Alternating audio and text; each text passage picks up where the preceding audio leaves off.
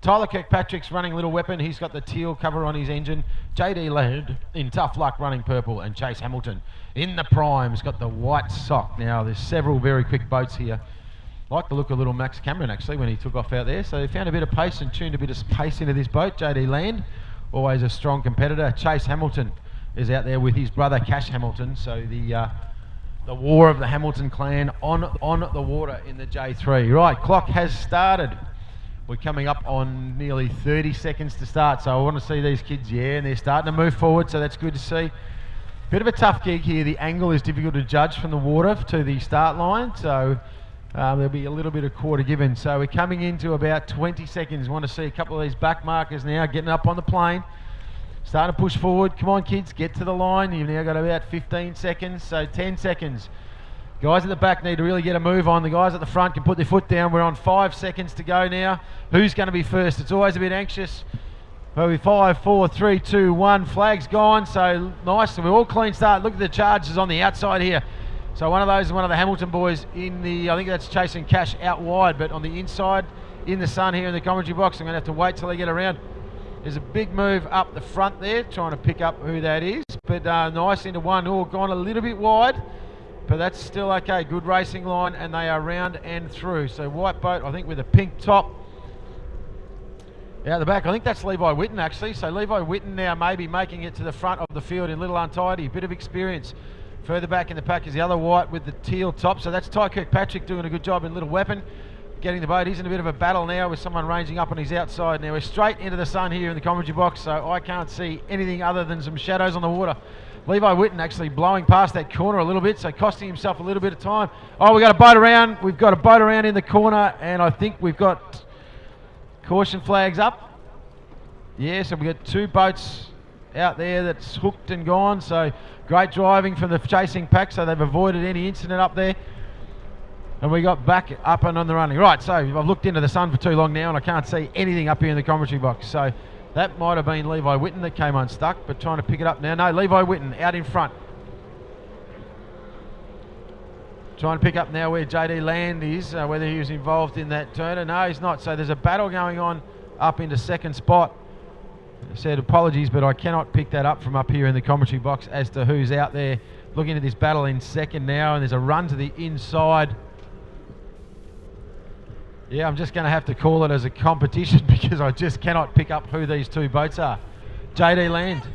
Okay, yeah, one of you is going to tell us. Right, so who's in second and third? So out the front is Levi Whitten, I think, in Little Untidy. That's JD Land out in front. There you go. Thank you to the mums and dads. So JD Land in Tough Luck. He has got a streak on these guys. Third's just had another hook in that top turn, so a little bit of nervous, anxious, anxiety. So that paves the way for the boat in second now. Max. Righto, so that's Max Cameron, a little nuts. So JD Land, Max Cameron into second. Chasing Cash is third. So Levi Whitten now dropped back into 4th spot. So all the action here, I'm going to have to get this sorted for race number 2. Here comes Jet Howard, so he's coming past the start-finish board to pick up another lap now. So out in front, JD Land. Tough Luck, the purple on the thing, and I'm not going to look that part of the course because then I'll go sunblind for the next minute and a half. Second place right now as we come around the top corner is Max Cameron in a little nuts. Oh, Max Cameron's hooked it in as well. Gee whiz, these kids have got to sort themselves out. That's a pretty tight turn. They're coming in too hot, and there's a little bit of chop out there, so that's 4 spins in 2 laps. So Maxie Cameron throwing that one away. JD Land now, he can put the fat arm out and just relax into it. He's just got to finish another lap, so the yellow flag flying, 1 more to go. Chasing Cash now moves up into second spot. This is going to be a big result for the young gun in Cash Hamilton in Chasing Cash. So the chance boat into second. Third place now, trying to look who that is. That might be Jet Howard. No, okay, so I'm just, again, apologies in advance, but we will get some better vision on these as the sun gets higher in the sky. So we've still got 1 boat slowed at the top of the course. Checkered flag's going to come up this time round. It's going to be JD Land with a commanding victory. He's just kept it clean, to be honest. There was carnage all around him with a couple of boats spinning, and that cost them some big positions. But JD Land, he started the book early with a big drive from a middle pole, so he's done well. Put your hands together for him and welcome him across the line. JD Land has got that one done in tough luck. Second spot, keep bananas going for Cash Hamilton, chasing Dad. Wide pole, the youngest competitor in the field. Levi Whitten, I think, has just got across for third. No, I don't think that is Levi Whitten. That's Jet Howard. Jet Howard, Little Menace, I think, has got himself up on the podium in race number 1. There goes Levi Whitten there. So, yeah, again, I'm going to stop apologising for it, and I know that the mums and dads and grandparents and all the competitors watching this back later on the GP Hydro live streaming will be telling me that I've got it completely wrong. So, yeah, Tyler Kirkpatrick actually got himself up into the 4th spot there, I think, as he went round into the sun in the with the teal colours. And, yeah, as I said, bit of carnage out there, so 4 different spins. I need to get the monkey off the back and just calm it down a little bit, and we've got one of the boats going slow. I'm guessing it's probably got a boat full of water out there after that big hook, and I think that might be Max Cameron in a little nuts that's just being tailored in by a diver. So black flag being shown, and that is the signal for them to return to base. Cassandra Martin, if you are around, could you please make your way to the commentary box? I need a favour, thank you. So put your hands together for him. Welcome him back to the bank. Now that I can actually see him, JD Land, Land Earth Moving, the big sponsor of this boat, the Tough Luck. Nice drive from the young gun. From the middle poles there, he did a real good job of keeping it clean, and conditions obviously pretty challenging for these small, super fast boats. We saw, as I said, I think 3 or 4 different spins, so the AD might be having a little word to these guys to say, hey, keep it clean in the top corner.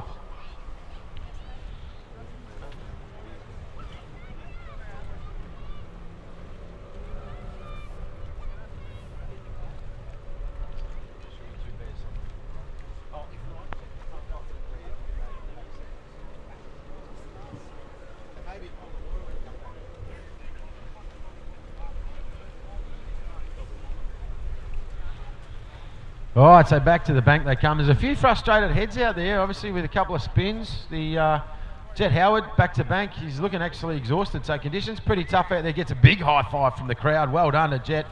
First time I've seen him pedal, and that was pretty wild out there. Conditions definitely very challenging. Home safe and sound is Levi Whitten in a little untidy. So getting right up to the pointy end of that one. Jet Howard's back to the bank.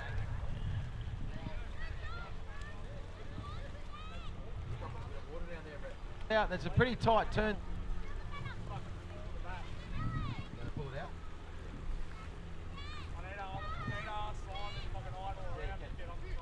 can. Absolutely can. As long as you got your helmet and jacket on, just idle fast. Yeah.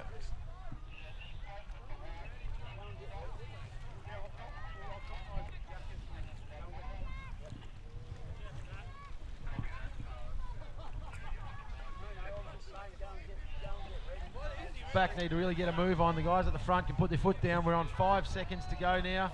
Who's going to be first? It's always a bit anxious. So a bit going on down here. Those early ripples, just having a chat with my co-competitor, Waterfall in Redline. So a few waves just making its way in the back of the boats. I think that's chasing Cash out wide, but on the inside, in the sun here in the commentary box, I'm going to have to wait till they get around. There's a big move up the front there, trying to pick up who that is. But nice into one. Oh, gone a little bit wide. But that's still okay. Good racing line, and they are round and through. So white boat, I think, with a pink top. Out the back, I think that's Levi Whitten, actually. So Levi Whitten now maybe making it to the front of the field in Little Untidy. Bit of experience. Further back in the pack is the other white with the teal top. So that's Ty Kirkpatrick doing a good job in Little Weapon. Getting the boat. He's in a bit of a battle now with someone ranging up on his outside. Now we're straight into the sun here in the commentary box, so I can't see anything other than some shadows on the water. Levi Whitten actually blowing past that corner a little bit, so costing himself a little bit of time. Oh, we've got a boat around. We've got a boat around in the corner, and I think we've got caution flags up. Yeah, so we've got 2 boats out there that's hooked and gone, so great driving from the chasing pack, so they've avoided any incident up there. And we got back up and on the running. Right, so I've looked into the sun for too long now, and I can't see anything up here in the commentary box. So that might have been Levi Whitten that came unstuck, but trying to pick it up now. No, Levi Whitten out in front. Trying to pick up now where JD Land is, whether he was involved in that turner. No, he's not. So there's a battle going on up into second spot. I said apologies, but I cannot pick that up from up here in the commentary box as to who's out there looking at this battle in second now. And there's a run to the inside. Yeah, I'm just going to have to call it as a competition because I just cannot pick up who these two boats are. JD Land. Okay, yeah, one of you is going to tell us. Right, so who's in second and third? So out the front is Levi Whitten, I think, in Little Untidy. That's JD Land out in front. There you go. Thank you to the mums and dads. So JD Land in Tough Luck. He has got a streak on these guys. Third's just had another hook in that top turn, so a little bit of nervous, anxious, anxiety. So that paves the way for the boat in second now. Max. Righto, so that's Max Cameron, a little nuts. So JD Land, Max Cameron into second. Chase and Cash is third. So Levi Whitten now dropped back into fourth spot. So all the action here, I'm going to have to get this sorted for race number 2. Here comes Jet Howard. So he's coming past the start-finish point to pick up another lap now. So out in front, JD Land, Tough Luck, the purple on the thing. And I'm not going to look that part of the course because then I'll go sunblind for the next minute and a half. Second place right now as we come around the top corner is Max Cameron in a little nuts. Oh, Max Cameron's hooked it in as well. Gee whiz, these kids have got to sort themselves out. That's a pretty tight turn. They're coming in too hot and there's a little bit of chop out there. So that's 4 spins in 2 laps. So Maxie Cameron throwing that one away. JD Land now, he can put the fat arm out and just relax into it. He's just got to finish another lap. So the yellow flag flying, 1 more to go. Chase and Cash now moves up into second spot. This is going to be a big result for the young gun in Cash Hamilton in Chase and Cash. So the chance boat into second. Third place now, trying to look who that is. That might be Jet Howard. No, okay, so I'm just, again, apologies in advance, but we will get some better vision on these as the sun gets higher in the sky. So we've still got one boat slowed at the top of the course. Checkered flag's going to come up this time round. Running the Toyota 1.6 litre standardised engine, capable of big boat speeds. And if you've never seen a hydroplane race, they are a very cool bit of kit. The big turn fin on the inside of these things mean that they will corner at full pace, and the boat's essentially flying across the top of the water surface. Very fast machine, and really good in these conditions. Actually, there's just enough breeze to get these boats really flighty and lifting up. But 4 boats in this field. As I said, you've got the older technology of Ryan Dewey Nichols in the S15, the what we call the shovelhead hydro, and then you've got some state-of-the-art machines up against him in Biohazard with Oscar Stevenson, and the young gun charging after Melton Toyota and Grant Harrison. Wendy Gillen out there getting quicker and quicker. So it's anyone's race. We'll be back in a minute to see what happens as we start race number 2 here at Lake Charm for the Smith Family Archery in 2026.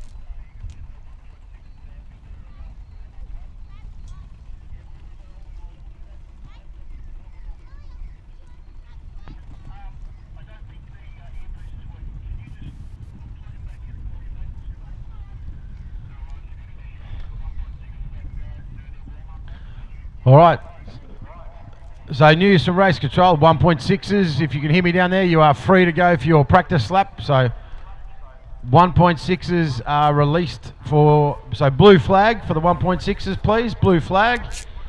And that'll get them up and rolling. There you go, so blue flag, I'll send them out on their sighting lap. They'll come around after a full lap and pick up the start boat which will then show the white flag and we can get underway. So Harrison's got the memo. Blue flag waving high.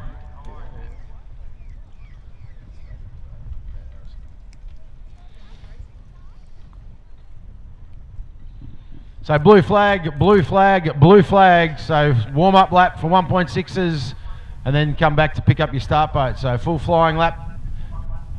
Get them underway down there. If we can maybe get some flags down in pit lane, that would help. If we've got any humans available or someone with a radio.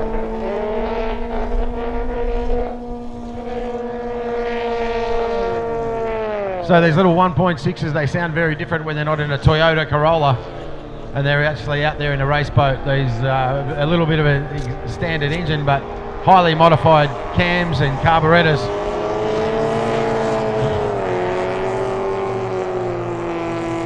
So as we pick up the field, making their way out on screen right now, the yellow machine of Oscar Stevenson, the biohazard young gun from the Victorian Speedboat Club.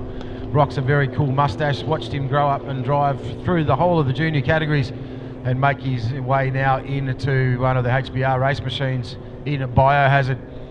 Very, very fast boat actually, and loves a bit of breeze. So it's going to be interesting to watch this one today. So warming the engine up nice and slowly. The second boat in the queue out the back there right now, you can see the, we call it the bobblehead man, the little orange helmet of Ryan Dewey Nichols. S15 is the boat. The local legend, so Swan Hill boy, loves this event. He chases this circuit all the way around the country, and big crowd favourite is Ryan Dewey Nichols. So we'll be waiting to see how he performs out here on this big long Lake Charm track. Now this is a big track, so it's an Australian Championships course, so it's 850 metre straights plus, and big long sweeping left-hand corners. 4 laps for this one for the 1.6 litre hydroplane. So this is part of their national championship series. A couple of boats missing here. The Melton Toyota 86 is not here with us this weekend, but starting to wind up. So they've got a full sighting lap this time round, and then the start boat's going to pick them up. Barney Patterson and Spot out in the start boat. So the black machine out there is none other than Wendy Geelan. This boat originally put together and built by the crew down at Lake and Glen Maggie, but Wendy owning this boat for the last couple of years. Interestingly, not running the rear cowl on the boat this time round. So I got the engine open to the elements. The white machine, it looks like it's going to run in pole 3. These Grant Harrison Melton Toyota. So we'll see how they line up alongside the start boat now. So white flag flying high on that beautiful Velocity V7. Barney Patterson, the man behind the wheel, alongside him in the starter, the local bloke Spot. So we'll wait for the lineup. We've got Oscar Stevenson nice and tied up the back. Now they're going to take these boats a long way down the track. There's a big turnaround buoy. It'll be off your screen right to the far end and give them a chance to get lined up.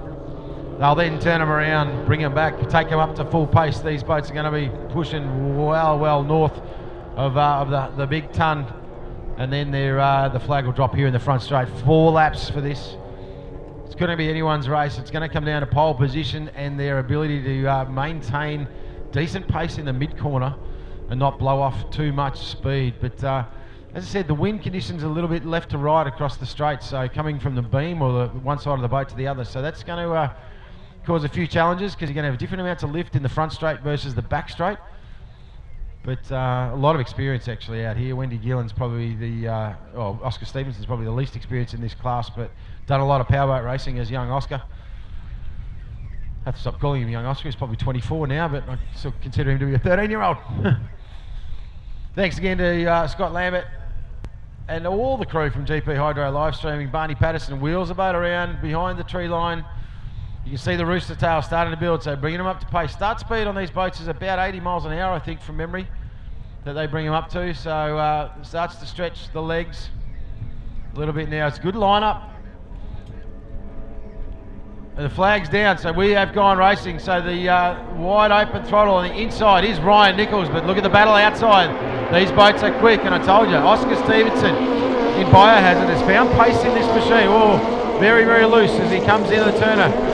Now Grant Harrison, because he's got no one inside him, gets a chance to run what he needs to in the corners. Look at the way these hydros skim around. But Oscar Stevenson with a very strong run out wide. APBA rules, you get 3 boat lengths before you can come across and take a lane. Now, Harrow's got an inside run here. Oscar Stevenson, he's got comms with the guys on the bank, so they'll be letting him know that he's got Harrow to his inside, but he was very nice in that wider run, so maybe opting for a little bit of width on the pins, so it gives Harrow a bit of room on the inside. Now they'll come back across their own start wash here as they loop around. Harrow running a tighter line, Stevenson running out wide. I think that's probably paid dividends for Harrow. He's up early, but I tell you what, Stevenson again closing with pace down the outside. And there's a big battle between Dewey Nichols and Wendy Nicholson, but we'll stay with the front of the field. And Oscar Stevenson right on the ragged edge. Harrow on the inside now. He's going to come across and run tight on the inside pin. So you can see Stevenson carrying the extra boat speed on out wide, but he's running a further distance as he comes around. There's nothing between the battle. Let's have a look back here for 3rd and 4th now. As we see Dewey Nichols on the inside, Wendy Geelan on the outside. There's not a lot in it as they come into turn number 1. Nichols to the inside, he's got a nice turn, but back at the front of the field. Harrow now jams it up the inside of Stevenson, so he's gone in with a little bit of a boat length lead this time round, so that's going to put Stevenson on the back foot a little bit. Harrow sticking to that inside tight line. You never give up pole out here in powerboat racing, so the lock clap sticking down. Big 4-lapper from these two. Harrison, Melton, Toyota 100 on the inside, Stevenson on the outside. These boats are fast and loose, dancing sponson to sponson. Whoa, Oscar Stevenson, he is throwing down now in this beautiful machine. Inside Harrison, outside Stevenson, they are gunnel to gunnel. There is nothing between it. This is what 1.6 litre racing is all about. We can't look away from the head of the field, but I can tell you the battle for 3rd and 4th is on. Dewey Nichols on the inside, he's holding Wendy Geelan to the outside. So there is nothing between it. In the straights, Geelan takes him. In the corners, Nichols has got it covered. So they are doing it tough. But it's going to be, I think, yellow flag this time around as they come through. So, yeah, we got yellow flag this time around. So inside Harrison, outside Stevenson. Biohazard versus Melton, Toyota 100. Harrow's got a little break this time through. And they're going to come up on a bit of lap traffic. So Harrow's got an inside run and it's paid a bit of dividends now. Stevenson to his outside. He's got a little bit more work to do. So he obviously got a cleaner exit last time through was Grant Harrison in the Melton Toyota 100. You can see Stevenson in the rooster tail glinting in the sun. Now they've got the traffic in front of them. That's going to start to put a little bit more turbulence in the water. So it's going to have to keep it real clean.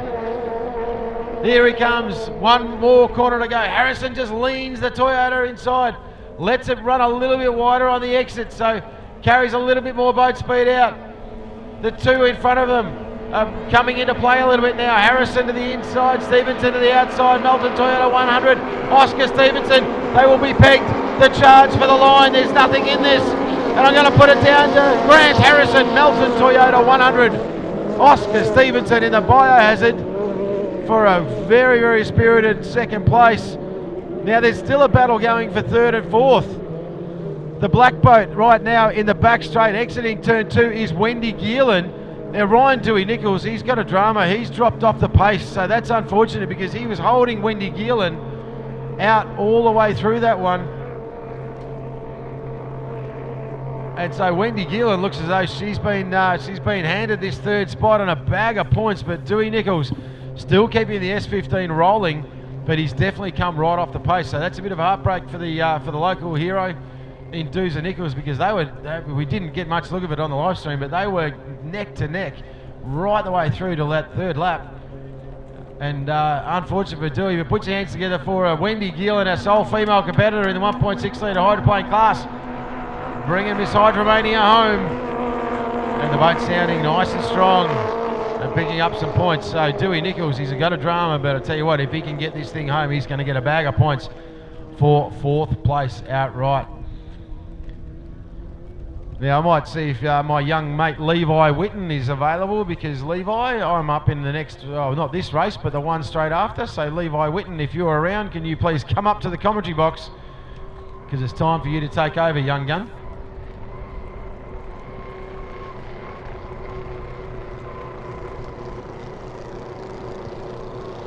So put your hands together for him. Grant Harrison, the Melton Toyota 100 with a very, very strong drive. And he was pushed all the way and really found something in that last lap. Oscar Stevenson, biohazard from the Victorian Speedway Club. That was a great run from that young bloke. Dewey Nichols gets home, limps the S15 back to pit lane, but gets the points for the fourth finish for his series. Yeah, I'm calling Levi Whitten, but I've got half a theory that Levi Whitten might even be in this next race. Oh no, here he comes. All right, so I'm about to hand this one over to the young bloke by the name of Levi Whitten, ladies and gentlemen. We just saw him out there racing in the juniors. He is officially the youngest commentator in Australian powerboating and actually probably in Australian motorsport. He's got the big job of calling the 25 horsepower class, mate. There's about 8 boats in this one. So Levi, thank you very much for doing what you do, mate. I'll look forward to watching this back on live stream. Give you plenty of tips. Welcome to the commentary box. Put your hands together for him, Levi Whitten, ladies and gentlemen. Thank you, Murph. We're looking forward to see these 25s go out. It's been a while since the last race. To see a new boat, we've got Jake Jackson in the new Armarine boat. In high power. Start speed on these boats is about 80 miles an hour, I think, from memory, that they bring them up to. So starts to stretch the legs a little bit now. It's a good lineup. And the flag's down, so we have gone racing. So the wide open throttle on the inside is Ryan Nichols on the pin. On the inside now, they'll come back and running out wide. I think that's probably paid dividends for Harrow. He's up early, but I tell you what, Stevenson again closing with pace down the outside. And there's a big battle between Dewey Nichols and Wendy Nicholson, but we'll stay with the front of the field. And Oscar Stevenson right on the ragged edge. Harrow on the inside now. He's going to come across and run tight on the inside pin. So you can see Stevenson carrying the extra boat speed on out wide, but he's running a further distance as he comes around. There's nothing between the battle. Let's have a look back here for third and fourth now. As we see Dewey Nichols on the inside, Wendy Gillen on the outside. There's not a lot in it as they come into turn number one. Nichols to the inside, he's got a nice turn, but back at the front of the field. Harrow now jams it up the inside of Stevenson, so he's gone in with a little bit of a boat length lead this time round, so that's going to put Stevenson on the back foot a little bit. Harrow sticking to that inside tight line. You never give up pole out here in powerboat racing, so the locked clap sticking down. Big four lapper from these two. Harrison, Melton Toyota 100 on the inside, Stevenson on the outside. These boats are fast and loose, dancing sponson to sponson. Whoa, Oscar Stevenson, he is throwing down now. In this beautiful machine, inside Harrison, outside Stevenson, they are gunnel to gunnel. There is nothing between it. This is what 1.6 litre racing is all about. We can't look away from the head of the field, but I can tell you the battle for third and fourth is on. Dewey Nichols on the inside. He's holding Wendy Gillen to the outside. So there is nothing between it. In the straights, Gillen takes him. In the corners, Nichols has got it covered. So they are doing it tough. But it's going to be, I think, yellow flag this time around as they come through. So, yeah, we got yellow flag this time around. So inside Harrison, outside Stevenson. Biohazard versus Melton Toyota 100. Harrow's got a little break this time through. And they're going to come up on a bit of lap traffic. So Harrow's got an inside run and it's paid a bit of dividends now. Stevenson to his outside. He's got a little bit more work to do. So he obviously got a cleaner exit last time through was Grant Harrison in the Melton Toyota 100. You can see Stevenson in the rooster tail glinting in the sun. Now they've got the traffic in front of them. That's going to start to put a little bit more turbulence in the water, so it's going to have to keep it real clean. Here he comes. One more corner to go. Harrison just leans the Toyota inside. Lets it run a little bit wider on the exit, so carries a little bit more boat speed out. The two in front of them are coming into play a little bit now. Harrison to the inside, Stevenson to the outside. Melton Toyota 100. Oscar Stevenson, they will be pegged. The charge for the line. There's nothing in this. And I'm going to put it down to Grant Harrison, Melton Toyota 100. Oscar Stevenson in the biohazard for a very, very spirited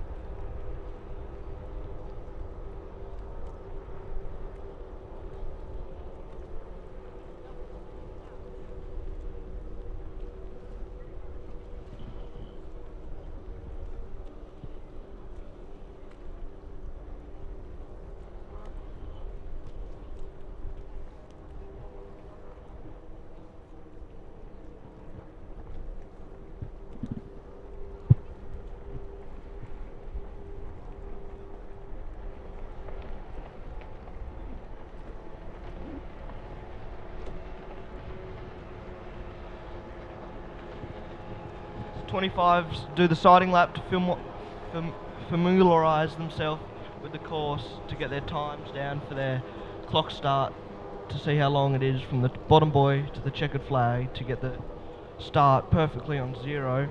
They come around the bottom corner, finishing their last sighting lap, to start milling and waiting for the clock for the right time to go.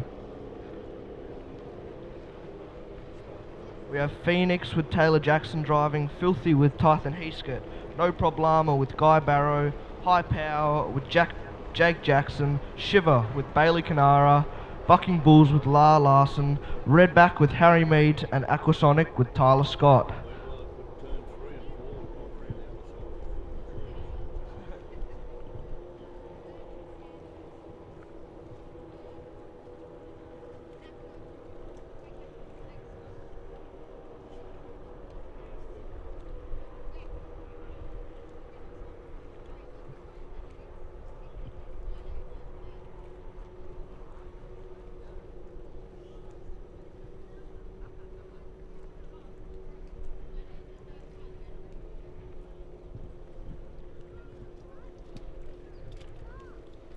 As the boats slow down, take their pole positions from 1st to 8th, they line up to get the start ready.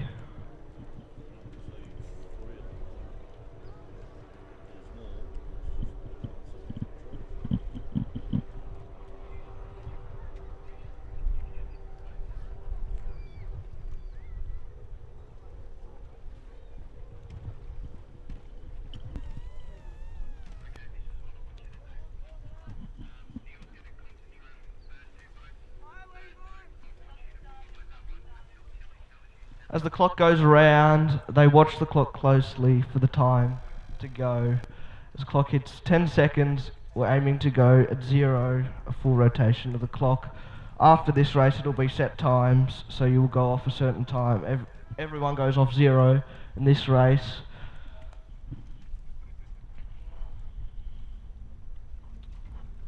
As the first few 25s get on the plane to start coming towards the start, they all start coming down to hit the start. Who's going to hit it first? Are we going to have a breakout?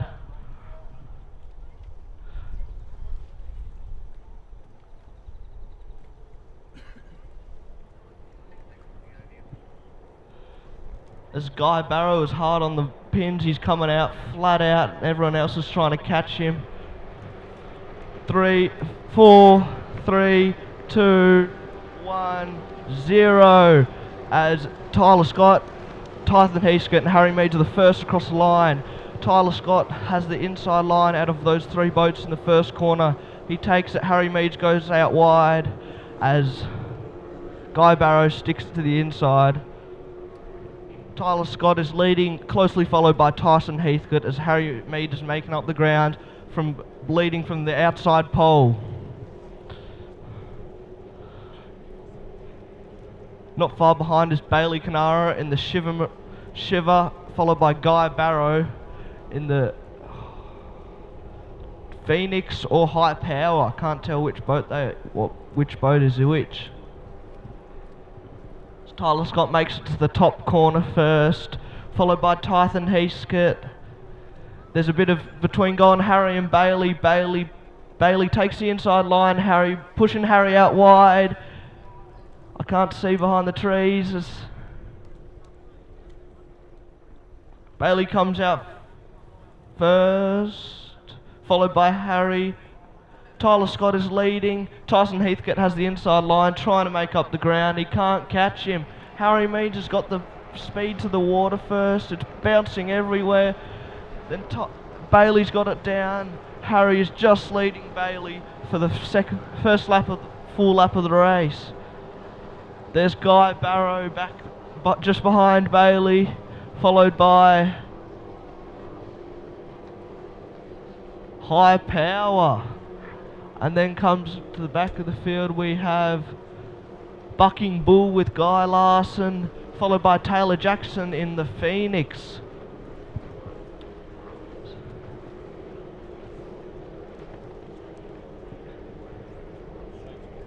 Yeah, it's all good, sorry.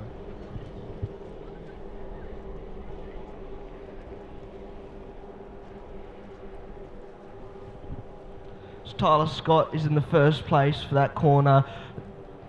Tyson Heathcote just can't find the power or right manoeuvre through the corner to catch him. As Harry Meads and Bailey Canara are fighting it out through that corner. But who gets the extra speed and come down to the front straight?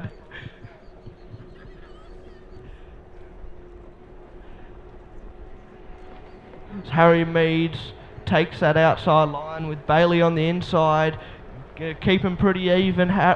Bailey Canaro's just leading him as Tyson Heathcote's making a move on Tyler Scott round the outside on the front straight. Is he going to get it before the corner, or is he going to go out wide and try and make it on the back straight?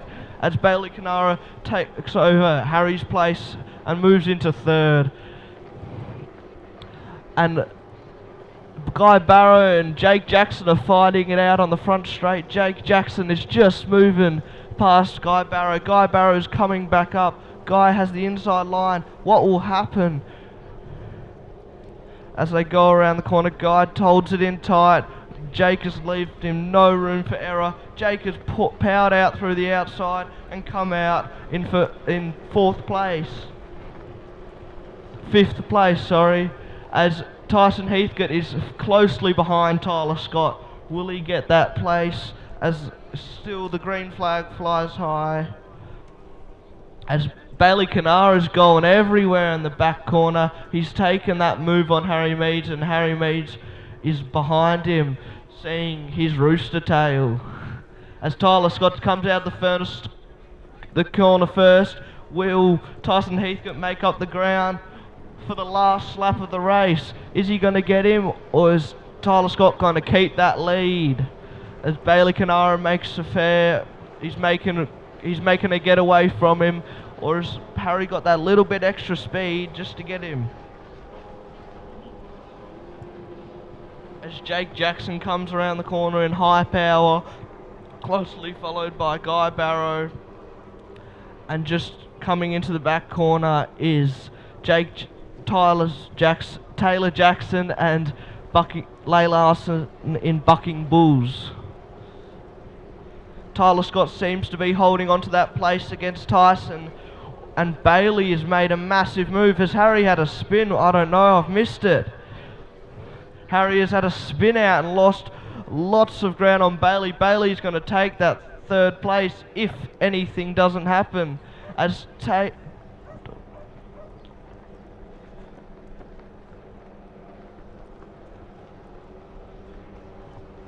Tyler Scott has taken the first place around the corner. Tyson's doing everything to get him, but he just doesn't seem to have the legs. As Tyler comes down to get the checkered foy, Tyson won't be able to get him this time. Tyler Scott takes first place, and followed by Tyson Heathcote in second place in the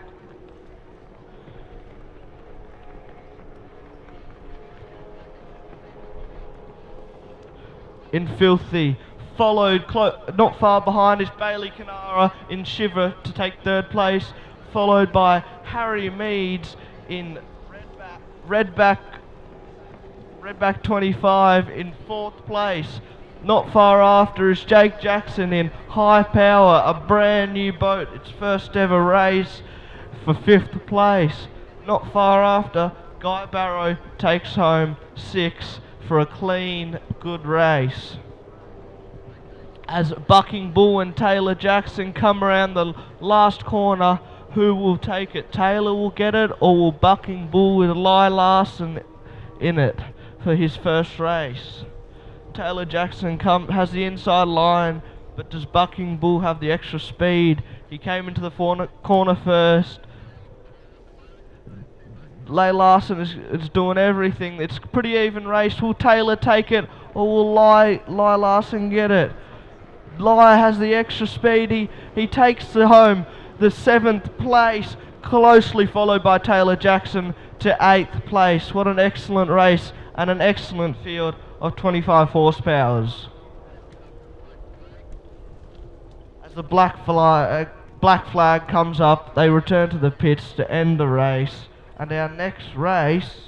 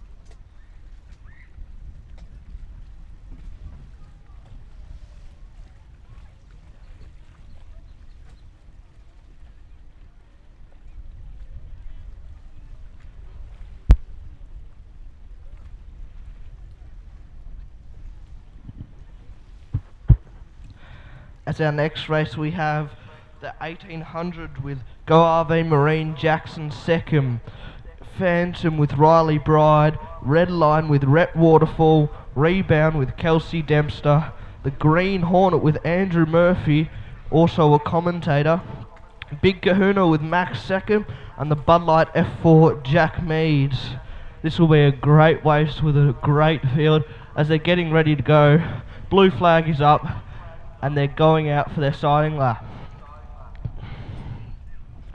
Andrew Murphy's brand new boat, this is the first race for it, and everyone else. Andrew Murphy has moved up from old school to the Green Hornet. Old school's a lot older boat, but this is a newer boat, a lot newer boat, and we'll see how he goes out in the field.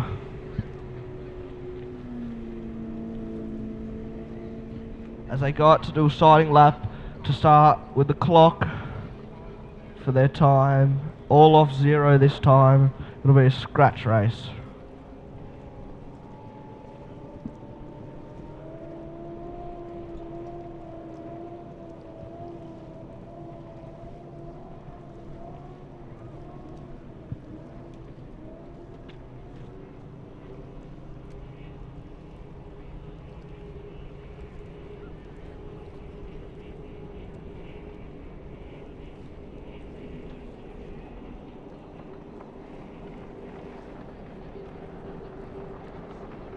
Come flying around the front straight for the last sighting lap with Jack Meads, Rhett Waterfall and Red Line, Big Kahuna with Max second. I think we have Jackson second who was slowing down. Oh no, he's going again. Jackson second in Go RV Marine. We have Riley Bride in Phantom and Andrew Murphy in the Green Hornet, followed and not far after is Kelsey Dempster in Rebound.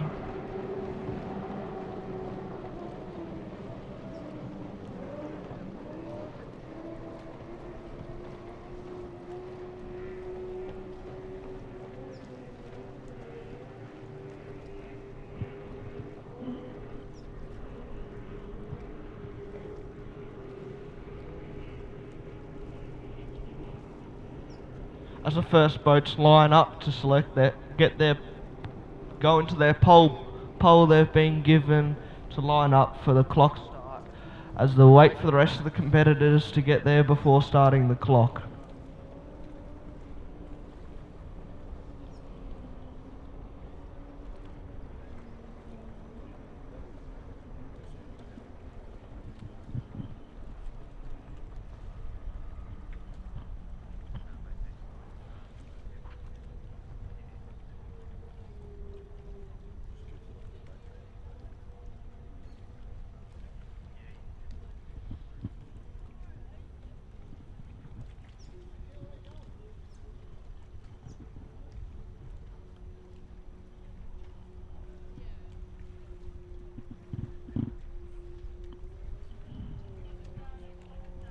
The clock has started ticking. 5 seconds have already gone by. We're coming up to 10. How will they come out? Who will come out first? Who will get the clock start? Will there be a breakout, or will they be too late and miss it? Being late's never a bad thing. It just penalises yourself. If you're too early, you're disqualified, so you don't want to do that. As the first boats come slowly down with 30 seconds remaining on the clock, 20 coming up to 25. We have Rhett Waterfall and Red Line or Kelsey Dempster in Rebound. On the inside is Jack Meads and the Bud Light F4 as they put their foot down with 5, 4, 3, 2, 1, 0. As Rhett is the first to cross it, followed by Kelsey as they power down. Kelsey has the outside line, but the extra speed to get to the first to the corner. Rhett has that inside line he uses to his advantage against Kelsey, but the Bud Light F4 takes it. He has that trim with the extra technology to get around that corner faster. As Rhett powers out, has that little bit extra speed, but Jack is holding it off on him.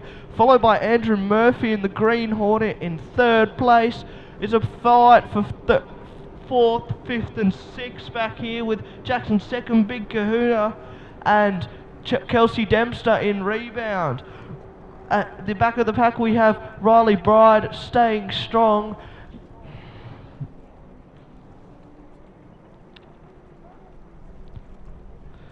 First through the corner is Jack Meads in the Bud Light F4. He comes out with Rhett trying to chase him down. Rhett can't corner as fast as him, but he definitely has that extra straight line speed. As Andrew Murphy is rocking this boat for the first time. He's flying through. As Big Kahuna has overtaken Jack 2nd in the corner. Will Big Kahuna catch Andrew Murphy through the corner? Jackson has that inside line. He takes it, and he gets. Does he get Max? I don't know. No, Max holds him off, and so Andrew holds Max off. Very good. As Kelsey comes into the corner, a beautiful clean corner. As Riley finishes off the pack, coming through nice and fast.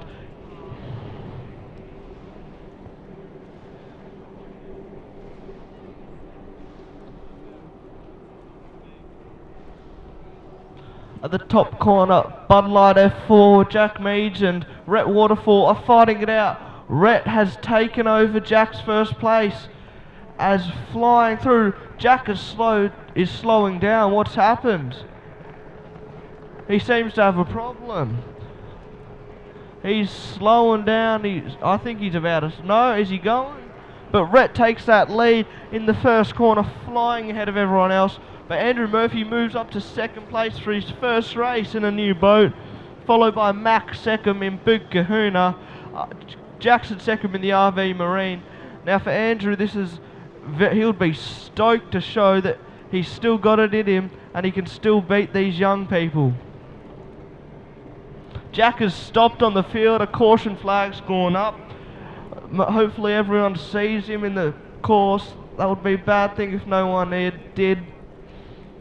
As Rhett takes a massive lead on everyone else around the top corner and powers through with Andrew Murphy trying to get him. We'll see what happens. There's a yellow flag as Rhett takes his last lap and he's flying through, followed by Andrew Murphy coming out of the bottom corner, top corner. There is Jackson 2nd in the Go RV Arena, Max 2nd in the Big Kahuna, brothers fighting it out like they always do. Big Kahuna seems to be making a little... Oh, Jack Meads is going again. He's fixed his problem. He's up and running. Is he going to get Jackson 2nd, or is he just going to keep it safe and go around and get the points just to finish the round? As Kelsey Dempster comes out of the top straight, Riley Bride seems to be keeping close to her, not letting her take too much ground away from her, seeing if she will make a spin or a mistake to move up to her. As Rhett comes around the top corner to finish the race, as a beautiful clean race, fighting it out with Jack Meads until Jack Meads seemed to have a problem. He comes out and finishes the pack to take home the first place.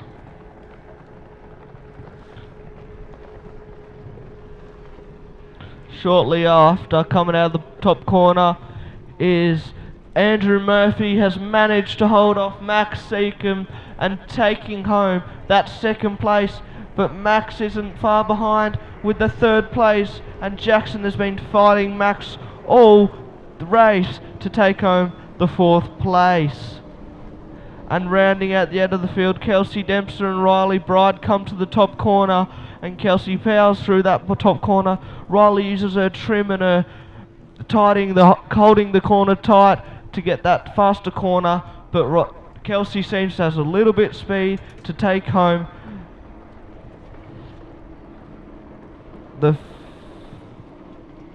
6th place, followed by Riley Bride taking home the 7th place. As the black flag comes up, they come into the pits to finish the race. The next race we have, I'm not sure.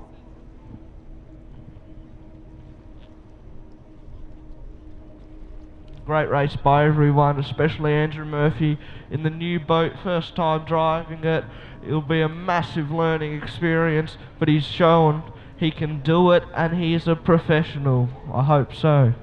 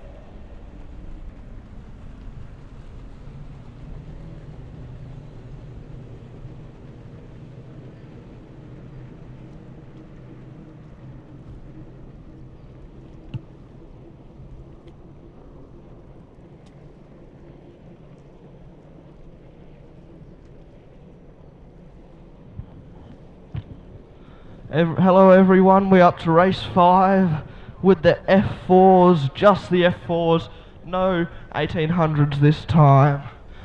As they go out to start milling, I don't know if, are they going to do a sighting lap? Yes, they are going to do a sighting lap. going to familiarise themselves with the course even more.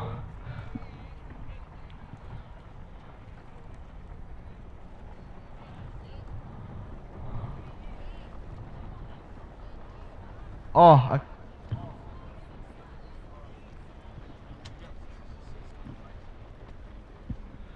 I've been informed the F4s are doing a dock start to start this race because it's an Australian Championship race. This will be a 6-lap race, quite a long race. Make sure they've topped themselves up with heaps of fuel for 2 races, especially that 6-lapper.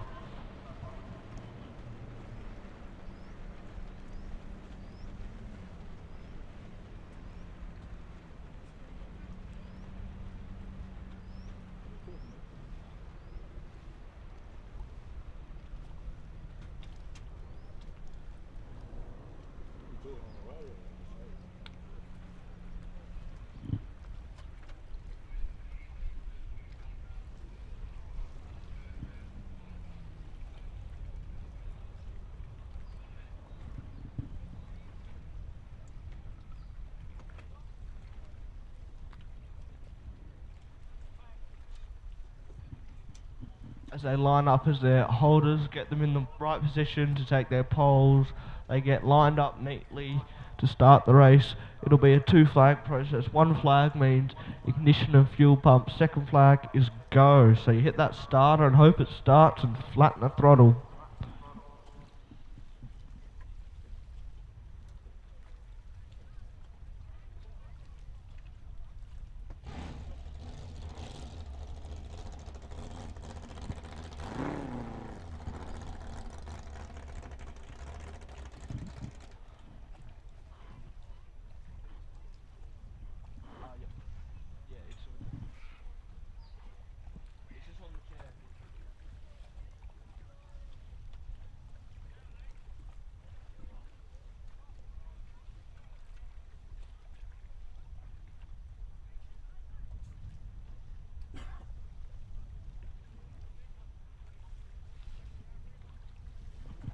As the rescue boats will be, the rescue one will be displaying the flags to start the race. They're just getting themselves prepared and the rescue boat's getting the right side of the course. The F4s will cut through the course and race to the first corner across the course and take it a real hard corner to even the things. They come down the front straight to the second corner and race like it's just a normal regular race, but it is a 6-lapper. And off they are, they're going as Big Kahuna seems to have the best start, followed by Go RV Marine with Jackson second. Riley Bride and Big Kahuna seem to have that little bit extra speed as they take over. They're squishing Jackson second as Riley Bride takes the throttle off to give Jackson that little bit of room, but Max second is taking the lead over Jackson second. They're coming out of the first corner. Max will take it, but Jackson and Riley have the inside line over him. Jackson has taken he's gone out, he's coming close. Riley's backed out, so it wouldn't be a messy fight between 3 boats. And they've come through to do the front straight as Max second has taken the lead, but Jackson second isn't far behind, neither is Riley Bride. They're both putting the pressure on him, for if he makes a mistake, it'll be vital. As Jackson second follows Big Kahuna F4 to the second corner of the race. He does not have the inside this time. Max can take it off him, but he goes out a little bit wide, and Jackson gets that extra good corner and pushes him out a little bit, and he takes over Max, but Max seems to have, Jackson pulls away from him, and Riley Bride is going to hopefully catch up to Max second to show him who's the boss. As Jackson second leads the field, closely followed by Max second, his brother, always fighting it out, just like last race. And Riley Bride finishing the field with clean lap times and clean corners, which doesn't always disappoint. Consistency is always key. As Jackson second comes through to lead the race for the second lap, I believe, and Max is following strongly behind him.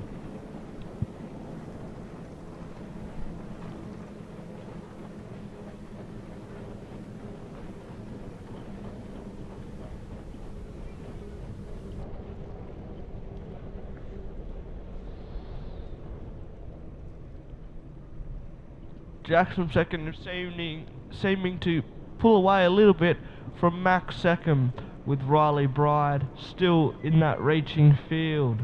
If one was had a spin.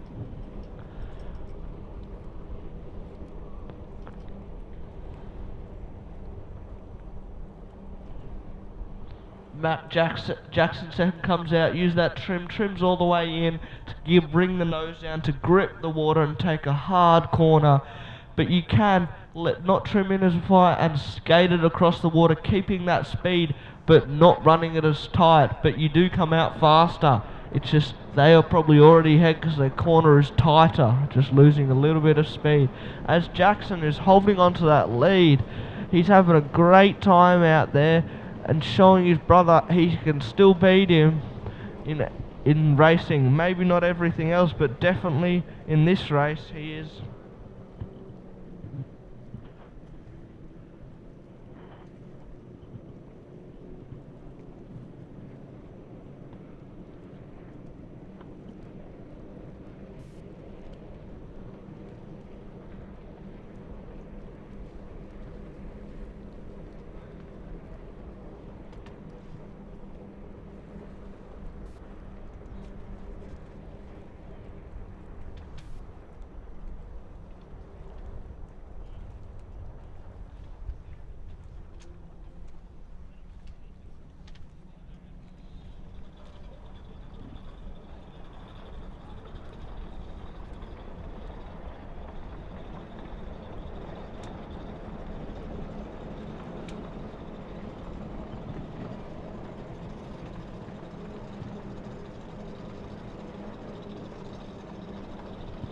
Jackson second hugs the corners tight, keeping that lead against Max. And Riley is doing a strong, clean, lap times consistent race. How many more laps? I think 2 or 3 left until the race is over. Will Max do something to get Jackson second, or will Jackson second just hold off on him and not get beaten this race?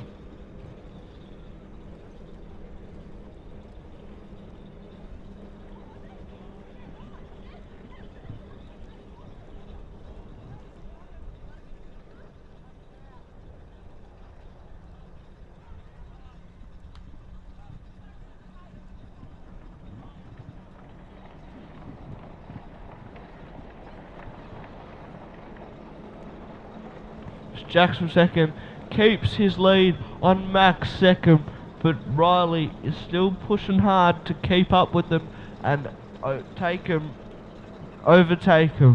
Will that happen this race? I'm not sure.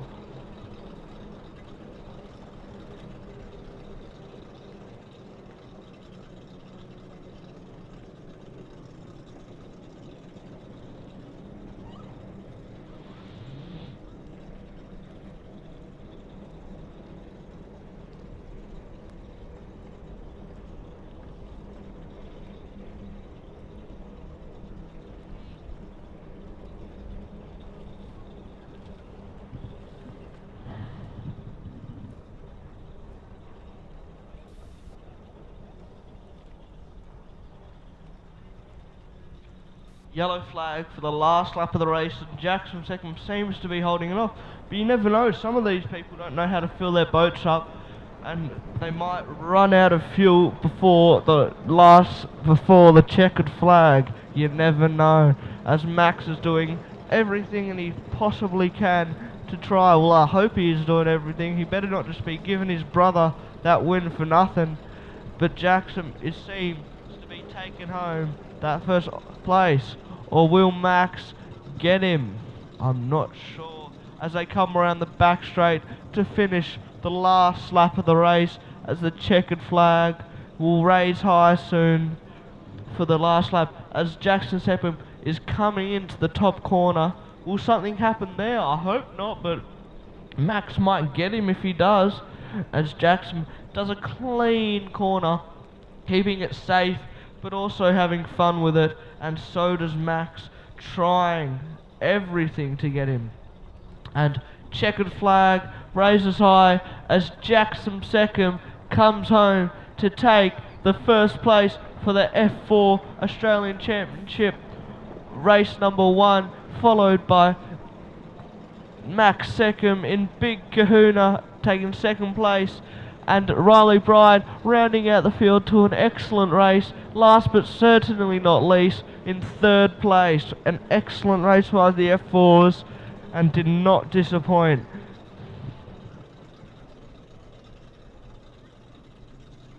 And just realising, I wonder why the Bud Light F4 wasn't out there. Did they seem to have some problems and it was just safer to keep it in here instead of taking it out? You never know.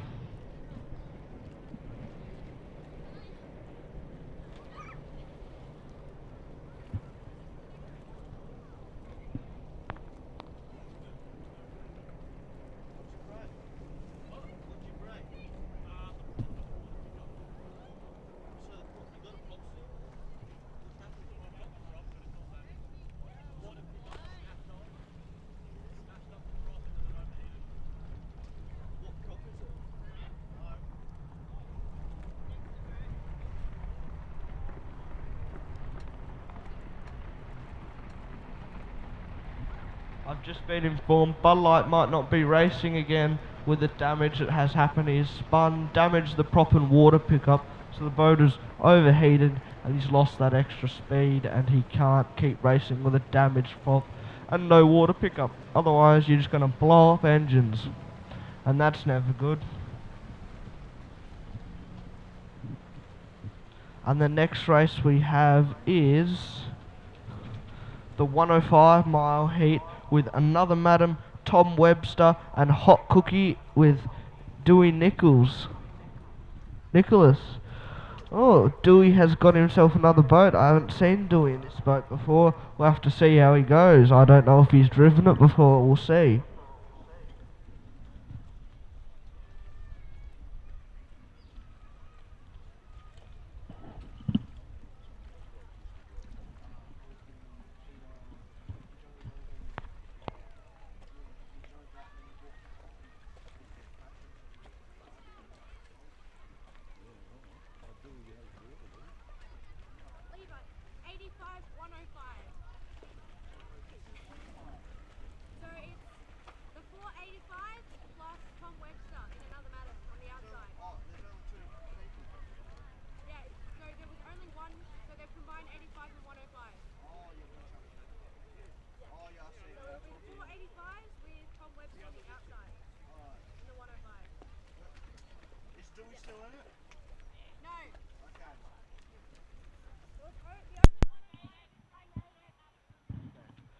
I've just been informed that 85 and 105 have been combined with Tom Webster and another Madam on the outside. Dewey will not be racing in this one.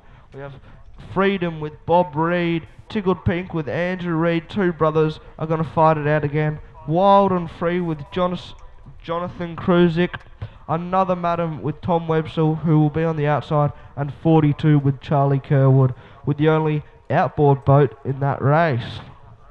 We'll see if the good old outboard can keep up, or will he show how it's done.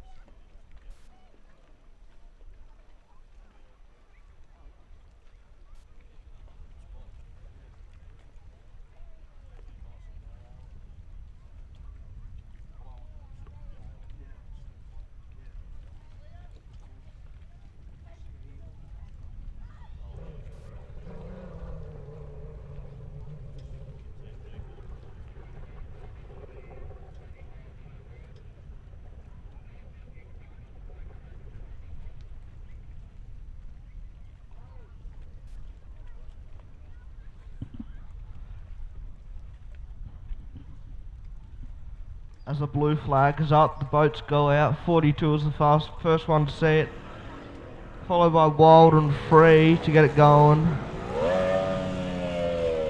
As other boats are hidden behind, what will happen?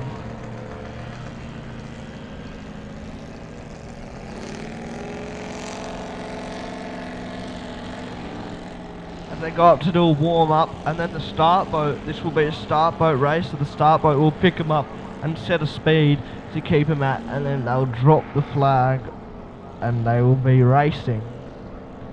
As they go out to warm up to see the course, the other boats haven't.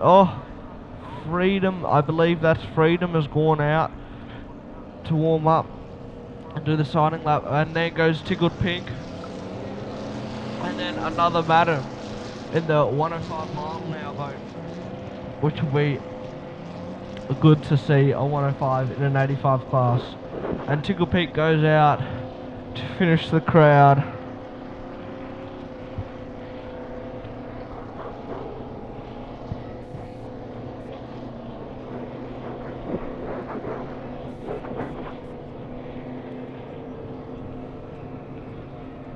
As Charlie has the boat set nice for the smooth water for in front.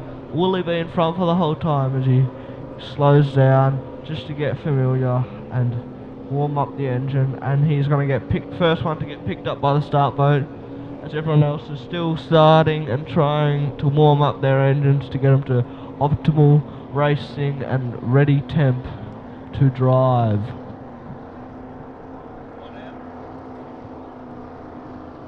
One has seemed to stop. Tickled Pink has seemed to stop. What's happened? Is he going to get it going, or is he out?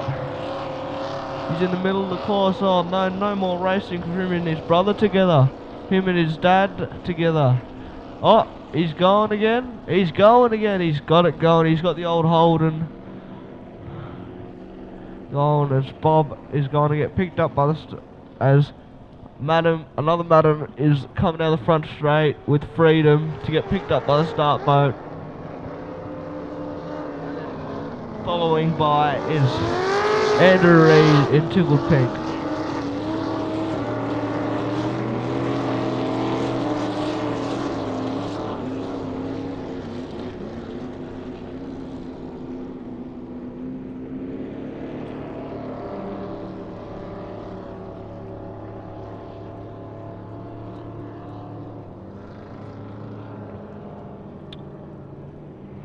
As Andrew gets a move on to make that starboat, flattening this boat. He's flying down. Nothing seems to be wrong at this stage, which is always good to see him back in the sport. Him and his brother will be fighting out for a position as the start boat starts to pick up speed. Is Andrew going to try? Andrew's doing his best to try and catch it. I don't know what pole he is, but his father is already there, well ahead of him, and they're starting to slowly pick up speed.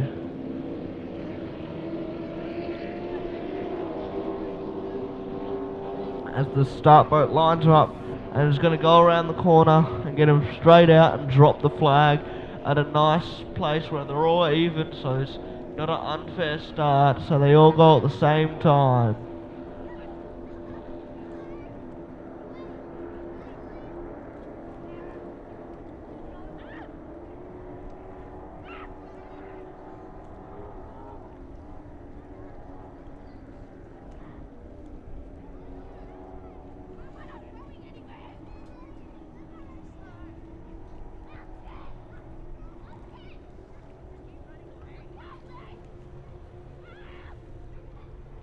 As they go out wide to start up and get the boats all even.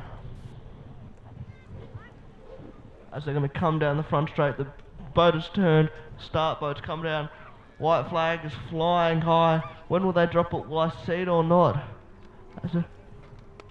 As they're coming down to the front straight, bringing the boats down. Who is going to get the start perfect, and is anyone going to jump it?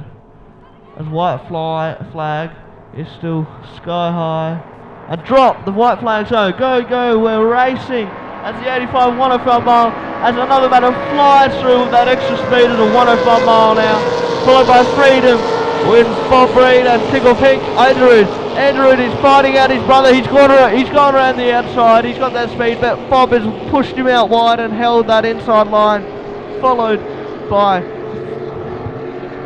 Wild and Free coming out, and then Charlie Kerwood learning his boat through that corner. It'll be a bit different racing against these inboarders as an outboard, very different with trim and all that, getting that speed down. As Bob has taken over Tickle, they're flying down the front straight, going in a roller coaster, going everywhere, bumping up and down with that little bit of chop from the boat wakes ahead of you, and that little gust. Not that it isn't much, but it's a lot more when you're out there. As another madam leading by a mile with that 105 mile an hour engine, so he'll get that a lot more speed than. Oh, he's rolled, he's upside down. Another madam is upside down. That's a red flag. He seems to be okay. He's okay. Red flag, everyone stops. Their hands are up to slow down. They're slowing down, lose power. Another madam has rolled. Something's happened with the calves. The nose has done. Similar thing what happened at Mildura with the American boats. He seems to be alright. His head's above the water. The dive's all gone to get him. The rescue boat's going over to see if he's okay. They'll put him up on the stretcher and then bring him in land and check him out in the rescue ambulance. This is rarely seen inboard go over, but it looks very similar to what happened to Mr. Big Stuff in Mildura. A cab failure, but we won't know until we pull the boat out. This is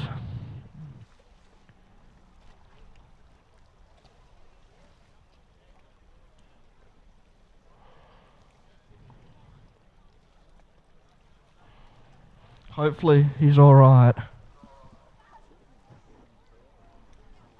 As another madam flies through with that extra speed at a 105 mile an hour, followed by Freedom, wins Bob Reed and Tickle Pink. Andrew is fighting out his brother. He's gone around the outside. He's got that speed, but Bob has pushed him out wide and held that inside line, followed by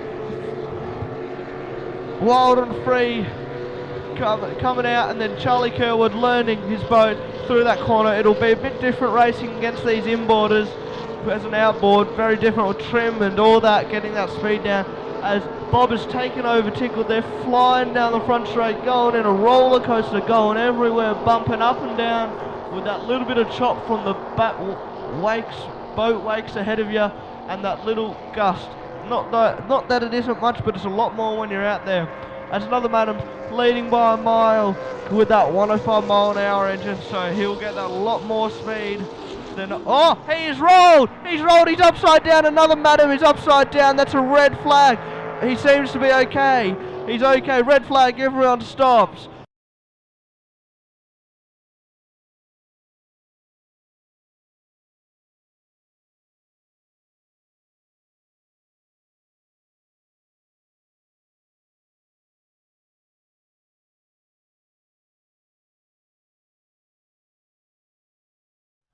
The boat ramp, we've got a bit of work to do, so if we can get plenty of crews ready in the water, obviously this boat will have plenty of water in it. You know the drill, get the trailer down there and make sure that you've got everyone. There's at least, we're going to probably need about 8 or 9 people in the water ready to go, and appoint one person in charge down there so that we get it back on the water. So some great vision from the guys at GP Hydro Livestream. So Tommy Webster back in the boat in the hands of David Bodner, our on-race medical. But yeah, just looking at that information, so, I think the cab gear's let go on him. And yeah, so cab gear's let go on him, and it's on the starboard side. It's rolled the boat to its inside, unrecoverable, no fault of the driver. But it looks unfortunately like an equipment failure has let the big dog down. But anyway, the crew's kicking into gear. I hope you're enjoying yourself down here on the bank. It's probably a good time to get up, stretch your legs, go down and get yourself a coffee. Sit around, talk about what an amazing drive it was from that guy in that green boat in the 1800s. Haven't heard too much from the commentary box up there, but did you see that old bloke out there in the Green Hornet? Jeez, what do you reckon, Levi? That was all right. Yeah, he did pretty good for a first race, a new boat learning. But yeah, I thought so too. Yeah, we don't want to talk him up too much, but I hear he goes all right. He's pretty excited, I've got to say. Commiserations to Jack Meads in Bud Light, but there's another guy leading the race. You can pass him on the straight because he's slowing down. That's a good, that's a good story every day from Mike. Actually, for Team Bud Light, not the case. So the guys just getting this show in order. It's going to take a little bit, obviously big heavy inboard to get this boat back to the bank, Barney and Spot. So I'm not sure if we're going to pull it off the ski boat pole or whether we're going to bring in the little Lindsay J. But it's going to be at least, I reckon, a 15-minute break. So get up, head down, grab yourself a coffee, cruise on down to the boat club. We might try and get an interview with Oscar Stevenson, the man with the moustache, who was driving out there in the 1.6 hydros, and that was a spirited race. Levi Witten's exited the commentary box, didn't even tell him he could go home. Oscar, come over here, mate. We've got Oscar Stevenson. I'm not sure if I can get you on camera down here with the big Neil Cullis. Have you got a camera angle down here anywhere, Neil? So these fans can see the magnificent moustache man with a coffee? Well, it's better. I'm sure it'll be something else a little bit later on. Have you got a seat? Do you want to say over here? Oscar Stevenson, mate. How was that? That was one of the best races I've seen in 1.6 for a long time. It was absolutely all out for the whole race. Yeah, it was definitely the best race I've ever had in the biohazard machine. Very good to be up there and in front of Harrow for most of the race too, playing cat and mouse the whole way through. Yeah, definitely felt good. Bit sorry for my poor mother on the bank. I don't think she could watch too much of it. The boat was starting to get a bit flighty on the front straight, but just keep the foot in it. I'm young, dumb and stupid, so... It wasn't just your mother, I can tell you, up in the commentary box. I had to change my trousers once or twice, but she picked a bad weekend to get her nails done because I saw her chewing on them. It was interesting, you two are running completely different lines out there. Obviously, your corner pace, running that slightly wider line, you know, you disappear in the rooster, and then we see you had the outside acceleration, Harrow choosing to run an inside line. But it was cat and mouse. You know, you come out maybe 2-3 boat lengths right the way through. It was fantastic. You're racing against the most experienced hydroplane driver that we've got, and at the top tier. You must have made a lot of changes to this boat because the boat is flying. Definitely. So obviously we've got the new cam package in it. This is the second hit out on the water with that. Definitely seeing improvements just straight out of the box, and obviously just the confidence. This is my 4th season coming through. Obviously 22-year-old now. Being able to race with Harrow and learning his racecraft as well, definitely adopting that. You know, to beat Harrow, you got to think like Harrow, you got to drive like Harrow, and obviously, yeah, becoming more experienced, more confident. The little 1%ers you do with the boat, weight saving, little things. But yeah, I think a big thing is just a big set of bowls and just giving it a crack.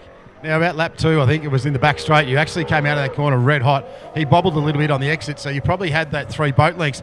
The thought crossed your mind to come over and chop his nose off, take his line, because it was right there. It would have been tight in the tower, but it was there. You chose not to? Yeah, definitely chose not to. Obviously, you know, you look in your mirror and you don't, it's really hard to tell that 3 boat width, especially with the hydros, you got a rooster behind you. Yeah, looking back, probably could have, but obviously knew that I had the pace on the outside and was sticking with him. So just chose to, play it safe by the rules and just, keep in it and try and hold him tight on the corners, and I think that's what made it such a close and tight-knit race. Yeah, tactically, and we said that in the commentary box, it was obvious that was your line, right? You know, that was where you were making the gains, and it really was that last lap, in almost the last corner, where you obviously hit a bit of dirty water out wide. It skipped you out probably 2-3 boat lengths wider than you were planning on, and he managed to just get that perfect inside run, and that gave him those 2-3 boat lengths to the finish was. But great to see you drive. You're pretty exciting to watch. Obviously a huge amount of work. You got some shout outs to the people in the team? Yeah, obviously shout out to the parents and my partner for coming along all the time. Shout out to the Hollands, Brad Hollands up here giving us a chop out. Good to see him back around the boats. Yeah, shout out to my grandpa and grandma at TMP Stevenson Electrical, helping out with some fuel money. Yeah, to all the sponsors, and just a big shout out to everyone, all the volunteers putting on these race meetings so I can come out and have fun and do what I love. Beautiful. There you go. Oscar Stevenson, the driver of Biohazard. And, mate, congratulations. You're going to start inside Harrow in the next race in the reverse grid. I think that's how it works. So you're going to make that boat very, very wide? I wish, but obviously the 2 races of the Australian titles, they're both pole draws. So I've lucked out and I'm on the outside of Harrow again. But, we'll just try. Maybe if I can sneak up 3 boat lengths, I might try that tight line. Obviously, just got to send it again and just go for it. Good stuff. Great to have you, mate. Watch this kid come up through juniors. Oscar Stevenson, the driver of Biohazard. Unbelievable run with that one. I know he said I wouldn't want to be Grant Harrison if he gets that 3 boat lengths on him, because I reckon the door will slam like a prison cell when that kid gets an advantage over the man in Melton Toyota 100. I saw Grant down in pit lane, so he was pushed 100% in that one. And, you know, as I said, he's got a massive amount of experience, and that experience paid off. Didn't panic, held his line, and just picked that best line in the last lap. So great to see the crews have got that boat back. to the boat ramp, and we're just bringing that in now. I'm not sure where we're going to park that one up, but it's coming to the beach, so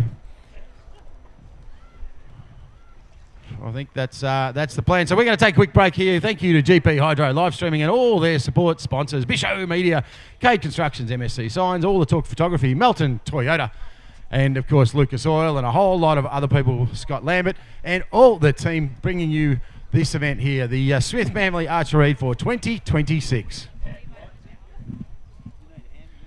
Levi Whitten, you are required at the tower, please. Levi Whitten, required at the tower. Sounds very official, Levi. I think you've just been rubbed out, mate.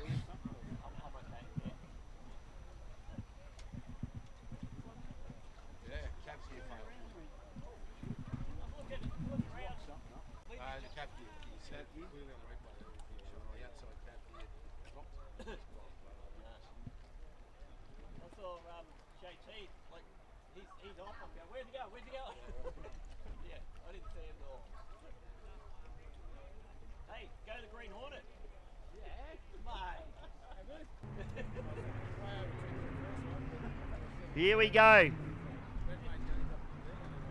Boats sliding themselves around through the top end of the course. Grant Harrison's the man to beat in this one in the Melton Toyota GP 101. Flag flying high on the Barn Dog start boat now. Here we go, ladies and gentlemen. NDC 2026. The flag cross, we're racing.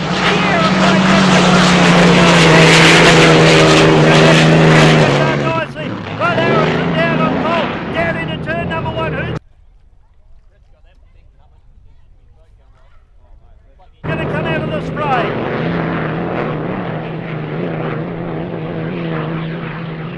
Harrison now down the back chute. He's going to leave no stone unturned here. Clark goes with him though in the GP 101, and on the outside the GP 55, James Tate running with him as well as the big aero engine boat, just into 4th place at the moment. GP1 now lights it up down the front straight away from Melton Toyota and Lucas Oil.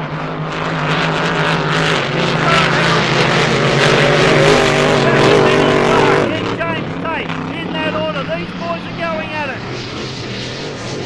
Aussie Connection running. Oh, I tell you what, if that doesn't get the hair standing up on the back of your neck, go and see your doctor. There's something wrong in your brain. Down the back straight away now. Grant Harrison, GP1, getting it done nicely. Clark charging hard, trying to chase him down. Harrow running hard on the pins. He knows how important it is to gather valuable points towards the championship in this one. Harrison, GP1. James Tate in the GP55. Up through the top turn they go. Russell Jones doing a beautiful job in the Aussie Connection.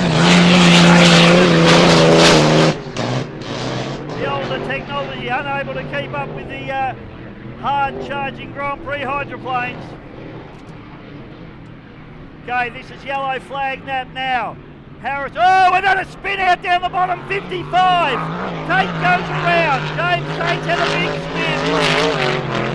He fires it back up again. Harrison with a boat on the move. Tate trying to get the boat going again. Aussie Connection comes around him. Caution flags are out. Tate gets the boat going again. Great effort. Down through the bottom turn. Harrison Tate gets up and going again. Can he finish this race? That's going to be the question. The boat drove and sponsored in. Harrison gets a checkered flag and comes out. Grant Harrison wins Heat 1A, the National Driver Championship for Lucas Oils here at Lake Eppalock for 2026. Benny Clark in the second place in the GP 101. And the big girl, the aeroplane, is going to come through and pick up a 3rd place here. Russell Jones, the Aussie Connection out of Bendigo in Victoria. Come on, old girl. She's stopped, but she's gone again. Aussie Connection, 3rd place. Russell Jones.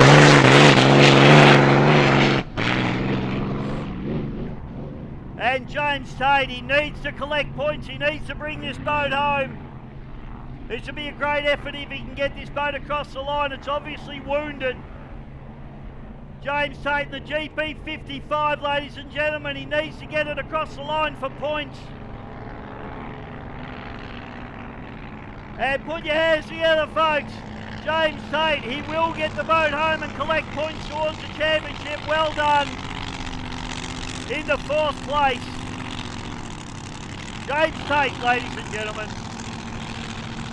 Grant Harrison outside of him is Tyler Scott in the Little Hurricane, and then Kim.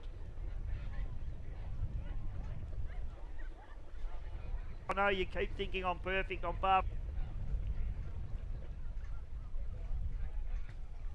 They're going to come up on a bit of lap traffic. So Harrow's got an inside run and it's paid a bit of dividends now. Stevenson to his outside.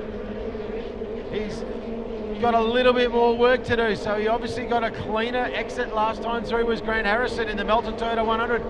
You can see Stevenson in the rooster tail glinting in the sun. Now they've got the traffic in front of them. That's going to start to put a little bit more turbulence in the water. So it's going to have to keep it real clean. Here he comes, one more corner to go. Harrison just leans the Toyota inside, lets it run a little bit wider on the exit, so carries a little bit more boat speed out. The two in front of them are coming into play a little bit now. Harrison to the inside, Stevenson to the outside, Melton Toyota 100, Oscar Stevenson, they will be pegged. The charge for the line, there's nothing in this. And I'm going to put it down to Grant Harrison, Melton Toyota 100. Oscar Stevenson in the biohazard for a very, very spirited 2nd place.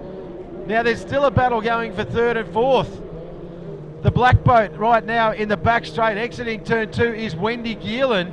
Now Ryan Dewey Nichols, he's got a drama. He's dropped off the pace. I've just got to shout out, obviously, the crew from Another Madam. Anybody that has any buckets, bailing equipment, etc., could you please make yourself available, head down with your board shorts on down to the boat ramp area, because they need to float that boat and then row as much water as they can from it keeping the S15 to get rolling, back out of the water. So if you've got any buckets or any bailing equipment, can you please head down to the boat ramp? We're also going to shout out for anyone that has any A4 photocopying paper. Right the way through to anyone have any paper? A4 paper, that would be put your hands together exceptional. For Otherwise, we're going to need to send someone out to get some. In the 1.6 litre hydroplane class, bringing Miss Hydromania home, and the boat sounding nice and strong and picking up some points. So Dewey Nichols, he's got a drama, but I tell you what, if he can get this thing home, he's going to get a bag of points for 4th place outright. Now I might see if my young mate Levi Whitten is available, because Levi, I'm up in the next, not this race, but the one straight after. So Levi Whitten, if you're around, can you please come up to the commentary box, because it's time for you to take over, young gun.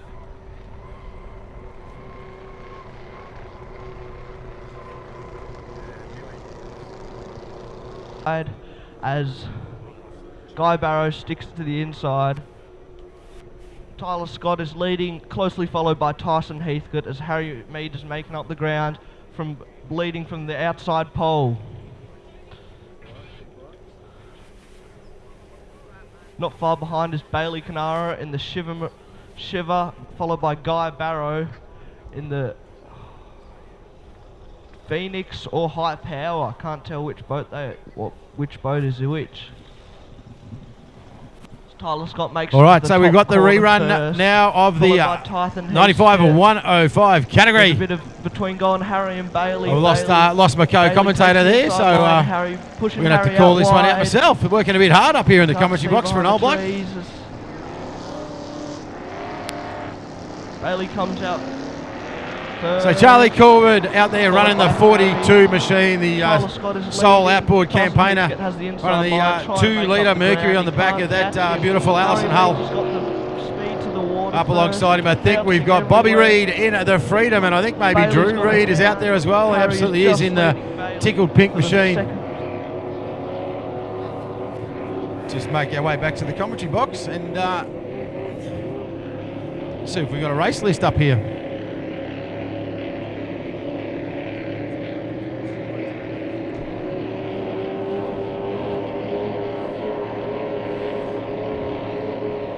So Bob Reid, 225 years of age in the Freedom, the oldest man in the history of powerboat racing. Drew Reid in the Tickle Pink. Jonathan Crusack in Wild and Free, and Charlie Kerwood in the 42. Barney Patterson and Spot in the start boat, picking them up, taking them all the way down the end of the track. There's unfortunately for Tommy Webster, good news out of the camp though. Tommy Webster's okay. They're working on getting the boat out of the water as we speak. And yeah, that's heartbreaking for that crew. So a lot of work to get that boat back to tip-top condition. All right, action back on the water. Brought to you by GP Hydro live streaming. Scott Lambert and all of his crew, Paul and Neil, the cameraman of the stars, just punching a chip in up here. It's a tough gig in the office. Paul out there on the point, give us a wave, big fella. I'm sure you can hear us as he's picking up this starting crew now. So Barney Patterson lines these guys up. This is the 85 105 mile an hour category. So we're all 85s now. The idea is 84.99999, not 85. Bob Reid's on a charge. He's up early. So is Drew Reid out wide. Charlie Kerwood sitting up there nice on the start boat too. And Jonathan Crusack in a Tickle Pig. In Wild and Free, I should say. So flags drop, bit of crosswash in the mid corner of the apex. So round in one is Bob Reid. Gee, slides that boat around beautifully. Out wider in the pink machine is Drew Reid in a second.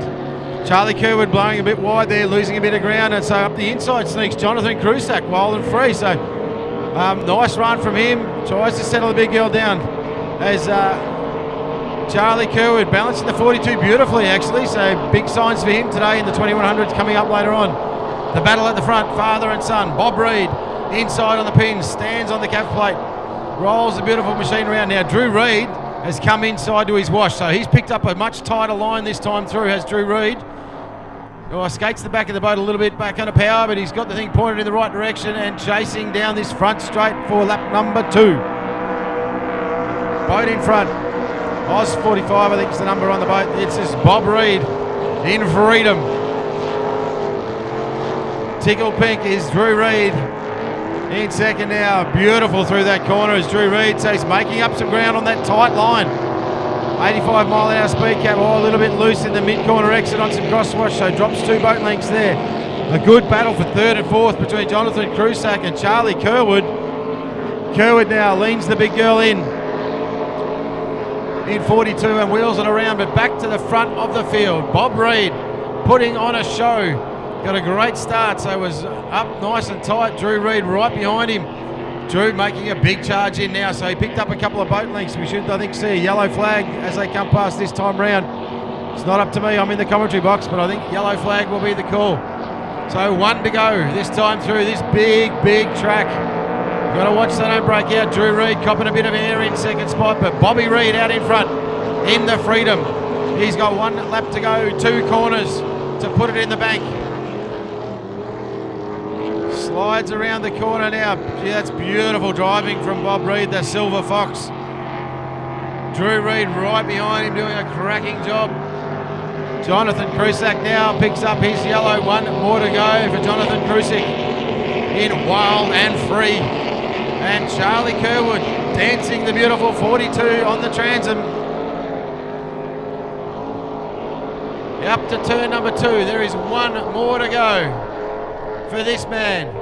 Bobby Reid, the Silver Fox from the Glenmaggie District Boat Club.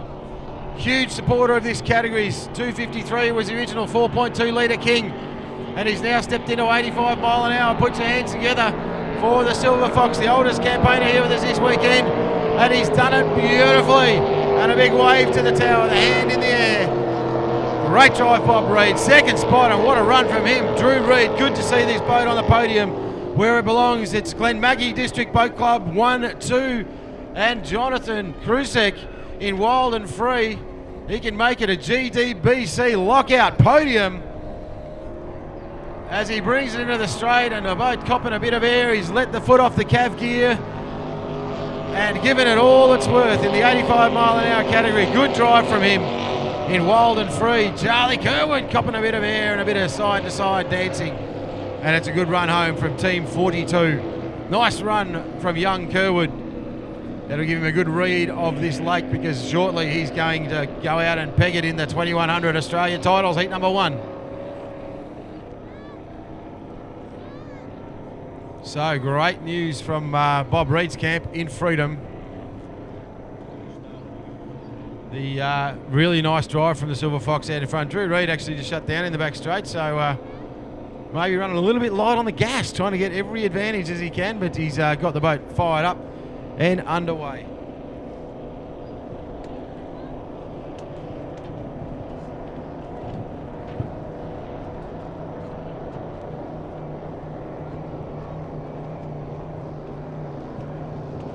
Very similar to what happened. Big fella, I'm sure you can hear us as he's picking up this start. Beautiful Oz 45. Oz 45, Neil, I can't see that. So Barney Patterson lines these guys up. This is the 85 105 mile an hour category. So we're all 85s now. The idea is 84.99999, not 85. Bob Reid's on a charge. He's up early. So is Drew Reid out wide. Charlie Kerwood sitting up there nice on the start boat too.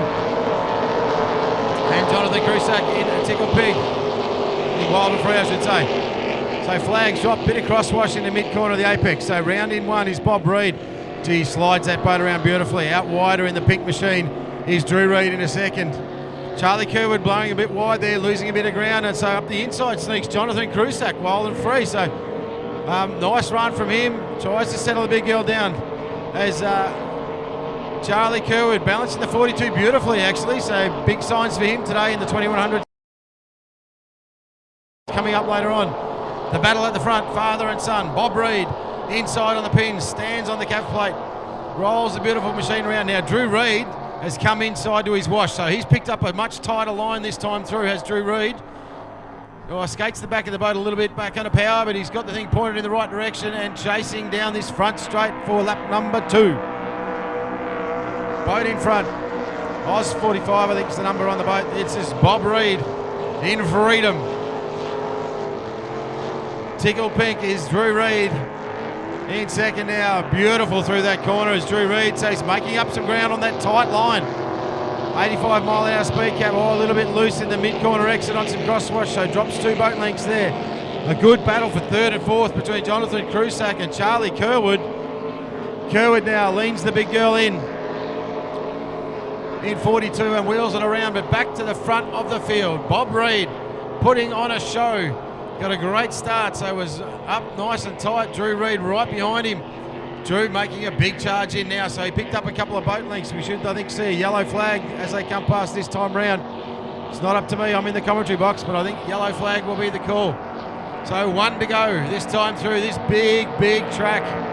Got to watch they don't break out. Drew Reid copping a bit of air in second spot, but Bobby Reid out in front in the Freedom.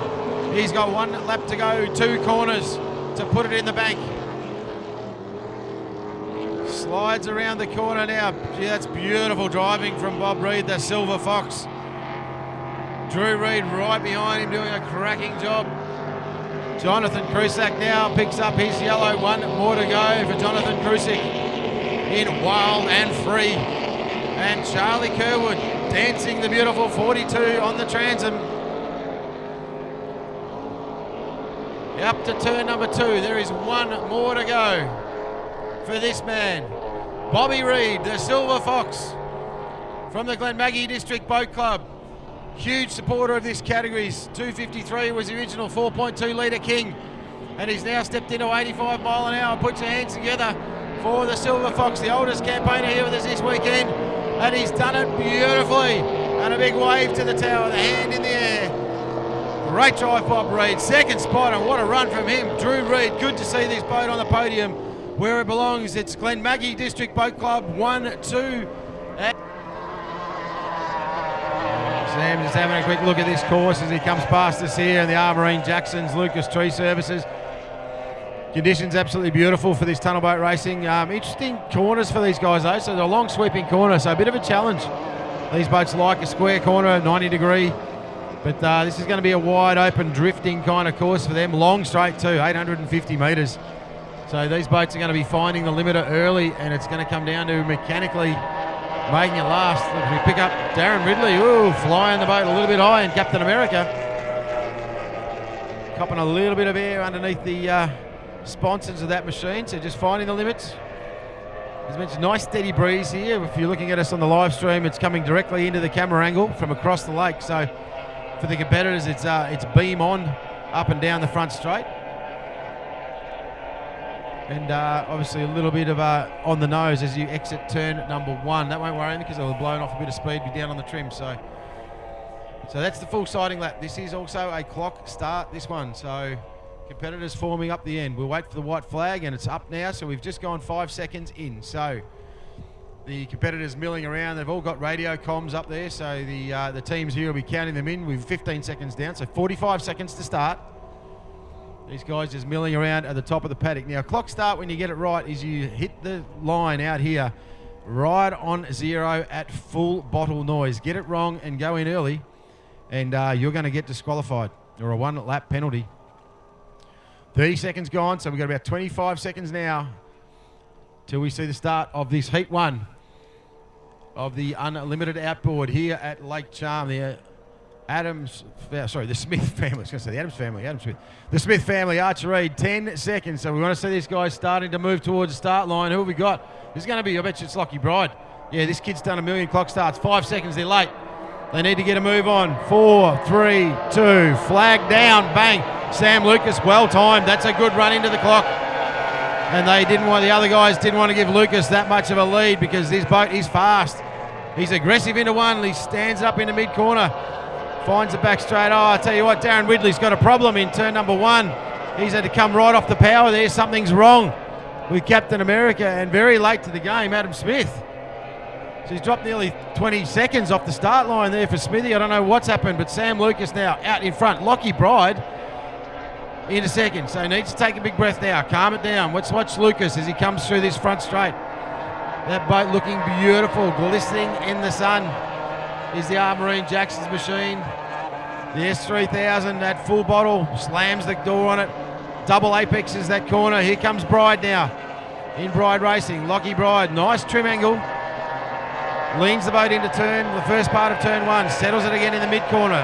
Up on the trim to the exit of turn number 1. Very nicely driven. I tell you what, Ridley's got a problem in the corners. I reckon he might have lost his trim. As you can see there, Adam Smith now moves past him and up into third spot at the rear of field. Ridley back on the power. So I've got a feeling that Darren Ridley has no trim, so he's just having to nurse the boat through the corners. But not so Lucas out in front as the high performance racing oil odour drifts across the course, and Lucas is absolutely putting on a show here. He means business. A little bit of a bobble on the exits. There's the GDR up. You can see that in the wash. Losing a bit of prop traction as he feathers the wash. Let's watch Bride now into turn number 1. Hard on the early part of the apex. Settles it again. Up on the trim. Drifts it out for the exit for turn number 3. That's nicely done. Adam Smith now. Adam's test and tag. So he's now picked up a spot. So getting points into 3. And yeah, there's definitely a drama at the rear of field with Ridley in Captain America. Yellow flag now for Sam Lucas. He is putting on a show. That S3000 is absolutely hauling this GDR around this course. The Armarine Jackson's Lucas Tree Services machine stands up in the back straight. I mean, he's got half a lap on everybody and he's still pushing 100%. That is just the way this bloke drives. Lockie Bride now, he's in second spot, needs to keep a calm head. And he's doing a beautiful job of it right now. That engine sounding strong as he comes past the commentary box on the exit now. So he's got a good core, maybe 5-6 seconds to Adam Smith behind him. The wounded Darren Ridley picks up another lap in Captain America. Yeah, no trim on that boat, definitely. He's having to really back it off. Checkered flag, ladies and gentlemen, for Sam Lucas, Armarine Jackson's Lucas Tree Services, and a big win to put a bit of a stamp on this category, the Unlimited Outboard. He's here to win this trophy and mean business. But have a look at this. This is a bit of a turn-up against some very, very high-class opposition. Puts their hands together for Lockie Bride in Bride Racing with a second posse. Well done. Adam Smith brings it home in Adam's test and tag from the Adelaide Speedboat Club. Well done, that man. And just waiting, I think we've actually lost Ridley here. We have in the back straight. No, he's in the back straight there. So, well, no, he was nursing something wrong in that boat, so he's had to come off it. So that'll be no points for Darren Ridley in that one, which is a shame. The Captain America machine. He's, I said, I definitely reckon he had a trim problem. He's trying to fire that engine up in the back straight again now. But put your hands together for Marine Jackson's Lucas Tree Services, Sam Lucas. Wowee. It was like he was racing on the F1 H2O circuit. He was half a lap in front, and it didn't matter. He was 10 tenths all the way through. So well deserved. They made a decision late in the game to get here to Lake Charm to support this event. They love it, and a big thanks to all the crew and the owners of that team for making the effort. But yeah, you can see right now just idling back in is Ridley, Captain America. So he's got had a drama early on in that race, and I said I'm pretty sure he's got an electrical gremlin. All right, we're going to take a quick break up here in the commentary box. Next up is our 6-litre class.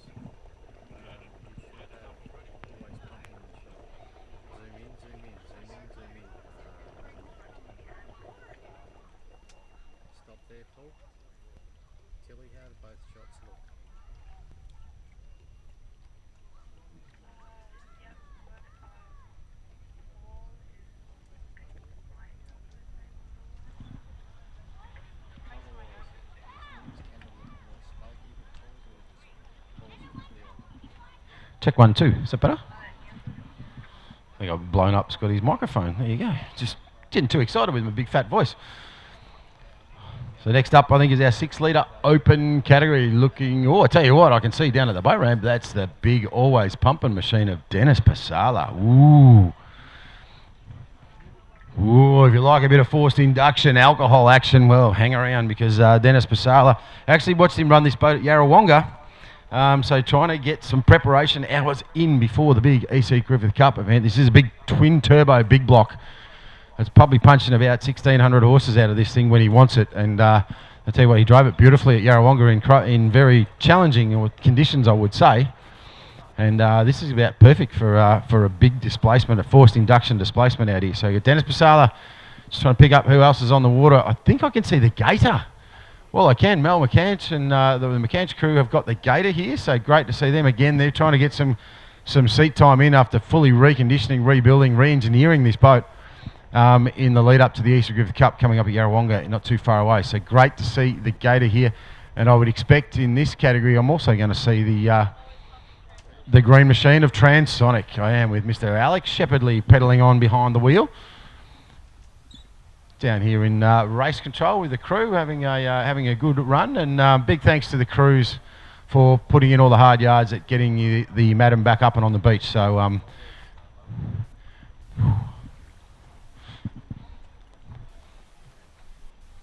so thanks to everybody down there getting involved and doing what they've done to get that boat back up and out of the water. We probably might need a bit more crew down there later on, but we'll put the shout out when required. So this is going to be fast and furious. If you've never seen this kind of boat action before, it'd be great to see the Gator get up and around again. We haven't seen this boat for a while. They've had some damage to the boat after an incident, and they decided to completely re-engineer it. So this is a 6-litre hydroplane, so very, very fast machine. They've been a huge supporter of this event. And then the 6-litre displacement. Alex Shepherdley, they've done a massive amount of work to this boat, as Mark Shepherdley, the boat owner, will attest to. Paying all the bills, and Alex Shepherdley just getting better and better behind the wheel. I'll have to check, because Alex and Claire share the driving of this boat, to make sure we work out who's behind the wheel.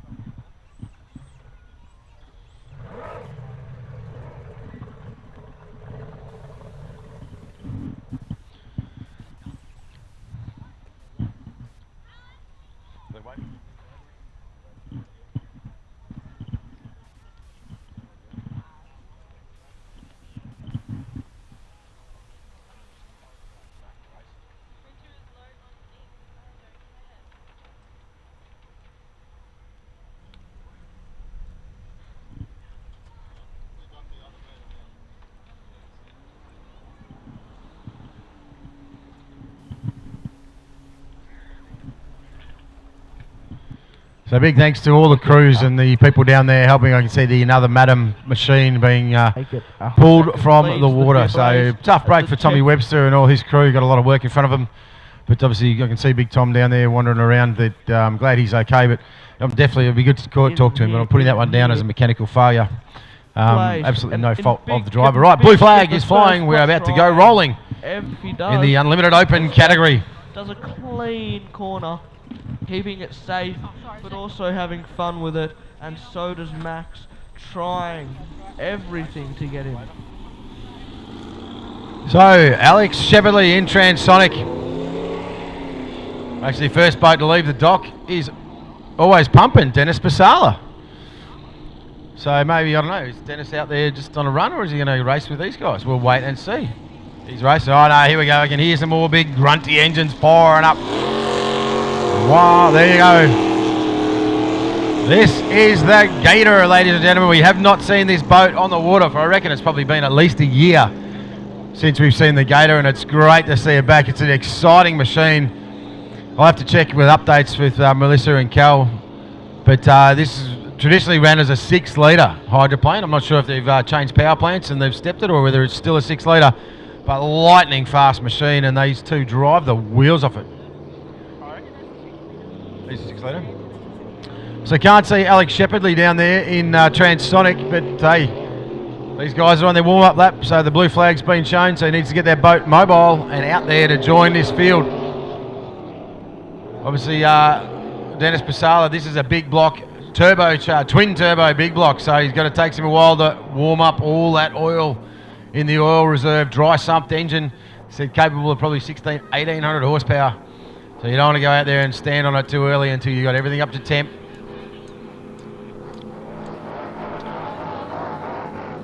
White flag now is the call. So these guys choosing to just half motor around. Barney Patterson in the barn dog with Spot alongside him, hoists the white flag in the back chute. And a little bit of cat and mouse there. Dennis Basala just leaning on the big girl a little bit. Oh, a little bit of pop and a cough from the Gator there. So it's probably wants to get up in its rev range a little bit. The Dennis Basala just having a bit of a play with the, I think he's running a left foot throttle in this thing. Could be a right foot throttle, but just giving a little bit of a nudge just to make sure that everything's good to go. So 2-boat race, so no Alex Shepherdley out here, which is unfortunate. I said I watched them at Yarrawonga and they were unbelievable, but we can see down there at the boat ramp the next category going in, which is the 2100 Super Stock. So the Battle of the Outboards will be the next race on the card. My own boat out there being driven by Zach Murphy, so no pressure, son. He can't hear me, he's got the helmet on, but I might have to give the microphone to Levi Whitten in that one because I might get a bit excited and probably very biased. All right, Barney Patterson wheels them around the top, boy. This is obviously probably not going to be a fair race, I've got to say, but it's going to be great to see both these boats stretch themselves to 100%. That's what they're here for. There's a massive event coming up at Yarrawonga, as we know, at the EC River Cup. And so these guys are working through their development programs to make sure that when the flag drops up there on the beautiful Lake Mulwala that there's nothing left. But no, Alex Shepherdley not facing the starter, so they've got a drama down there with Transonic. So Patterson bringing them in onto the course proper. Watch for the launch out of Always Pumping, Dennis Basala. Flag goes down. No, it hasn't. Still flying. Flag's down now. Watch this. Basala leans on it. Boom. Again, beautiful lift off on the inside. The Gator straight to the rev limit. You can hear that injecting. The engine just popping and banging is on the limiter. Watch Basala on the exit here. He was faultless at Yarrawonga in these practice warm-up laps. Look at that. Stands on the big girl. Has to feather it a little bit, but then just building speed. Just the big turbo. It brings the power on beautifully. So the Gator out there, you can hear this is a big long track. You can hear the Gator just banging the rev limiter. Watch the way the mechanics just turn this into the corner. Full bottle. Lean it in.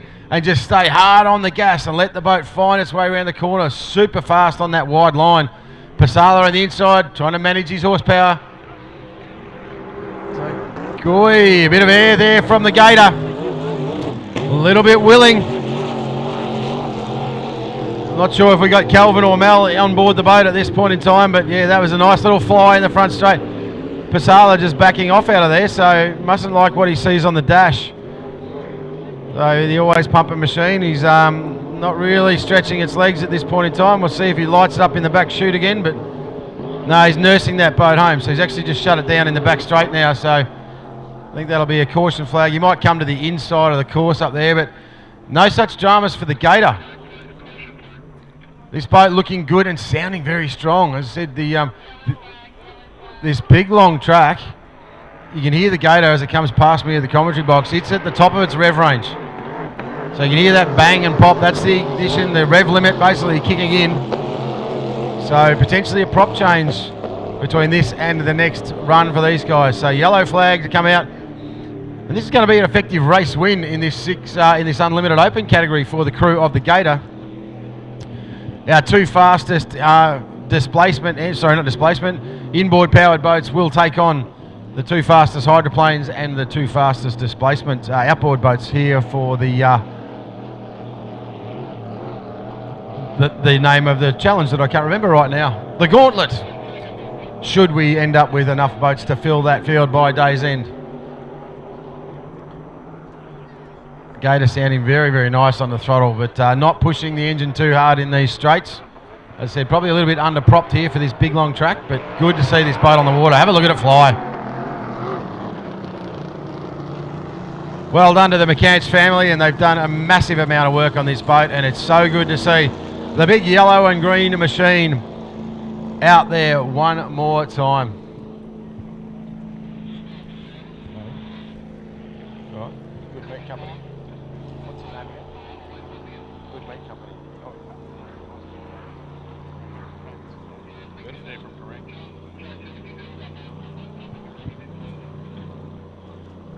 All right, hey, guess what? We've got the rest of our food vendors arrive. We have the guys from the Good Meat Company. Now, if you've never had a burger from one of these crew, you've got to make sure you do it. I was lucky enough to attend a wedding here last week that these guys catered, and man, oh man, was the food exceptional. So get on down to the Good Meat Company and order up big time. Chips and burgers and cold drinks and all sorts of wonderful stuff. I can see Ivor Godsall down there.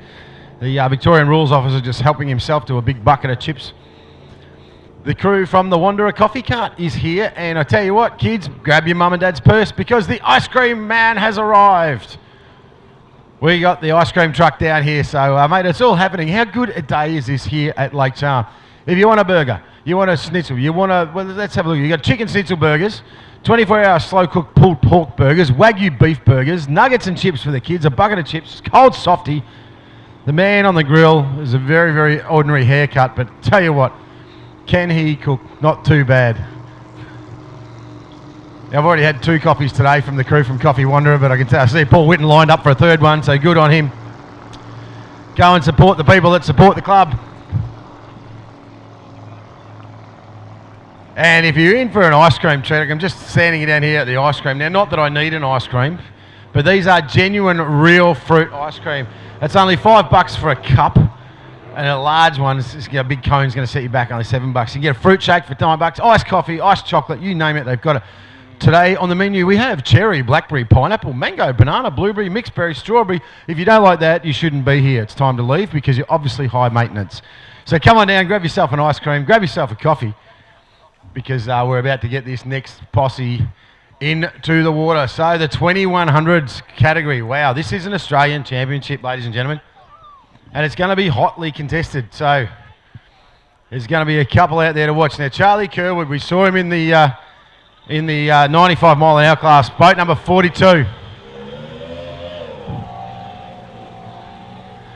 So he actually drove the wheels off that, as we can see the Green Hornet, and it's up and on the plane. Now, that boat driven in the last class by me, Andrew Murphy, drove really well, wouldn't you suggest? Drove it really well, yes. Out there now behind the wheel for the first time ever. He's never sat in this boat. That's Zach Murphy in the Green Hornet. You can see his beautiful partner Maddie down here looking on anxiously. So Zach's pretty nervous about this one. Now the white machine coming into the back straight on the inside. This is one of the ones that's fancied up. Where's your microphone, kid? Because that is Jack Meads. This boat has been built by Uncle Richard Meads of LS Marine Racing. Oh, we've got a boat stop. Rebound.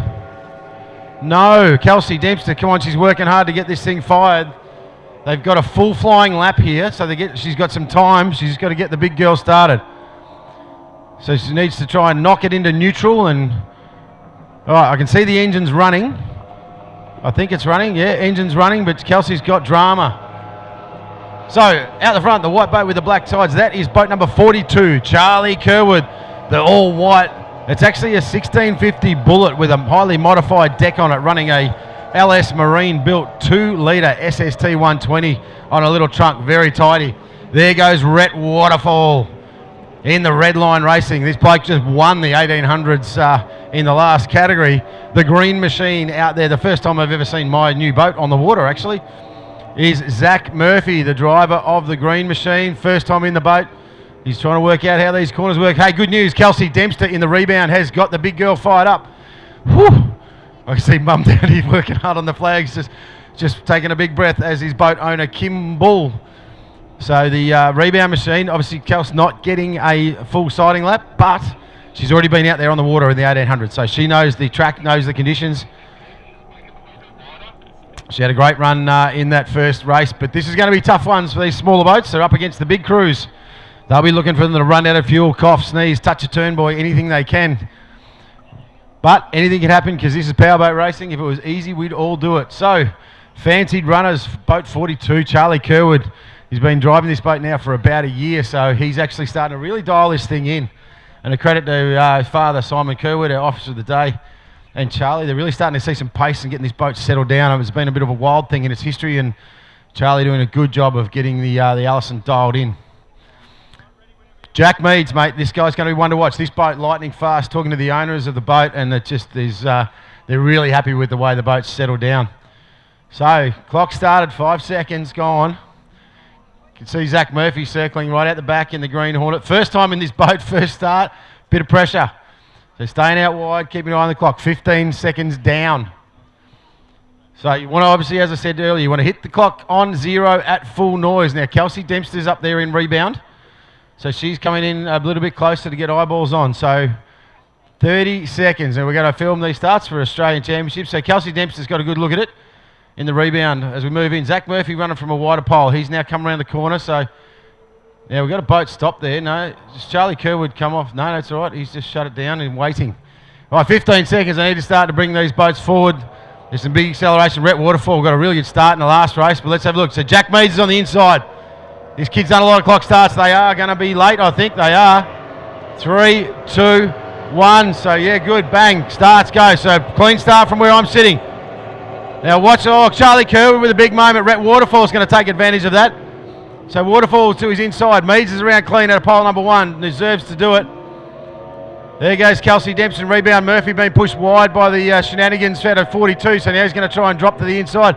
First time in the boat, so the two smaller boats out the back of the field, but Rhett Waterfall up in a second spot. But look at this thing out in front. Dave Mead spoke to me and said, mate, it is point and shoot. He's never driven a boat so well balanced.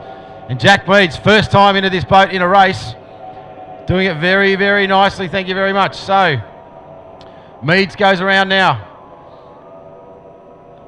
Beautiful turn. You can see him through the tree line there. So he's got that thing dialed in. So up next is Rhett Waterfall. He's gone well, and he's through nicely as well. Here comes Charlie Kerwood. So fighting the boat a little bit. There's a battle way out wide. Kelsey Dempster to the inside of Zach Murphy. These two boats are identical hulls, similar engines, so that's going to be a bit of a grudge match from these two. First time in the boat for Murphy. Kelsey's had a bit of time underneath it. No excuses, no quarter will be given as they roll down into turn number 2. But Mead's out in front. He needs to just keep a level head. He's going to have this one in the bag. He'll be listening for every noise. And Rhett Waterfall, mate, this is going to be a big, big result from him. He's a Tennessee boat, so he's really got this thing dialed in. He's a technician at Race Marine down there in Melbourne. And he's really got this thing flying. Actually had the boat now for about a year. And having watched him drive away from me in the previous race, I can attest to the fact that that boat is sitting very balanced. Charlie Kerwood got the boat back under control now in P3, 42, so sitting nicely. And there's definitely a battle between Zach Murphy and Kelsey Dempster. Murphy giving Kelsey Dempster a bit of a opening up the inside, and he's got to be careful because she's going to take that. And keep your eye on those two out the back. So, but Jack Meads out in front. I'll tell you what, this is going to be a lesson for this brand new boat, the LS Marine Machine, built and prepared by Richard David Meads down there at Leisure Sports Marine, and just on song at the front of the field. Rhett Waterfall in second spot now. Charlie Kerwood in the 42 into third. Zach Murphy now, he's being very polite, leaving a door open for Kelsey Dempster. So here we go, settles it down. Kelsey Dempster now moves to his inside. He's got to watch that one. Got the acceleration through the mid corner, but I reckon there's a bit of a prop speed difference there. So Kelsey Dempster's a chance to pick him up if he's not too careful. Going to be yellow flag, I think, this time round. So one more to go for the man in front. Jack Meads, LS Marine, putting on a show in this 2100 super stock category. Can this young kid make his first race in a full-size mono, an Australian Championship? Right now, barring incident, he's got this one in the bag. And have a look at this bloke in second spot, Rhett Waterfall. The red line machine, the Tennessee hull, Yamaha powered, just very nicely balanced. Charlie Kerwood in the 42. He's just holding ground, so not making any up on Rhett Waterfall. Zach Murphy now, he's obviously found his mojo and put a bit of a gap on Kelsey Dempster in that last corner. So starting to find the feet of the Green Hornet machine in his first hit out. KD, she won't love being at the back of this field at all. This kid loves to be at the front of the field and has done it a million times over. But wow, this is going to be a big one for the books. The 2100 Super Stock race number 1 winner, ladies and gentlemen, is going to be LS Marine, Mr. Jack Meads. Behind it, he's backed right off it now, saving fuel, saving engine, saving horsepower, bit of trim, stands on it to get across the line, the checkered flag, he's excited, and so he should be. The young gun with the big mustache has driven that boat beautifully. Second place, and look at the way this boat's sitting now. That is perfectly balanced. The Tennessee, the red line of Mr. Rhett Waterfall. Second spot, your third place getter, ladies and gents, is going to Charlie Kerwood in the 42. And home safe and sound with his first hit out in the new boat is Zach Murphy in the Green Hornet. Kelsey Dempster pedaling the rebound machine for all she's worth. Big battle. And she comes home to pick up her points in heat number 1. Well, there you have it. But tell you what a show by the LS Marine Machine team. That was a beautiful run. Didn't look like being challenged at all. And a bit of a tough break for Charlie Kerwood there. As I said, I just talked him up. He lost control of the boat a little bit, had to back out of it, and that was all the opportunity Rhett Waterfall needed.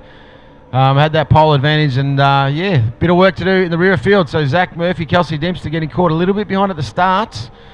You can't afford to give away time in these categories, and yeah, I'm sure that they'll, like myself, which I did in my race 1, they'll be a little bit more aggressive in race number 2.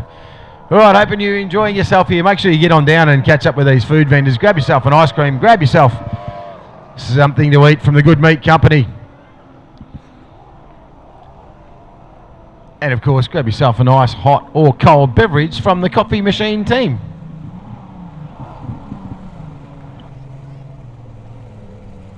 Seconds, I need to start to bring these boats forward. There's some big acceleration. Rhett Waterfall got a really good start in the last race, but let's have a look. So Jack Meads is on the inside. This kid's done a lot of clock starts. They are going to be late, I think. They are. 3, 2, 1. So yeah, good. Bang. Starts go. So clean start from where I'm sitting. Now watch, Charlie Kerwood with a big moment. Rhett Waterfall is going to take advantage of that. So Waterfall to his inside. Meads is around clean at a pole number 1. Deserves to do it. There goes Kelsey Dempster. Rebound. Murphy being pushed wide by the shenanigans out of 42. So now he's going to try and drop to the inside. First time in the boat. So the 2 smaller boats out the back of the field. But Rhett Waterfall up in a second spot. But look at this thing out in front. Dave Mead spoke to me and said, mate, it is point and shoot. He's never driven a boat so well balanced. And Jack Meads, first time into this boat in a race, doing it very, very nicely. Thank you very much. So.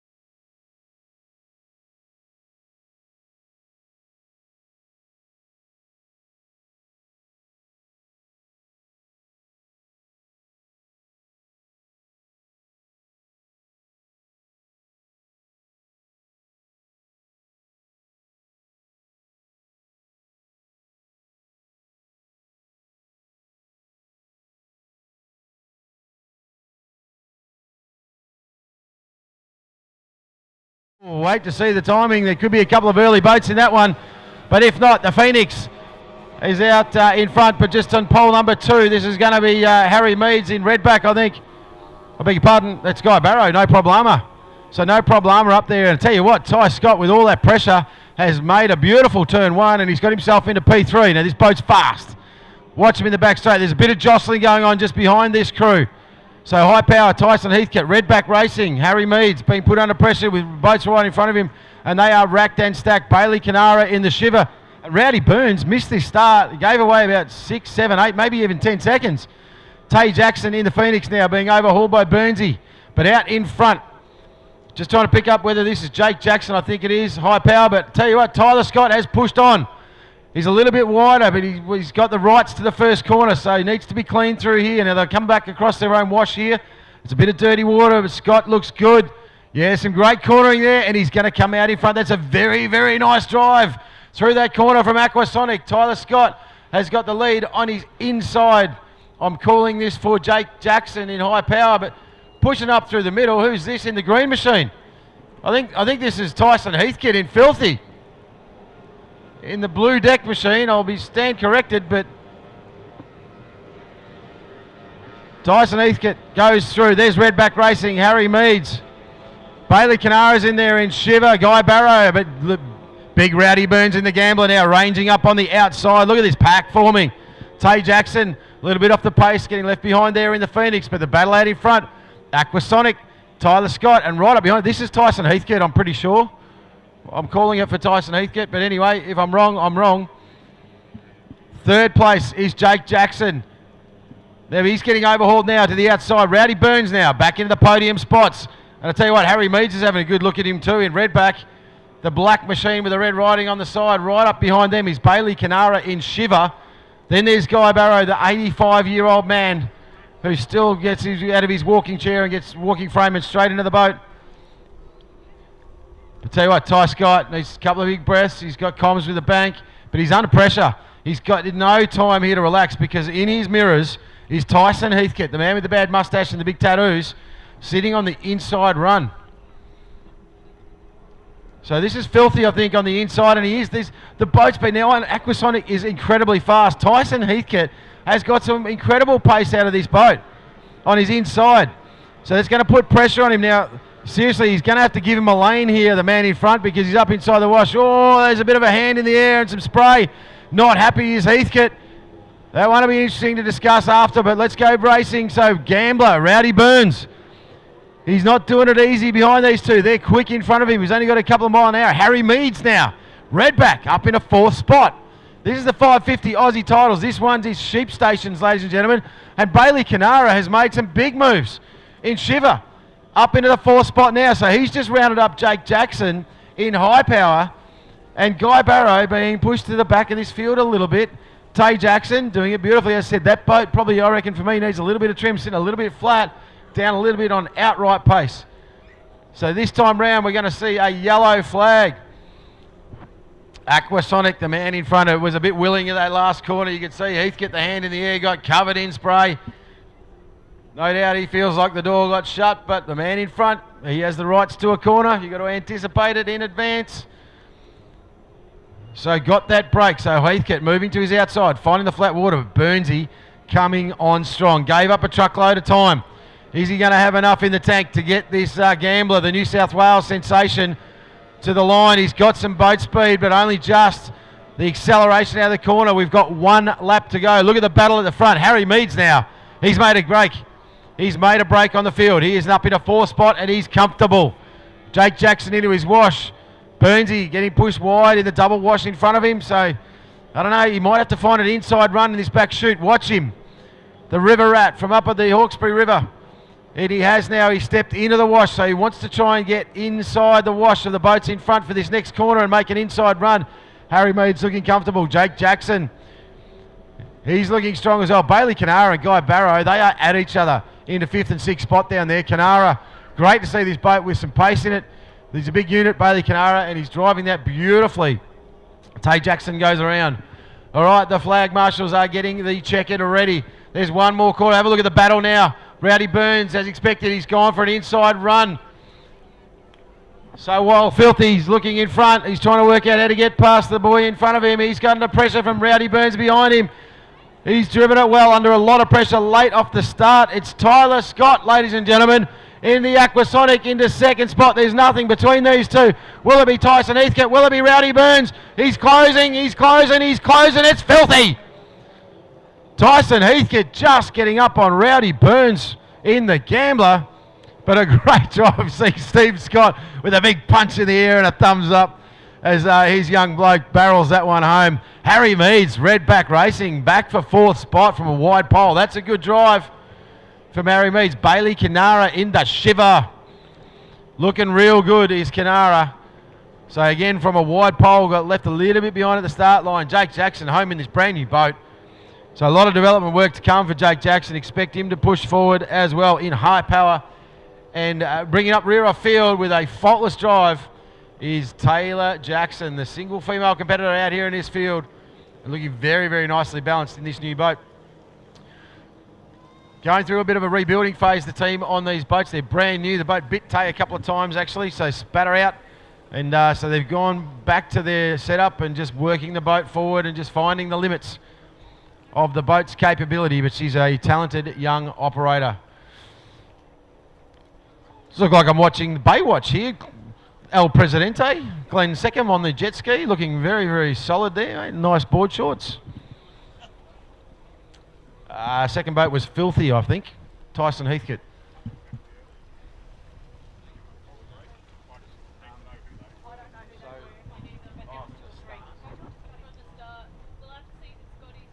Jackson in high power, but pushing up through the middle. Who's this in the green machine? I think this is Tyson Heathcote in Filthy. Yeah. In the blue deck machine, I'll be stand corrected, but Tyson Heathcote goes through. There's Redback Racing, Harry Meads. Bailey Canara's in there in shiver. Guy Barrow, but look, big Rowdy Burns in the Gambler now, ranging up on the outside. Look at this pack forming. Tay Jackson, a little bit off the pace, getting left behind there in the Phoenix, but the battle out in front. Aquasonic, Tyler Scott, and right up behind, this is Tyson Heathcote, I'm pretty sure. I'm calling it for Tyson Heathcote, but anyway, if I'm wrong, I'm wrong. Third place is Jake Jackson. There, he's getting overhauled now to the outside. Rowdy Burns now, back into the podium spots. And I tell you what, Harry Meads is having a good look at him too in Redback. Third lad in front, Guy Barrow. Pushing up through the middle, who's this in the green machine? I think this is Tyson Heathcote in Filthy. Wow, so that was a big race in the 550 Aussie titles. Tyson, I think this is talk up here in the tower that there might be a few jump starts, and I think it is. And I think it is about six, seven. Redback race, a beautiful look at it. Harry driver penalties early on in that one. We'll wait and see.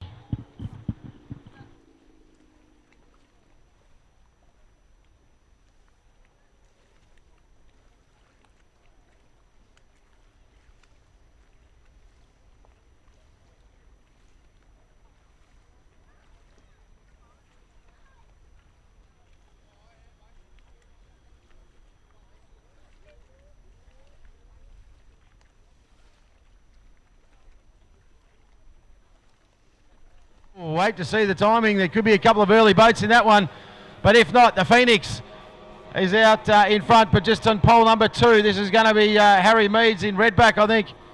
I beg your pardon, that's Guy Barrow, no problema.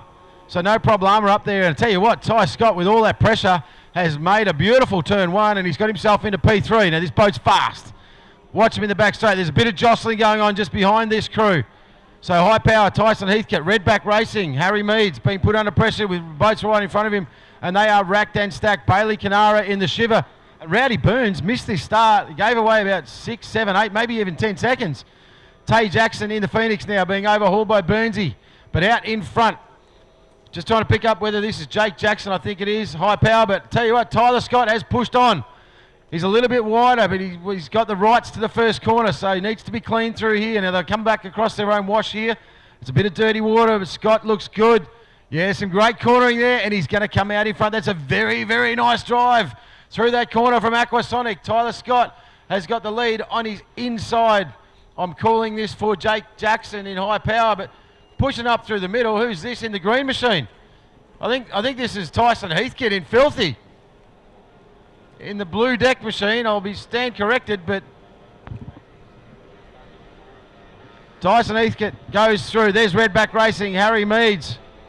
Okay, can I please have the drivers of the following boats? No Big Rowdy Burns Problema. in the Gambler now, ranging up on the outside. Look at this Shiver pack forming. to the tower Tay to Jackson, Simon Kerwood. a little bit off Thank the you. No pace, getting left Problema, behind there in the Phoenix Phoenix, and but the Shiver. Battle in front. Could you please Aquasonic, make your way to the Tyler tower? Scott, and right up and behind, this present is yourself Tyson to Heathcote, Simon I'm pretty Kerwood. sure. Thank you. I'm calling it for Tyson Heathcote, but anyway, if I'm wrong, I'm wrong. Third place is Jake Jackson. There, he's getting overhauled now to the outside. Rowdy Burns now back into the podium spots. And I'll tell you what, Harry Meads is having a good look at him too in Redback. The black machine with the red writing on the side. All right, up here we go. behind them is 2100 Bailey Super Canara Sports. in This Shiver. is a heat of the Then there's Aussie Guy titles. Barrow, an 85-year-old man. Now, we had 2100 Still Super gets Stock his before. What does that walking mean? chair Well, it and means a gets walking frame stock-sized and straight into gearbox the through boat. hub exhaust. So pretty much as we Tell saw, you what, all Ty monos. Scott, We're he's now couple of 2100 press, Super he's got Stock. comms with the bank, So but he's under pressure. Super Sports. He's got no time. So here. you are only limited. Is Tyson Heathcote, the man with the bad mustache and the big You are tattoos, only limited sitting by on the inside capacity run. of the engine, 2.1 litre. So what does that mean? Well, that This is means Filthy Lockie up here on the Bride inside, and he is of this Bride bloke, but Racing now on Aquasonic is is incredibly out fast. there. And I Tyson, tell you what, this kid, oh no, Zach Murphy, trim that engine down, son. Trim it down, mate. Oh, the Green Hornet. I have to have a talk to the driver. He's going to realise when he gets going that he's trimmed for the moon. All right, so he's up and away, so that's cool. We've got a full field of boats. A little bit of anxiety last time round for Kelsey Dempster. That time it was Zach Murphy, but 2100 Super Sports, ladies and gentlemen. Aussie titles, heat number 1, Lockie Bride. Has to be a favourite in this one with the tunnel boat, but there's some serious pace out there. We saw it out of the LS Marine Machine. Jack Meads, Charlie Kerwood too, the 42. These boats are all running the same power plant, actually, the 2 litre. And conditions not probably favouring any particular boat right now. As the driver of No Problema presents to the tower, can we also have, well, we've got Bailey Canara, and we also need the driver of Phoenix. So Taylor Jackson, can you please come up? What? Oh, I beg pardon, High Power, Jake Jackson. We need you to the tower to Simon Kerwood, please. High Power, Jake Jackson, thank you. Okay, good. Taylor, you're good. Jake, come to the tower, thank you. All right, we're waiting for the call for the 1 minute to start. Okay, in 3, 2, 1. No? Are we ready? White flag, 1 minute to start. Who's it going to be? White flag. You can see these boats. Murphy out the back milling. We saw he had some dramas getting this boat launched off the line. So he's hanging out wide. Now, these guys are about 8 or 9 seconds late on the last start. Kelsey Dempster, Zach Murphy. Had a bit of a chat to them down there, unofficially, of course. They need to be a little bit more aggressive. Having raced out there, it's really difficult to judge the line. The line's set on a slight angle to the course, or it feels that way. It's probably not, but it feels that way when you're out in the water. So need to make the most of the start. We saw that with Rowdy Burns actually in the Gambler last time out. He probably cost himself a potential race win by being late to the line. 20 seconds. Rhett Waterfall started to move. He's cagey. Kelsey Dempster's rolling along nicely now. Charlie Kerwood gets the launch. Zach Murphy out a little bit wide. He's going to try and hit the line hard. And this time Meads is in a wide pole. So he's going to go around him. Right, 5 seconds. They need to get a move on here. The guys in front. Murphy's going to charge hard at it. Who's it going to be? This is a very good start. But have a look at the outside. Lockie Bride. Bow. 42's away nice. Rhett Waterfall's away nice. Charlie Kerwood needs to settle this boat down. It's going to hold Zach Murphy a little bit wider than he probably wants to be, but he goes through nicely. It's around the outside, Max. Have a look at this. That's a good run. Lockie Bride. But Rhett Waterfall, inside run. First mono out of the gates. Looking nice. Murphy takes a bit of air, and that's going to cost him on the outside, the big 2 litre of LS Marine, but he's looking good. Settled the boat down, but Lockie Bride now. Take a breath. Out in the front of this field. It just needs to use this as a very, very faultless run because hey, when you're pushing these things, things go wrong. And Bridie, a lot of experience in the smaller boat, but he's just finding his feet. Oh, there's a big battle into second. Who's that? Charlie Kerwood's been blown out the back door by the 2 boats in front of him. And now Murphy's even having a look at Kerwood. So as Bride goes back, as expected. He's out in front, comfortable, but Rhett Waterfall, he's got a bit more. Charlie Kerwood's nearly gone airborne. Rhett Waterfall looking good, but he's trimmed for all he's worth. He's trying to keep Jack Meads to his outside. Charlie Kerwood now, he's given a window to Murphy in the 1800 up on his outside. Hands working hard at the wheel. Let's watch them through turn number 1. So, Kerwood now goes around Murphy, choosing to run wide. Oh, here we go, the battle for second spot. Rhett Waterfall, the 1800 up against the big 2-litre on his outside of Meadsy. These big battles, the big boats, you can see the outright pace now, the bigger propeller of the 2-litre. But Bride picking up another lap. Looking very, very balanced, this young kid. This is exactly what he needs, a clean run in through turn number 1. These corners, not ideal for a tunnel. They're a big, long sweeper. You're sort of caught between turning hard and letting the boat drift, and you see him having to adjust in the mid-corner. So technically, a bit of a drama. Now, Charlie Kerwood's had a drama. Has he missed that turn buoy in the top of the course? He's hooked the boat in hard, and that's Murphy in front of him now. So Kerwood had a drama. Murphy stepping up for some points on the podium. He'll be looking forward, eyes wide, saying cough, run out, fuel, do something. But the race leader now, he's coming up on the back of the field, is Lockie Bride. Second spot, LS Marine, Jack Meads doing it beautiful. In third is Rhett Waterfall in Redline Racing. Zach Murphy's hooked around. Oh no, he's thrown that one to the shithouse. No, he didn't miss the buoy, but he's hooked and had to re-enter. Woo! Charlie Kerwood did it. Now Zach Murphy's done it. They got it wrong. And Kelsey Dempster says, thank you very much. I'll go past you if you're going to make those kind of mistakes. So the Rebound and the Green Hornet now have to grit their teeth and battle it out. The yellow flag that time through was for Lockie Bride. He's in the back straight now in that beautiful tunnel boat. You can see the closing speed on this thing. Absolutely hauling as he comes through, and he splits the middle of them. I think, no, he goes to the outside. Kelsey Dempster, she's trimmed for the moon with the green boat to her inside. We'll have to watch those two through that corner. Murphy inside, Dempster outside. Murphy much cleaner that time. He'll be steaming under that helmet that he gave that spot away. No dramas out in front in the monos for that man of Jack Meads. But here you go, your checkered flag and a convincing victory. The Soul Tunnel Boat, deservedly so. Bride Racing, Lockie Bride, big points. These guys have got a lap to go, so Murphy and Dempster have got to go round one more time. So to the left of field, our second spot is going to be Jack Meads in LS Marine Racing. The young guy, his first weekend in this beautifully prepared 1650 Bullet with the modified top sides. The boat just sitting beautifully. Look at that, he's got one hand on the wheel. It's absolutely point and shoot this thing. What a rig, what a run. Put your hands together for him. Second place, Aussie titles, 2100 Super Sports. And Redo Waterfall, still skipping this beautiful Tennessee high as fast as he can. He'll be pumped. He's put Charlie Kerwood behind him after a battle. And a little error from Charlie gave him a window, and he will be very, very happy with those points in the podium. Charlie Kerwood grew horns in the middle of that race and it bit him a couple of times pretty hard, so just not seeing the boat settle down, as did Zach Murphy. Wow. He was pushed real hard in that one and trying to get up the inside of Kerwood, and mate, it went a bit wrong, but hey, that's racing. Kelsey Dempster. So he's been under pressure, running through the wide pole in both those last two races, but look at the way that boat's trimmed right there. Now that is beautiful from the driver of Rebounds. He hasn't been in the boat for a fair while too, so it's good to see it back on board the black and red flying machine. Well, what a race from Lockie Bride. He has rubber stamped that one, posted it, sent it to the moon. Barring mechanical failure, this kid has this title in the bag. One more race to go to stamp his name in the 2100 Super Sports Championships for 2026. Now, Rhett Waterfall still coming home pretty strong here. I'm not sure if he knows that he's finished or he just wants to get back home because he needs a wee. No, he's backed off now, so all good. Black flag. So well done to those guys. Great work, Jack Meads, LS Marine, and your third place podium goes to Rhett Waterfall in a Redline Racing.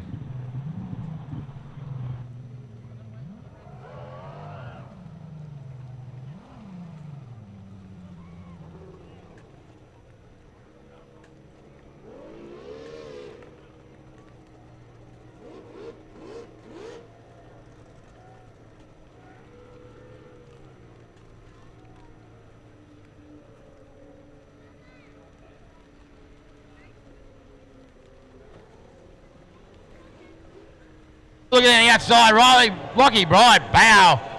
42's away nice, Rhett Waterfall's away nice. Charlie Kerwood needs to settle this boat down. It's going to hold Zach Murphy a little bit wider than he probably wants to be, but he goes through nicely. It's round the outside, Max. Have a look at this. That's a good run. Lockie Bride, but Rhett Waterfall, inside run. First mono out of the gates. Looking nice. Murphy takes a bit of air, and that's going to cost him on the outside, the big 2-litre of LS Marine, but he's looking good. Settled the boat down, but Lockie Bride now. Take a breath. Out in the front of this field. Just needs to use this as a very, very faultless run because, hey, when you're pushing these things go wrong. And Bridie, a lot of experience in the smaller boat, but he's just finding his feet. Oh, there's a big battle into second. Who's that? Charlie Kerwood's been blown out the back door by the two boats in front of him. And now Murphy's even having a look at Kerwood. So as Bride goes back, as expected, he's out in front, comfortable, but Rhett Waterfall, he's got a bit more. Charlie Kerwood's nearly gone airborne. Rhett Waterfall looking good, but he's trimmed for all he's worth. He's trying to keep Jack Meads to his outside. Charlie Kerwood now, he's given a window to Murphy in the 1800 up on his outside. Hands working hard at the wheel. Let's watch them through turn number 1. So, Kerwood now goes around Murphy, choosing to run wide. Oh, here we go, the battle for second spot. Rhett Waterfall, the 1800 up against the big 2-litre on his outside of Meadsy. These big battles, the big boats, you can see the outright pace now, the bigger propeller of the 2-litre. But Bride picking up another lap. Looking very, very balanced, this young kid. This is exactly what he needs, a clean run in through turn number 1. These corners, not ideal for a tunnel. They're a big, long sweeper. You're sort of caught between turning hard and letting the boat drift, and you see him having to adjust in the mid-corner. So technically, bit of a drama. Charlie Kerwood's had a drama. Has he missed that turn boy in the top of the course? To the crew of the Green Hornet, or the driver, if you can hear me. Murphy in front of him now. To check the engine so cowl. Kerwood had a drama. Murphy stepping up for some points on the podium. The engine cowl is He'll be loose. looking forward, eyes wide, so saying Cass cough. Martin, Run Toby out, Murphy, fuel, and Zach do Murphy. something. The engine cowl is loose. But the race leader now, he's coming up on the back of the field, is Lockie Bride. Second spot, I don't know. LS Marine, Jack Meads doing it beautiful. In third is Rhett Waterfall. Right, next up, Performing the Futures. Zach Murphy's hooked around. Oh no, flock of angry sharks. Under the shit house. No, he didn't Waiting miss to go. the boy, So our colours out there. And had to re-enter. It's the blue colouring. Put your hand up and wave. There's Max Cameron, a little nuts. There's Maxie Cameron. He's got the blue bandana on that engine.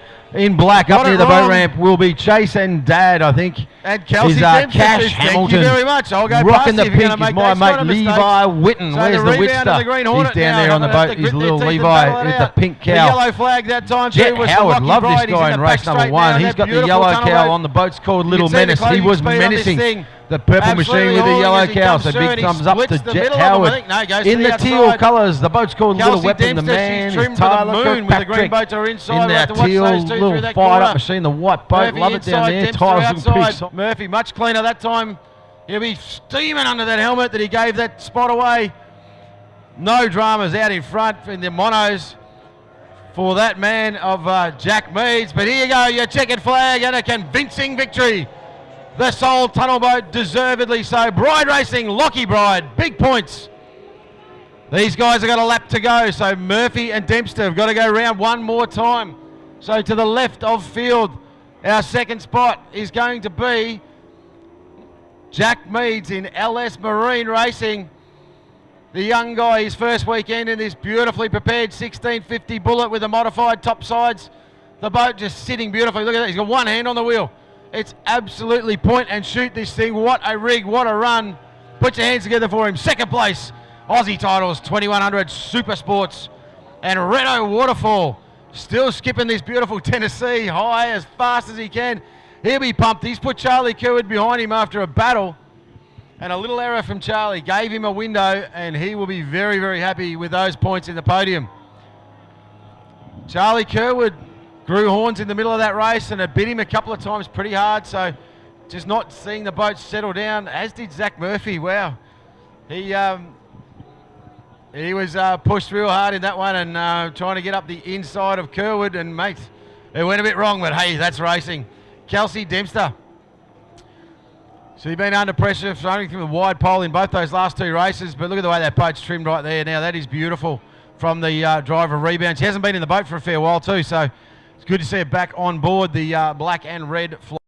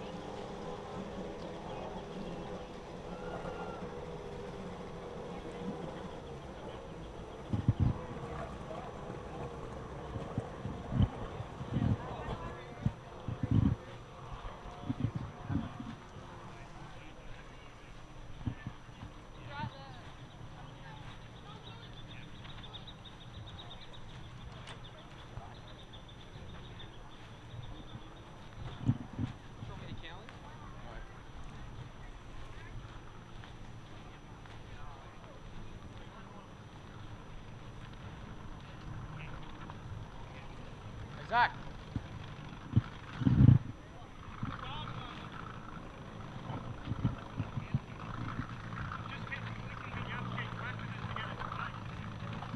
Just check when you get back, just check the leads.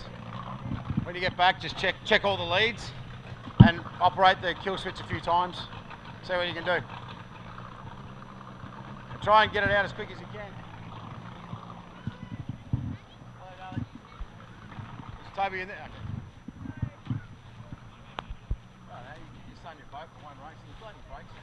My race. I love playing games with Bang. Yes, that's the mechanical work. Hit it with a big stick.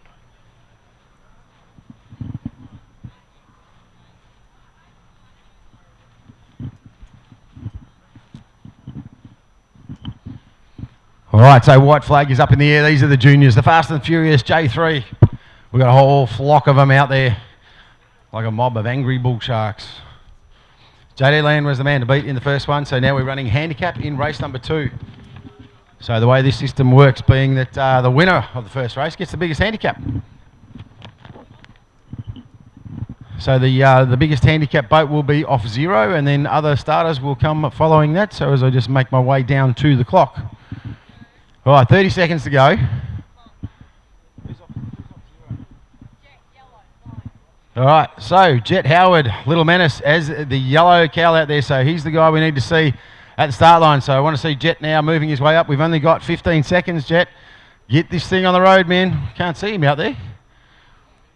Okay, we've got 5 seconds. Jet, you should be crossing the line right. 3, 2, 1, right now. So just trying to pick that one up. All right, so that's Max Cameron, Little Nuts. He's through clean. I can't see Jet out there still. So not sure if there's a drama out the back there. All right, so pink next up. This is Levi Whitten. So Levi Whitten goes through nice and cleanly. So the teal boat into the inside. This is Tyler Kirkpatrick into his outside with the black lid on. That's chasing Cash, I think it is too. Chasing Dad, I should say, so that's the black one. There goes purple. So that's Tough Luck, JD Land, winner. And yeah, okay, so now we've got Jet Howard getting away. So a bit late off the start for Jet, so just new to this category. These things happen and you don't worry about them, you just keep eyes forward and move on. So head of the field. He had a good drive in the first one. This is a Little Nuts, Maxi Cameron. So Max Cameron now, he's got clean water in front of him. He's going to be very tough to beat. So a lot of these guys late to their start, not so Max Cameron. He's well out in front now, and they're going to have a difficult time getting anywhere near him, even with the handicaps, because he nailed his start, and the rest of these crews are a little bit late. There's Levi Whitten. He's gone through nicely in the little untidy machine in a second spot. Third spot now. This is Hamilton, or one of the many millions of Hamiltons that race this thing. This is chasing Dad, Cash Hamilton. Up behind him now with the teal is Tyler Kirkpatrick. So this is Little Weapon. So that boat looking very nice for Tyler. Good to see this young kid drive. Haven't seen him do a lot. Little untidy, Levi Whitten. Oh, sorry, I beg your pardon. That was JD Land in purple. And there's our young gun, Through right now, Jet Howard. All right, back to the lead of the field. So this is our race leader right now. The blue banner on the back. A Little Nuts is the boat. Max Cameron is the driver. Whoa, big air from Maxie. Better make a great photo for Mum and Dad on the bank. So now as he comes into turn 1, let's have a look at him now. He's loose and fast. Beautiful through turn number 1. Second spot. So this is the pink machine. Little Untidy. Levi Whitten, second spot on the podium, making a little bit of ground. Cash Hamilton chasing Dad in the chance boat. So he's looking very, very good. But these handicaps said you've got to nail your clock start time. If you give away all your handicap or extend your handicap off the lead, you're in a whole lot of trouble. Tell you what, in this teal boat, so Tyler Kirkpatrick, Little Weapon, he's doing a great job. He's stapled himself to the back now of JD Land. Now remember, JD won this first race, and he's going absolutely nowhere. That's going to be great for him to get the to keep eyes on him and keep the same sort of pace and watch those lines and get a lot of experience from that. Right, this time through, yellow flag. There's one more to go. The crew from Little Nuts, they'll be holding their breath down there on the bank because Maxie Cameron has done it beautifully. Nailed his start time according to the commentator. I'm not the tower, but got right onto his start time and he's driven perfectly. Levi Whitten as well. He's done a cracking job. No mistakes, no errors. We saw these kids, there was plenty of spins and plenty of hooks in the first race. Not so this time round. Third spot and a spot on the podium right now. Chasing Dad, Cash Hamilton. This is JD Land now, so making up some ground. But as I said, that early handicap, he's left probably a little bit too much to do. But there's one more lap to go. Anything can happen. And through goes Tyler Kirkpatrick.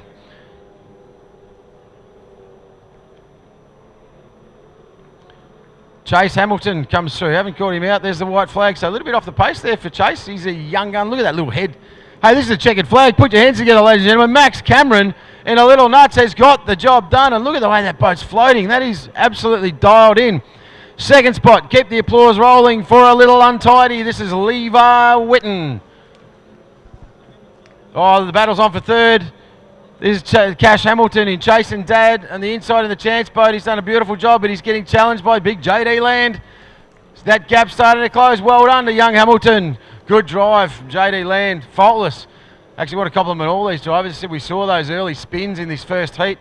And that stuff's pretty dangerous, to be honest, when these kids are losing control of the boats like that. And they completely corrected it after checking to the OD. And that's a big finish for all those guys. Now, the guys out in front, we've got one more boat. The white boat. This is Chase Hamilton. He's got the finish line. And I'll tell you what, Max Cameron needs to slow up because if he overtakes him, the OD will not be impressed because we have already been the checkered flag. So we are now on the black flag. That's the finish of the race. Well done to our J3 crews. Could you call Team Aquasonic to the tower, please? Team Aquasonic, can we have you to the tower, please? Team Aquasonic, to the tower. Thank you.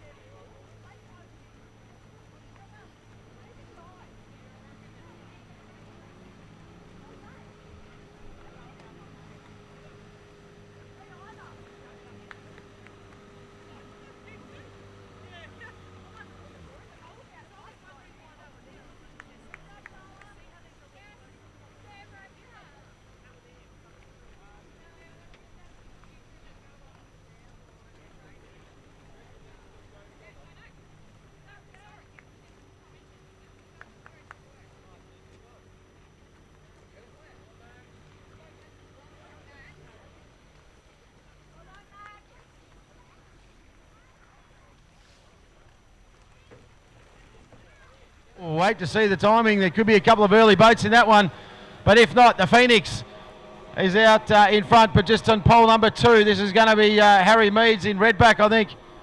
I beg your pardon, that's Guy Barrow, no problema. So no problema up there. And I tell you what, Ty Scott, with all that pressure, has made a beautiful turn 1, and he's got himself into P3. Now this boat's fast. Watch him in the back straight. There's a bit of jostling going on just behind this crew. So high power, Tyson Heathcote, redback racing. Harry Meads being put under pressure with boats right in front of him, and they are racked and stacked. Bailey Canara in the shiver. Rowdy Burns missed this start. He gave away about 6, 7, 8, maybe even 10 seconds. Tay Jackson in the Phoenix now being overhauled by Burnsy, but out in front. Just trying to pick up whether this is Jake Jackson, I think it is. High power, but tell you what, Tyler Scott has pushed on. He's a little bit wider, but he's got the rights to the first corner, so he needs to be clean through here. Now they'll come back across their own wash here. It's a bit of dirty water, but Scott looks good. Yeah, some great cornering there, and he's going to come out in front. That's a very, very nice drive through that corner from Aquasonic. Tyler Scott has got the lead on his inside. I'm calling this for Jake Jackson in high power, but pushing up through the middle. Who's this in the green machine? I think this is Tyson Heathcote in Filthy. In the blue deck machine, I'll be stand corrected, but Tyson Heathcote goes through. There's redback racing, Harry Meads. Bailey Canara's in there in shiver, Guy Barrow, but look, big Rowdy Burns in the Gambler now, ranging up on the outside. Look at this pack forming. Tay Jackson, a little bit off the pace, getting left behind there in the Phoenix, but the battle out in front. Aquasonic, Tyler Scott, and right up behind, this is Tyson Heathcote, I'm pretty sure. I'm calling it for Tyson Heathcote, but anyway, if I'm wrong, I'm wrong. Third place is Jake Jackson.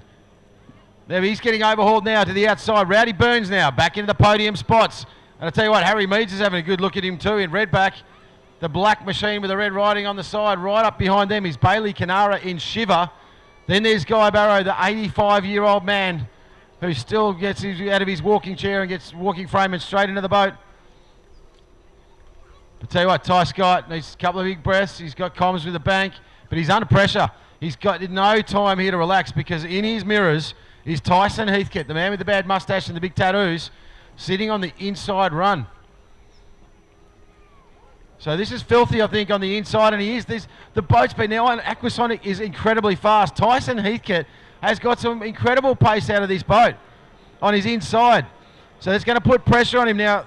Seriously, he's going to have to give him a lane here, the man in front, because he's up inside the wash. Oh, there's a bit of a hand in the air and some spray. Not happy is Heathcote. That one will be interesting to discuss after, but let's go racing. So Gambler, Rowdy Burns. He's not doing it easy behind these two. They're quick in front of him. He's only got a couple of miles an hour. Harry Meads now, redback, up in a 4th spot.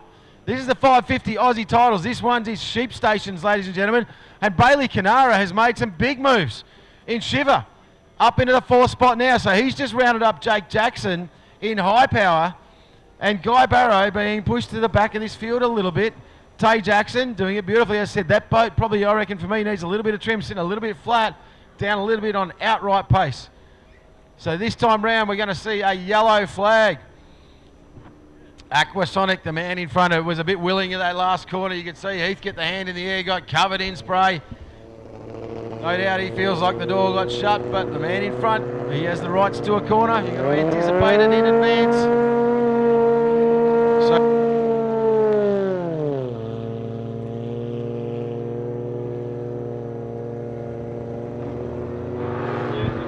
we're back again with racing. We've got the 1.6 litre hydros going out. But Dewey Nichols, Oscar Stevenson, Grant Harrow and Wendy in Miss Hydromania. Excited racing. They were a great one to watch last time, and I'm excited to see them go out again.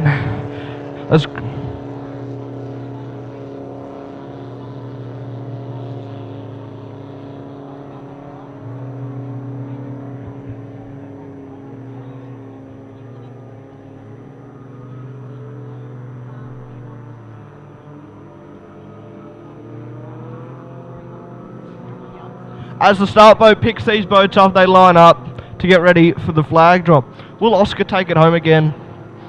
Because of last race was an excellent fair fight between him and Grant Harrison. We got Miss Hydromania with Wendy. How do I say that? Wendy Gillen. We got Melton Toyota 100 with Grant Harrison, Biohazard with Oscar Stevenson, and S15 with Dewey Nicholas.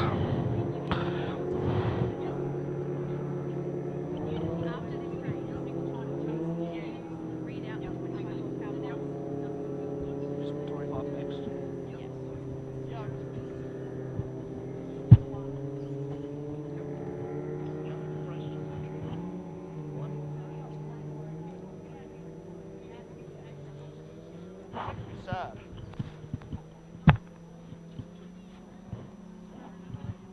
But there's one. Oh yeah, true. So if they're not entered in another category, they're not going to get more than 2 races.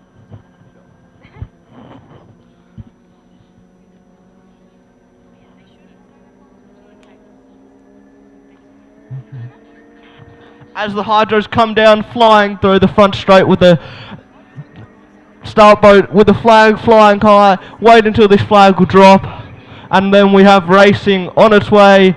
Go, go, go, racing's on its way. Grant has an excellent start, so does Oscar. Grant and Oscar pull away from the field with Wendy not far behind. Dewey Nichols has got the outside line as Biohazard with Oscar Stevenson. He takes the outside line, pushing it hard with Grant Harrison on the inside, believing in him, no room, pushing him out a little bit. Grant takes that first place. Oscar is real tight. Wendy has seemed to slow down. Oh, she's back up and gone, followed by Dewey Nichols. Oscar and Grant are having neck to neck. Grant's trying to get it home. Oscar's on the outside though. Well, Grant's pulling away as Oscar is staying right on his tail. Oscar will try and do everything on the outside he can as he goes into the corner. Grant holds him out. He does everything. He makes sure there's no room. As he pushes to come down the front straight, Oscar comes flying down with that little bit of extra speed of Grant with the outside line. But Grant quickly picks up that speed, but Oscar is still catching on him. And they're fighting. Grant's going everywhere, he's getting in the air. Oh, he backs out. Oscar comes up a little bit into the bottom corner, and they're pushing their limits. And Oscar with Grant with the pole position, which gives him a massive advantage over the corner. Not far, Wendy and Dewey are fighting it out. Wendy is getting the hydroplane everywhere. It's going everywhere. Dewey's following. He's got the inside line, which gives him a little bit of advantage over it. As they go into the bottom corner, keep fighting it out. As Grant is slowly starting to pull away from Oscar, but Oscar is leaving him no room. He's pushing him, he's making sure he's on his tail. He's got that pressure, so if he stuffs up, Oscar's going to be all over him. And Dewey is taking the lead against Wendy, but Wendy is not far behind. As Wendy gains back on them. But so does Oscar. Oscar's gaining on hand. He's going everywhere. He's pushing that boat to the limits. He's taking it away, but he's got that outside line. Will he hold it through the corner? Oh, Grant take it away from him again. Will it be neck to neck through the bottom corner? Back straight again. As Oscar pulls away, he gets that speed, he gets that corner ride, and he's pushing away from him. As well as Grant Harrow is not far behind him. Dewey Nichols has taken the lead over Miss Hydromania, but Miss Hydromania isn't leaving out of his sight. He's closely behind, but Dewey does have that inside. Dewey has the inside. Miss Wendy goes around as she slows down for the corner to go in. And there's a yellow flag for the last lap of racing for Oscar and Grant for the neck-to-neck racing. As Oscar is taking the lead away from Grant again, but Grant is pushing. He's got the inside line. Will he get him on that corner? 2 more corners of excellent racing to go with the 1.6s. Oscar has the outside, but will he push him in and make sure he does not have room next to those boys? As Oscar keeps that place of first around the corner, as Grant is pushing and making him no room for error. As Dewey and Wendy come around for the last lap of the race, they come down top corner as Dewey is keen to take that lead, but Wendy is not letting him out of his sight. But Oscar and Grant have come around for the last corner. It'll be neck to neck to the finish line. Who will take it? Will it be Oscar? Will it be Grant? As Oscar and Grant are neck to neck. Grant has that little bit of legs. Oscar's pulling away. It'll be Oscar. Oscar takes home first place. What an excellent race from Oscar and Grant. Grant takes second place. Wendy's taken over Dewey's place. Wendy's doing everything to keep away from Dewey, but Dewey's pushing and pushing. Will Dewey catch him up on that bottom corner? Or will Wendy just take that lead away? They're pulling away. Dewey might have a problem. He might not be getting that top speed that he likes. Wendy comes into the top corner to end out the race for the last straight of the 1.6 litre Hydros.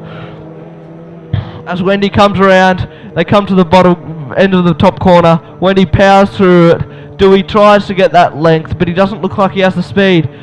But Wendy will take home the 3rd place, shortly followed by Dewey Nichols in 4th place. What an excellent race of 1.6 litre hydroplanes.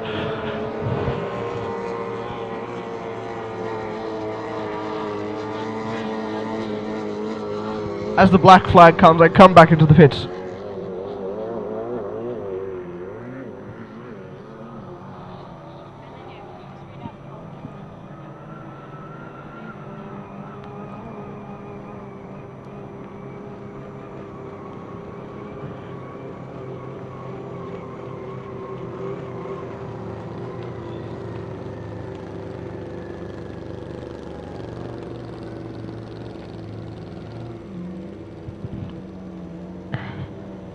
As our next race we've got with the 25 horsepower class, 25.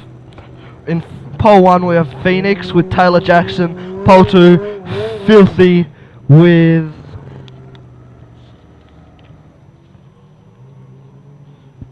Tyson Heathcote. Pole 2, no problema. Pole 3, High Power. Pole 4, Redback. Pole 5, Shiver. Pole 6, Filthy. Pole 7, Aquasonic, and pole 8, provisional driver, Bucking Bull in pole 8.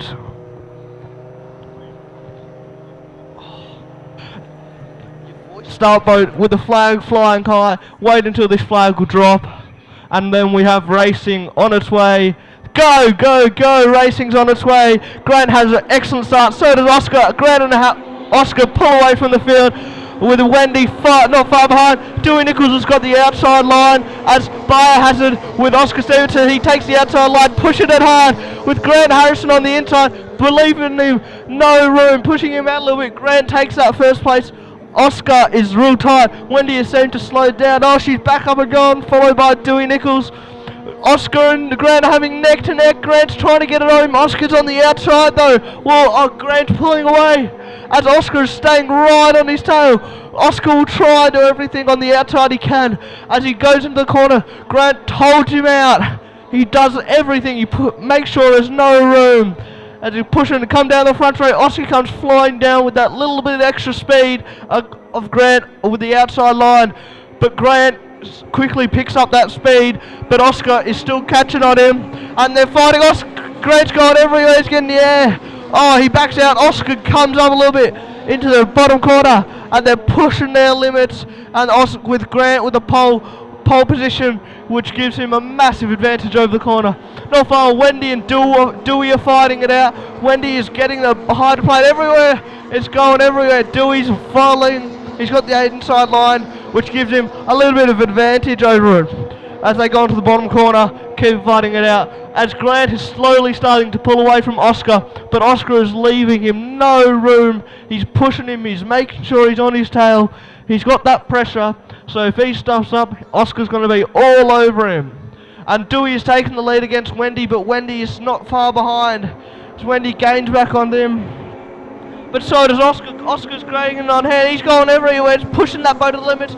He's taking it away, but he's got that outside line. Will he hold it through the corner? Or will Grant take it away from him again? Will it be neck to neck through the bottom corner? Back straight again. As Oscar pulls away, he gets that speed, he gets that corner ride, and he's pushing away from him. As well as Grant Harrow is not far behind him. Dewey Nichols has taken the lead over Miss Hydromania, but Miss Hydromania isn't leaving out of his sight. He's closely behind, but Dewey does have that inside. Dewey has the inside. Miss Wendy goes around as she slows down for the corner to go in. And there's a yellow flag for the last lap of racing for Oscar and Grant for the neck-to-neck racing. As Oscar is taking the lead away from Grant again, but Grant is pushing, he's got the inside line. Will he get him on that corner? 2 more corners of excellent racing to go with the 1.6s. Oscar has that There's the outside, but will he push him in and make sure he does not have room next to those boys as Oscar keeps that place of first around the corner as Grant is pushing and making him no room for error. As Dewey and Wendy come around for the last lap of the race, they come down top corner as Dewey is keen to take that lead, but Wendy is not letting him out of his sight. But Oscar and Grant have come around for the last corner. It'll be neck to neck to the finish line. Who will take it? Will it be Oscar? Will it be Grant? As Oscar and Grant are neck to neck. Grant has that little bit of legs. Oscar's pulling away. It'll be Oscar. Oscar takes home first place. What an excellent race from Oscar and Grant. Grant takes second place. Wendy's taken over Dewey's place.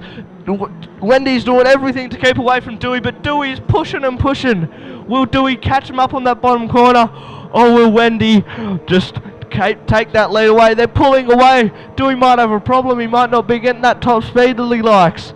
Wendy comes into the top corner to end out the race for the last straight of the 1.6 litre Hydros. As Wendy comes around, they come to the bottom end of the top corner. Wendy powers through it. Dewey tries to get that length, but he doesn't look like he has the speed. But Wendy will take home the third place, shortly followed by Dewey Nichols in fourth place. What an excellent race of 1.6 litre hydroplanes.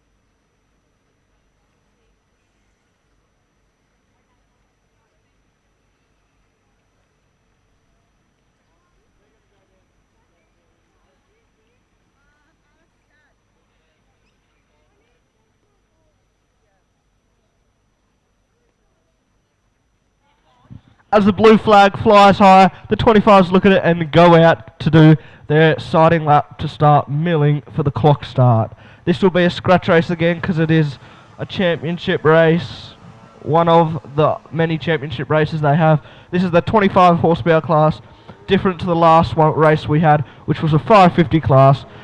Most 25s run in it just for a bit of fun and extra racing, but the top 550 can't run in it.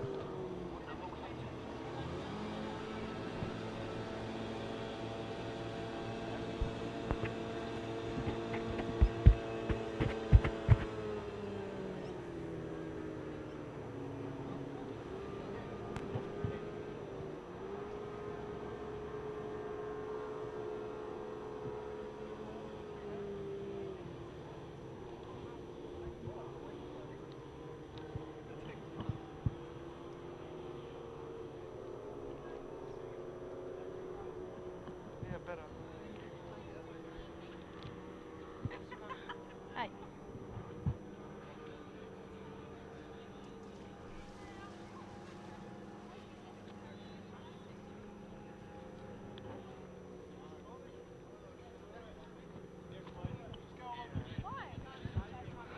As the boats we have Phoenix with Taylor Jackson, Filthy with Tython Heaskett, No Problem with Guy Barrow, High Power with Jake Jackson, a brand new boat, Shiver with Bailey Canara, Bucking Bull with La Larson and Redback, Harry Meads, and certainly last but certainly not least, Aquasonic with Tyler Scott.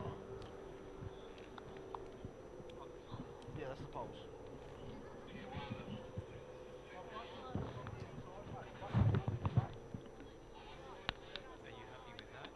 I'm not fast. When you hold them, just hold it up here. Okay. Because where your hand is, that's where the transmitter is. Oh, so it doesn't come through clear. Thank you.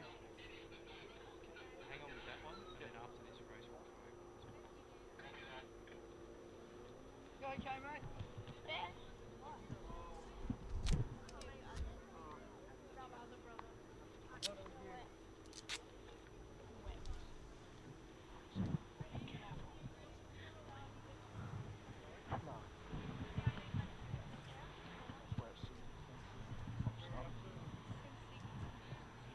GP Hydro live stream.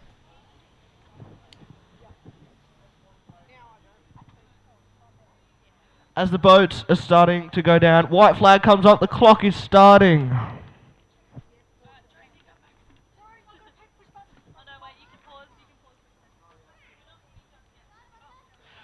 15 seconds already passed as these boats will go off 0, so they've got to get their times right. They'll get up on the plane and come across on 0, hopefully getting it perfect. As some boats start to slowly creep up and slowly get on the plane. 30 seconds passed, 30 seconds until the start, 25 seconds until the start. As the boats get on the plane to nail this start,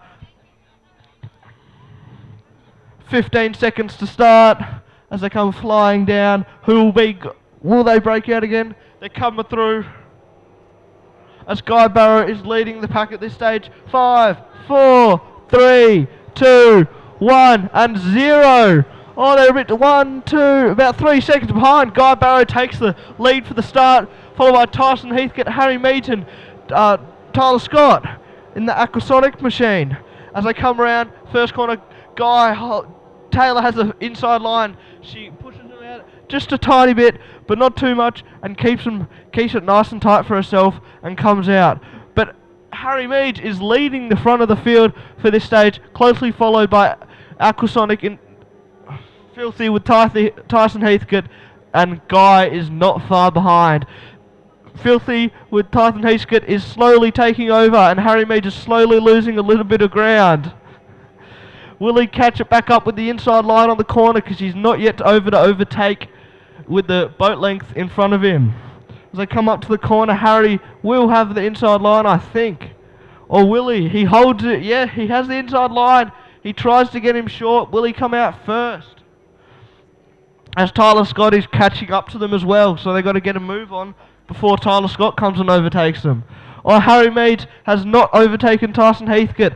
Tyson Heathcote is doing everything to hold him up, but Harry's keeping that pressure on for any error or mistake. Harry's going bouncing and bouncing. It's not a trampoline, Harry. As he goes along, and Tyler Scott is catching up with Bailey Canara is gaining. He's keeping it on Tyler Scott and moving up to Harry Mead. Tyson Heathcote is pulling away from the field. Harry Mead has been left behind, and Bailey Canara is fighting out with Shiver. He has the inside line. He pushes Shiver out a little bit. He's coming out. Shiver has that little bit extra speed. He goes past Bailey. Will Bailey have the little bit of top legs in the back straight, or will Tyler Scott take it away from him? The back of the field, Taylor Jackson is fighting to keep her brother away from her. And at the end, we're bucking bulls with La Larson, doing everything, learning the new boat. It's the first time to race. First race, and he's just learning the boat, trying hard.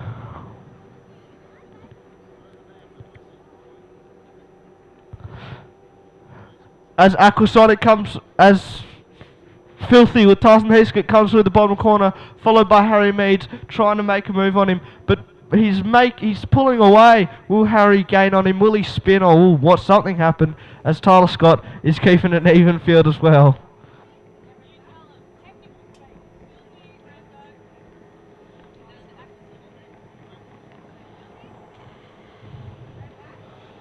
As Tyler Scott has pulled away from Bailey Canara as well. Bailey Canara is trying to catch up on Tyler Scott. Bailey's doing an excellent job of keeping that boat nice and settled and a clean corner.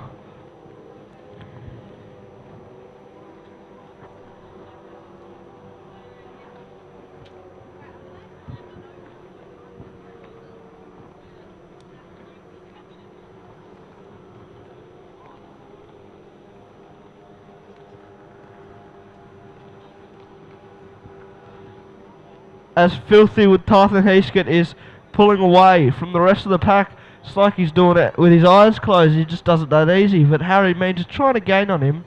Will he, or I don't know. But Tyler Scott, he's got to worry about Tyler Scott slowly creeping up on him, and he's been doing some pretty fast corners, so that Harry is probably seeing him in his mirrors and going, uh-oh. And so is Tyler Scott with Bailey behind him. Bailey's doing an excellent job and an excellent drive.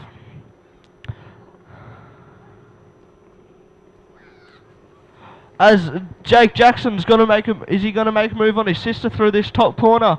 They're both, Armory and Jackson boats are trying to fight each other out as Jake Jackson has pushed on the inside. He's coming out in the top placing. He's done it. He's taken over his sister and bet him in that race. Oh, Harry Mead and Tyler Scott. Tyler Scott's gone around the outside of him in the corner. Can Harry Mead hold him off? Oh, Harry Mead has the inside line, and Tyler Scott is pushing. He's pushing. Redback is trying to hold off Tyler Scott, but Tyler Scott isn't behind, only a couple boat lengths. As Tyson Heathcote is making a half a straightaway away from them. He's pulling away.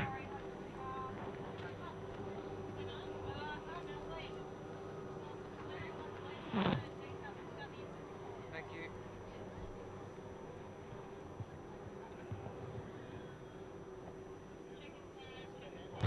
As the checkered flag flies high, Tyson Heathcote is going to take home that first place for the 25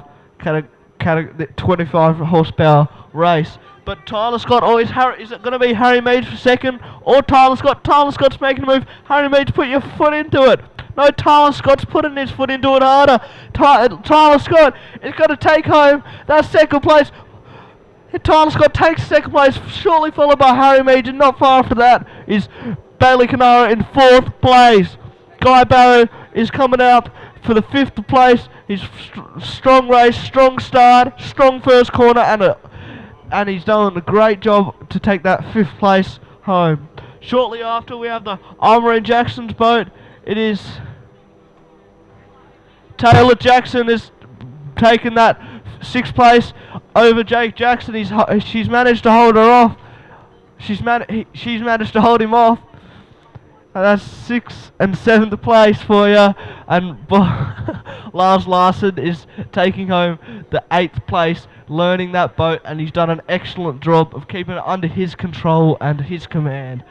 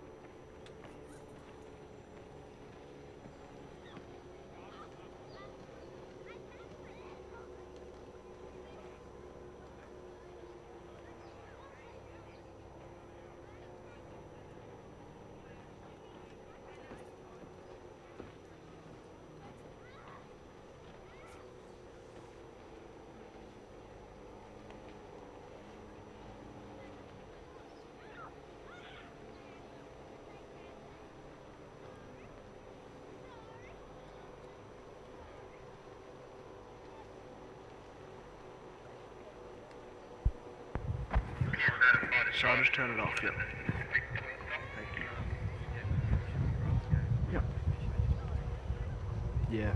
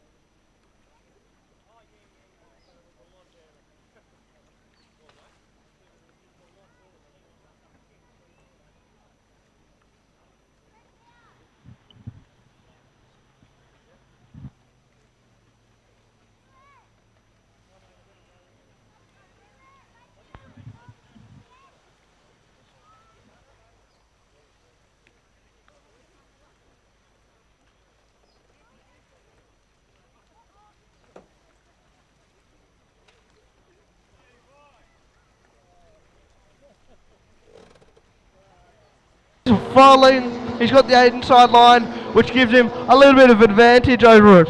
As they go into the bottom corner, keep fighting it out. As Grant is slowly starting to pull away from Oscar, but Oscar is leaving him no room. He's pushing him, he's making sure he's on his tail. He's got that pressure, so if he stuffs up, Oscar's going to be all over him. And Dewey is taking the lead against Wendy, but Wendy is not far behind. As Wendy gains back on him. But so does Oscar. Oscar's grabbing on hand. He's going everywhere. He's pushing that boat to the limit. He's taking it away, but he's got that outside line. Will he hold it through the corner? Or will Grant take it away from him again? Will it be neck to neck through the bottom corner? Back straight again. As Oscar pulls away, he gets that speed, he gets that corner ride, and he's pushing away from him. As well as Grant Harrow is not far behind him. Dewey Nichols has taken the lead over Miss Hydromania, but Miss Hydromania isn't leaving out of his sight. He's closely behind, but Dewey does have that inside. Dewey has the inside. Miss Wendy goes around as she slows down for the corner to go in. And there's a yellow flag for the last lap of racing for Oscar and Grant for the neck-to-neck racing. As Oscar is taking the lead away from Grant again, but Grant is pushing, he's got the inside line. Will he get him on that corner? 2 more corners of excellent racing to go with the 1.6s. Oscar has that as the outside, but will he push him in and make sure he does not have room next to those boys? As Oscar keeps that place of first around the corner, as Grant is pushing and making him no room for error. As Dewey and Wendy come around for the last lap of the race, they come down top corner as Dewey is keen to take that lead, but Wendy is not letting him out of his sight. But Oscar and Grant have come around for the last corner. It'll be neck to neck to the finish line. Who will take it? Will it be Oscar? Will it be Grant? As Oscar and Grant are neck to neck. Grant has that little bit of legs. Oscar's pulling away. It'll be Oscar. Oscar takes home first place. What an excellent race from Oscar and Grant. Grant takes second place. Wendy's taken over Dewey's place. Wendy's doing everything to keep away from Dewey, but Dewey's pushing and pushing. Will Dewey catch him up on that bottom corner, or will Wendy just take that lead away? They're pulling away. Dewey might have a problem. He might not be getting that top speed that he likes. Wendy comes into the top corner to end out the race for the last straight of the 1.6 litre Hydros. As Wendy comes around, they come to the bottom end of the top corner. Wendy powers through it. Dewey tries to get that length, but he doesn't look like he has the speed. But Wendy will take home the 3rd place. Shortly followed by Dewey Nichols in 4th place. What an excellent race of 1.6 litre hydroplanes. Everyone comes charmed, always a smile on their face, so yeah. Yeah, and that's the way to do it. Oh, thank you, Valley Canara. Cheers, DK.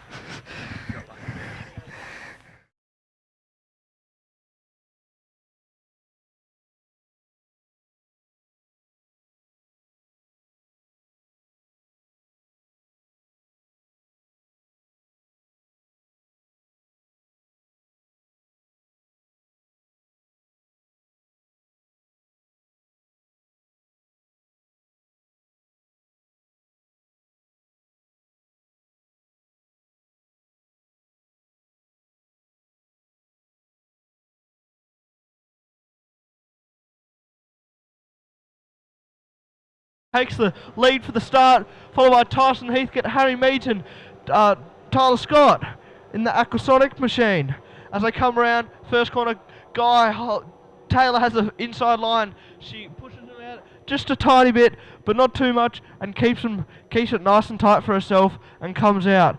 But Harry Meads is leading the front of the field for this stage, closely followed by Aquasonic in Filthy with Tyson Heathcote, and Guy is not far behind. Filthy with Tyson Heathcote is slowly taking over, and Harry Mead is slowly losing a little bit of ground. Will he catch it back up with the inside line on the corner, because he's not yet over to overtake with the boat length in front of him. As they come up to the corner, Harry will have the inside line, I think. Or will he? He holds it. Yeah, he has the inside line. He tries to get him short. Will he come out first? as Tyler Scott is catching up to them as well. So they've got to get a move on before Tyler Scott comes and overtakes them. Oh, Harry Mead has not overtaken Tyson Heathcote. Tyson Heathcote is doing everything to hold him up, but Harry's keeping that pressure on for any error or mistake. Harry's going bouncing and bouncing. It's not a trampoline, Harry. As he goes along, and Tyler Scott is catching up with Bailey Canara is gaining. He's keeping it on Tyler Scott and moving up to Harry Mead. Tyson Heathcote is pulling away from the field. Harry Mead has been left behind. And Bailey Canara is fighting out with Shiver. He has the inside line. He pushes Shiver out a little bit. He's coming out. Shiver has that little bit extra speed. He goes past Bailey. Will Bailey have the little bit of top legs in the back straight? Or will Tyler Scott take it away from him? The back of the field. Taylor Jackson is fighting to keep her brother away from her. And at the end, we're bucking bulls with Lyle Larson, doing everything, learning the new boat. It's the first time to race. First race, and he's just learning the boat, trying hard.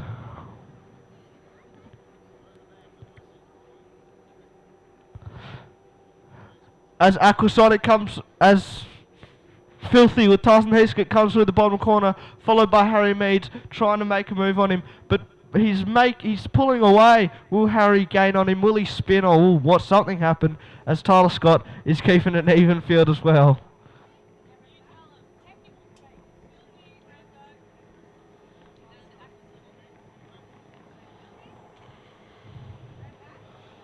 As Tyler Scott has pulled away from Bailey Canara as well. Bailey Canara is trying to catch up on Tyler Scott. Bailey's doing an excellent job of keeping that boat nice and settled and a clean corner.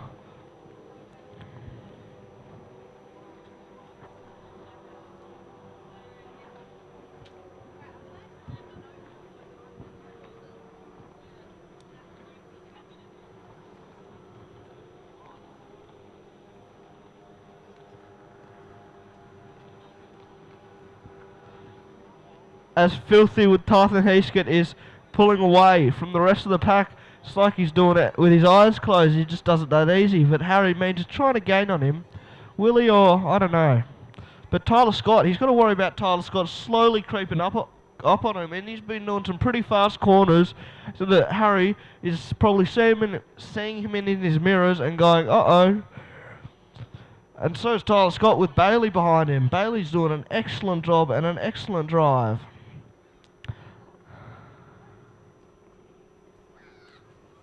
As Jake Jackson's going to make is he going to make a move on his sister through this top corner?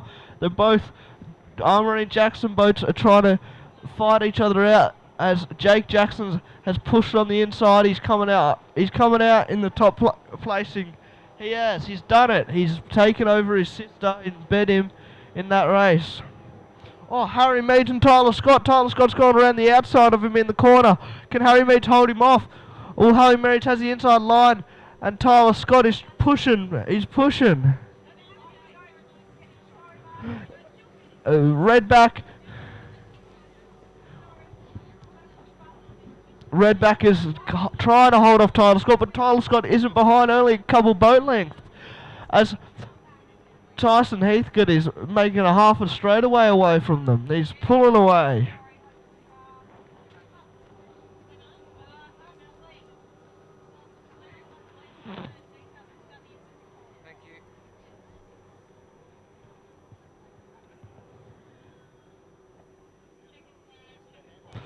As the checkered flag flies high, Tyson Heathcote is going to take home that first place for the 25 horsepower race. But Tyler Scott, is it going to be Harry Mead for second or Tyler Scott? Tyler Scott's making a move. Harry Mead, put your foot into it. No, Tyler Scott's putting his foot into it harder. Tyler Scott is going to take home that second place. Tyler Scott takes second place, shortly followed by Harry Mead, and not far after that is Bailey Canara in fourth place. Guy Barrow is coming out for the fifth place. His strong race, strong start, strong first corner, and he's done a great job to take that fifth place home. Shortly after, we have the Armour and Jackson's boat. It is Taylor Jackson is taking that sixth place over Jake Jackson. She's managed to hold her off. She's managed to hold him off. And that's 6th and 7th place for you. And Lars Larson is taking home the 8th place, learning that boat, and he's done an excellent job of keeping it under his control. Broken anything yet? Everything's going good? No, not exactly, mate. The starter motor clapped out on Zach before the last race, so I had to pull the cowl off and whack it to get it to go. But fingers crossed that won't happen, and it was just Zach causing the problem. Yeah, no, I've broken my spirits, my heart, but the boat itself actually seems to be going all right. Well, that's pretty good. You don't need a starter motor, just put a pull cord on it. Put your back into it. Yeah, I know, exactly. Need to harden up a little bit, I reckon. There's a throttle thing on the floor. I might try pushing that all the way to the bottom. see if that makes me go any faster. Yeah, well, at least you're having fun. The water's good, and there's good competition out there. Yeah, it's pretty tight, this field. I tell you what, these 1800s and these F4s, it's all a bit hairy-fairy out there into turn 1 number 1. But it's been some quality driving. You know, if Rhett Waterfall sees Elvis and drives off into the distance and misses the turn, boy, that'd be handy. That'd be very handy, I think. Oh, that's good. Well, thank you, Murph. Have a good race out there, and make sure it's a good one for the spectators. Thanks, mate. You're doing a great job on the microphone. I might never come back, I think. Well done. Thank you very much. Thank you. See you, Murph.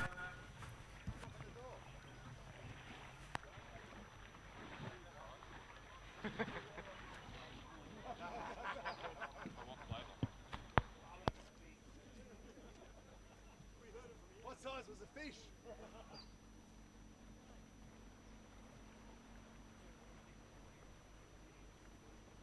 Now let's not beacon in. It's my job.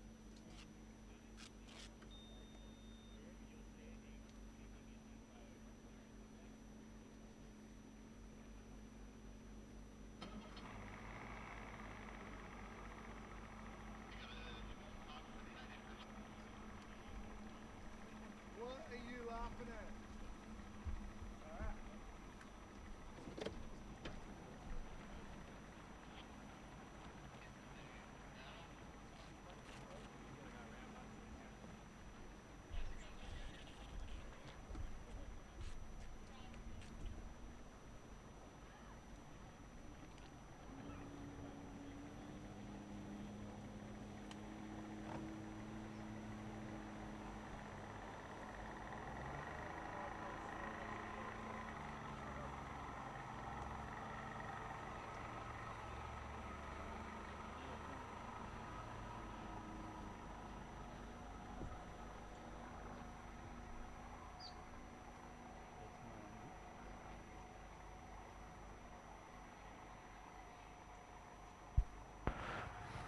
So coming up for the next race, as the rescue boats go out, they'll be getting ready. We've got Go RV Marine with Jackson Second, Phantom with Riley Bride, Red Line with Rhett Waterfall, Rebound with Kelsey Dempster, Green Hornet with Andrew Murphy, Bud Light F4 with Jack Mead, Bud Light is out, and Big Kahuna with Max Second. Can you say Terrible to Tower, please? Me. Terrible to Tower.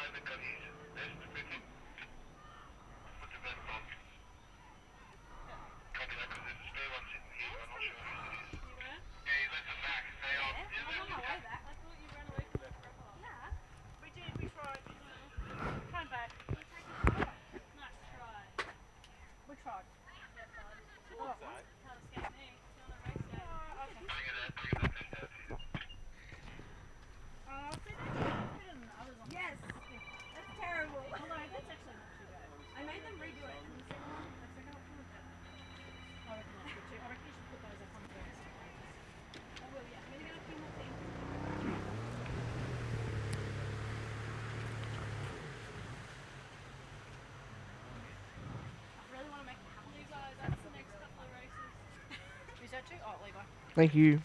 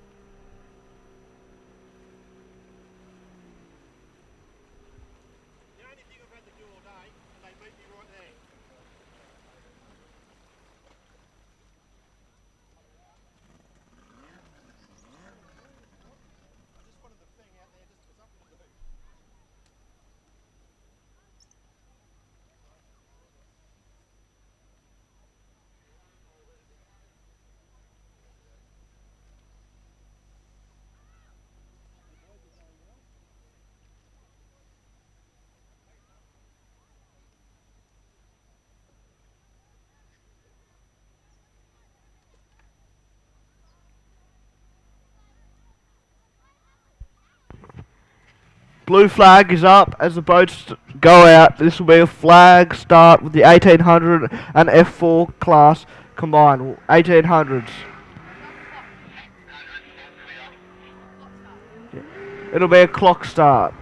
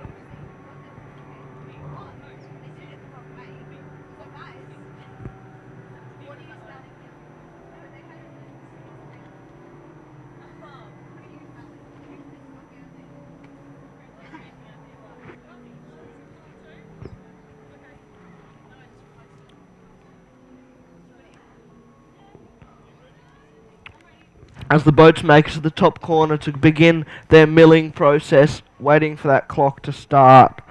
This will be a handicapped race, so they all have their separate times to aim to. A scratch race, sorry. And the white flag's up, the clock is going, it has started, the race is on its way.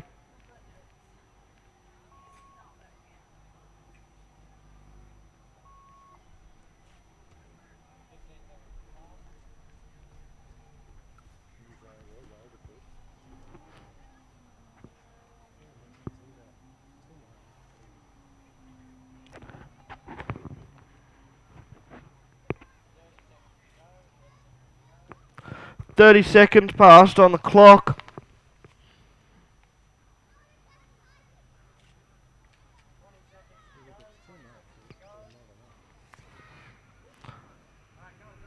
.15 seconds to go as the boats get on the plane. They're going, they're flying.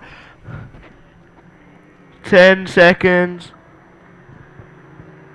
5 seconds. 4, 3, 2, 1. Red line is on the dot, and so is Andrew Murphy in the Green Hornet, followed by Kelsey Dempster in rebound. Not far after is Riley Bride in Phantom, as Big Kahuna and Go RV Marine go around the outside. Brothers fighting it out, but Rhett Waterford is taking the lead in the red line machine, and Andrew Murphy and Kelsey Dempster are fighting it out down the back straight. Kelsey Dempster has that extra bit of legs, but Andrew Murphy is not letting her go far. Riley and Big Kahuna.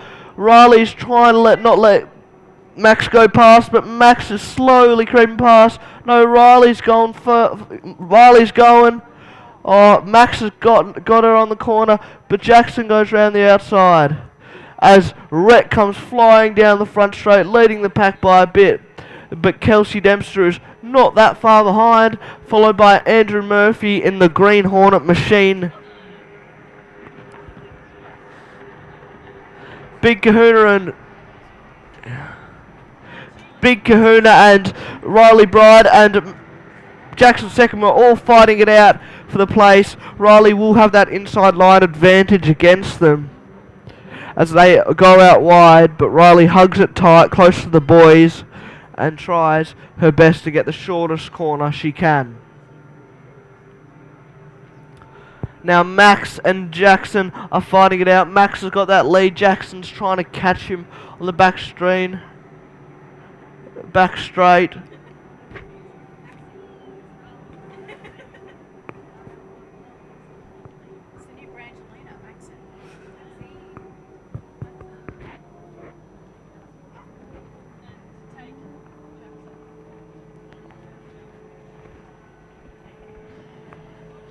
Rhett Waterfall is leading the pack by nearly half a straight, but Kelsey Dempster is trying to not let him go any further.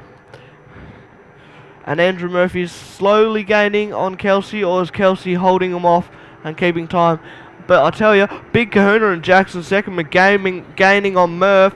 Murph is going to have to put up a fight to keep him off.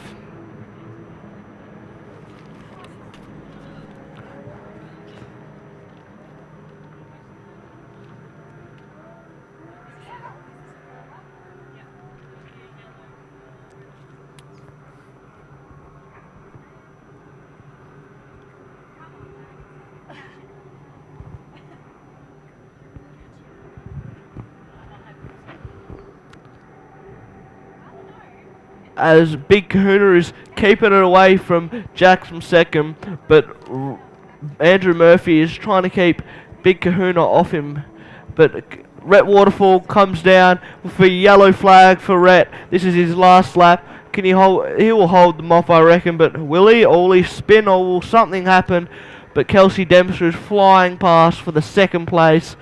We've still got one more lap of racing, and Andrew Murphy not too far behind in third place, with Big Kahuna, Max Seppem gaining on him. Like he's got the, it looks like he has more speed as an F4. He's going to go around the outside of Andrew Murphy. Andrew Murphy's got the inside line. He's going to try and hold him off. Andrew Murphy would be spewing. He's hugged it tight, but Max is holding him tight, and Max is just, Andrew's going, Max is going, Andrew's going, he's got that speed, but Max is going now, he's gaining on him. Is it going to be Andrew or is it going to be Max? Max is going, he's going. Andrew's not letting him go far though. Is he going to get that corner right again and get that across that finish line quicker than Max? But Rhett Waterfall takes home the first place for... What? A provisional first place.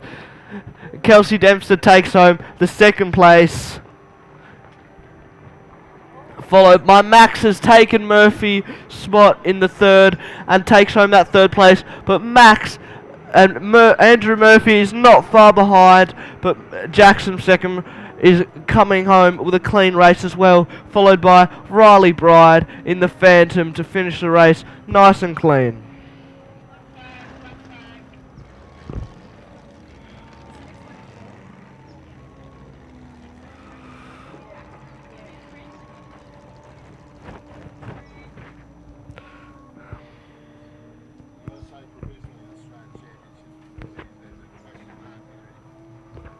Oh, yeah, gotcha. Alright.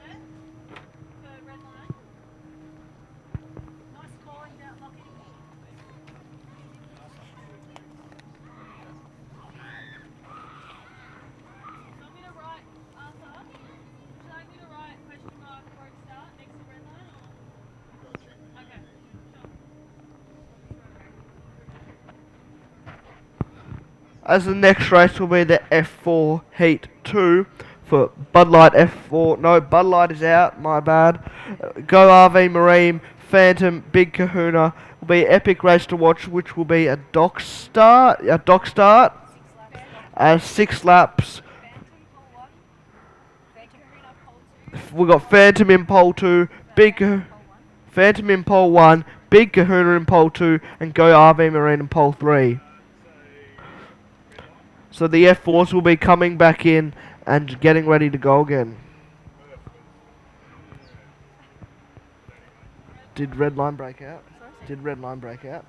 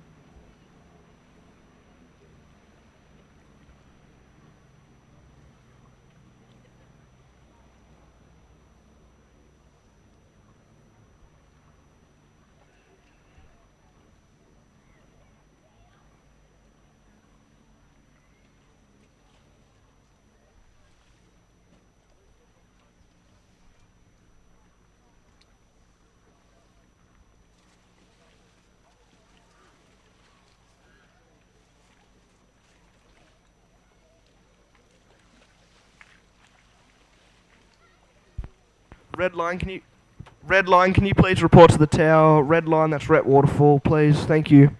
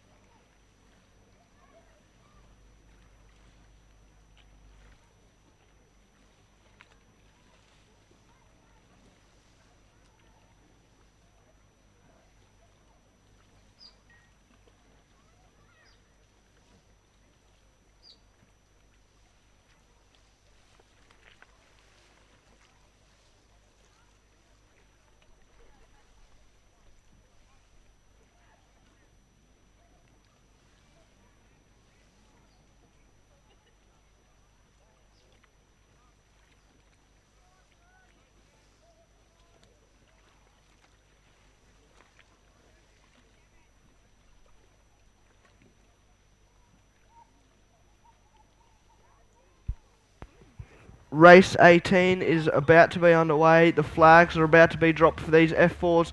Their lids are up, getting that air in because it gets hot on these hot days. You got no form of circulation through there. You got big suits on with helmets and life jackets, and it just gets sweaty and hot and yuck.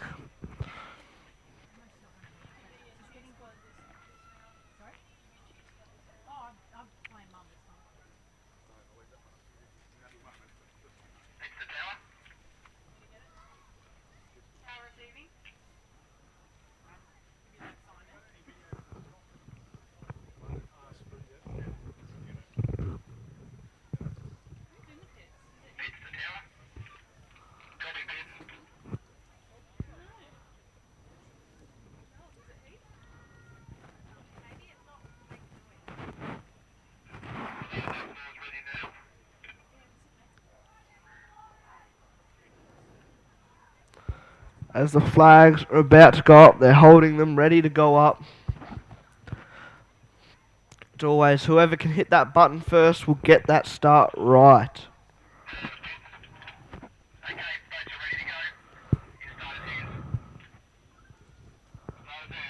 Both flags are up, ready for this. Watch those flags and watch those boats as we wait for the first flag to drop, or they both drop at the same time.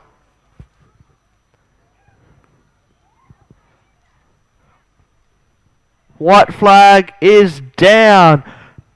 It is ready. Go! Green flag down. Let's go. Riley Bryden, Jack second have had an excellent start. Riley has that bit of inside, so she takes off, leaving Jackson behind. Max takes off with her, flying. as they're flying down past the checker boy, as Big Kahuna leads the pack, but Riley Byrne will have that inside line on that first corner, so you can't shut her down in this first corner. You've got to wait for her to get through before you can make any move on changing positions or poles. As they come into the first corner, Riley has that inside line, but she is a little bit back, so it can be an advantage, but will it? And Max Seckham comes out in the outside with his brother Jackson Seckham, both of them flat out, trying to get that down, trimming all the way out to get as much air and speed into that boat, as they're both, all three boats are really even. Riley seems to be porpoising a bit, so once she gets that settled, she'll be even with all the other boats, but Max and Jackson are fighting it out to this bottom corner. Max takes it in the inside, leaves so much room, pushes Jackson out really wide and cuts back in, but Riley is already in the first place with the inside line as Max tries to gain on her, but she manages to hold him off. Will Riley push him out this corner like he did to his brother, like Max did to his brother? As they're all pretty even in places, they're pretty even spacing, as Riley is in that first place, taking the lead away from Max by a fair bit, and Jackson is rounding out the end of the field.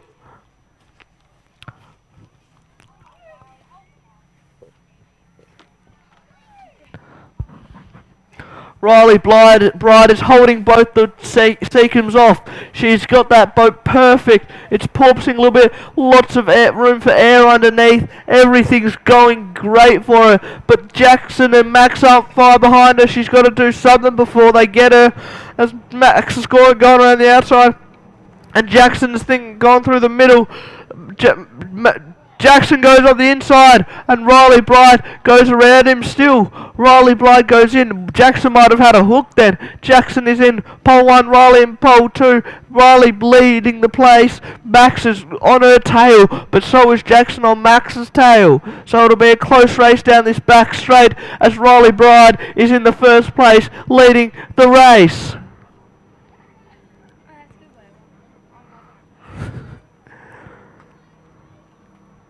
As they come to the bottom corner, Jackson does have that inside line, but Riley will hold him tight through the whole corner. As Jackson seems to come out, or Riley and Jackson seem to come out pretty even, but Max is pretty even as well. They're all pretty even. Jackson seems to take that place. This racing is excellent. They're going head to head, all racing. This is a 6-lapper, so it'll be for the whole time, hopefully. Riley falls back a little bit. Max takes that second place away from her, but Jackson is powering through with the first place. But Riley cuts it in hard, and Max has got to go to the outside the long way around, but Jackson's already out of the corner. He's flat out, but Max isn't that far. Riley's chasing Max down to try and get back that second place that she rightfully had. But Jackson is pulling away from the field. It's just Max and Riley fighting now. But Riley's gaining on Max. She's gaining. Will she take that position away? I think she will. With that inside line, she will keep that position through the corner, hopefully, as she backs out of it to come up to the corner. But she has the inside line. What will happen? She has a shorter way around the course. But Max will have the longer but more speed. As they come out, Max has that extra place. He has overtaken Riley. Riley is coming out on the inside, but not far behind Max. It'll seem be fighting. Max has got the pressure on him, so he can't make a mistake. Otherwise, Riley will take away that place from him once again. And Jackson's doing an excellent job of keeping away from the field and keeping away from trouble, to less pressure put on him and the boat. Oh.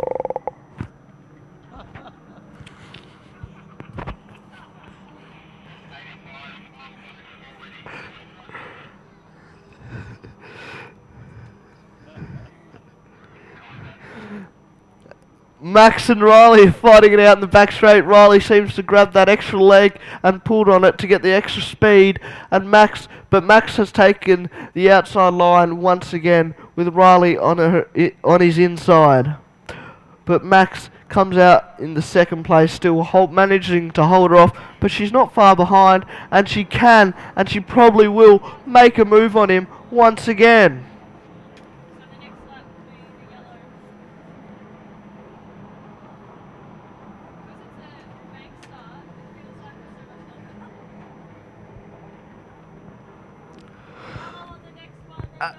As Max is starting to pull away from Riley, but will Riley keep it close, or will Max keep the distance away from the two competitors?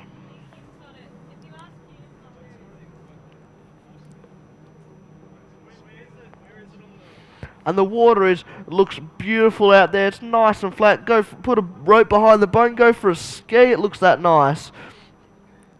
But we can't do that with these rules, so we'll just stick to circuit racing.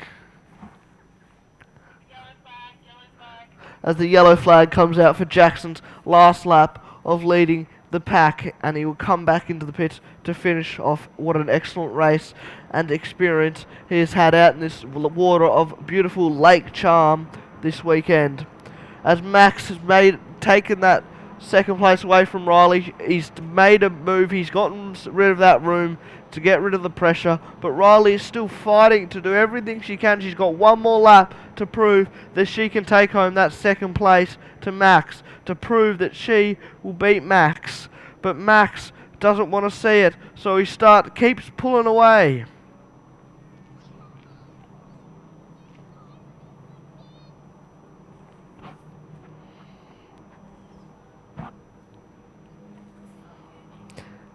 As Jackson comes up to the top corner to round out his last corner for this race, as he comes down through the front straight to take home. As the checkered flag comes up, he waits to hit that checker boy, or is something going to happen? No, nothing's happening. So he will be taking home the first place. Not shortly after is Max Second, his younger brother in Big Kahuna, taking home the second place. And Riley hasn't let him go far. So Riley Blyde taking home the first place in the Phantom. What an excellent racing of F4's category. And the next race we have is the 85 mile an hour class with Freedom, Tickle Pink, 42 Wild and Free, and Another Madam is out after its unfortunate roll.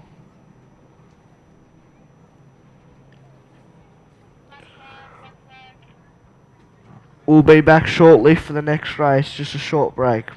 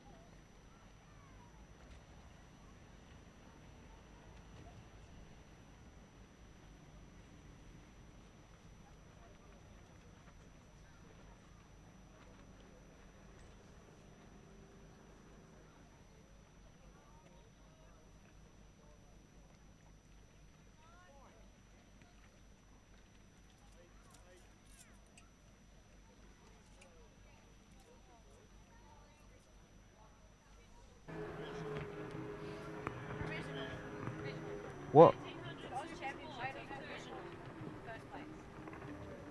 A provisional first place. Kelsey Dempster takes home the second place.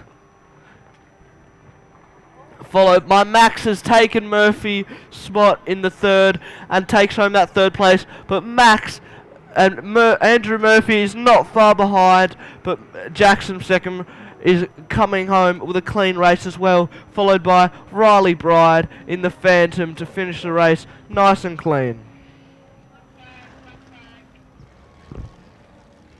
She takes off, leaving Jackson behind. Max takes off with her, flying. As they're flying down past the checker buoy, as Big Kahuna leads the pack, but Riley Bride will have that inside line on that first corner, so you can't shut her down in this first corner. You've got to wait for her to get through before you can make any move on changing positions or poles.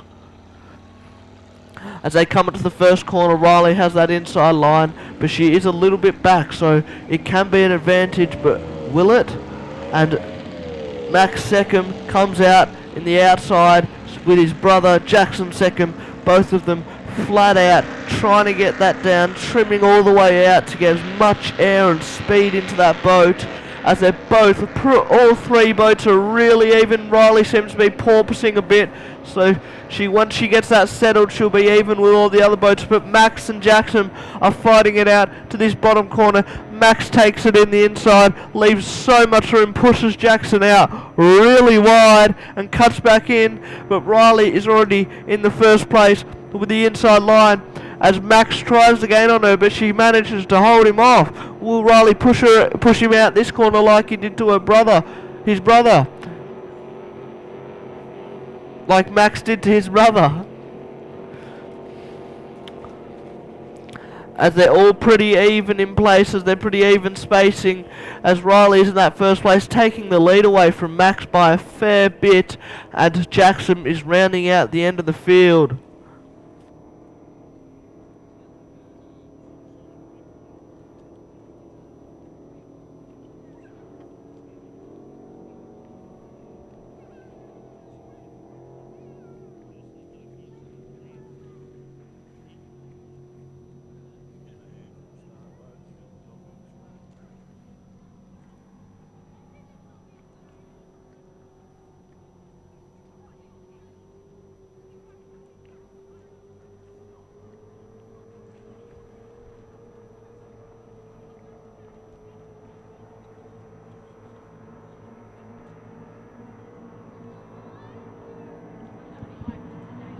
As the 85 miles come across the line with the start boat, the flag is down. Tickle Pink seems to be the first to set, followed by Freedom, his dad. They're coming around, flying down. Freedom is catching him. He's catching him. Tickle Pink has the inside line though. Podium will come out first, followed by 42 and Wild and Free. Tickle Pink seems to hold his dad off for a little bit. No, his dad comes out on the right side. Pushed him. He's got that boat dialed in perfectly. No, it won't break out. It won't go under the speed he wants it to go. And so Andrew Reid got his boat dialed perfectly. And Charlie Kerwin in the 42 is absolutely pushing that outboard to its limits.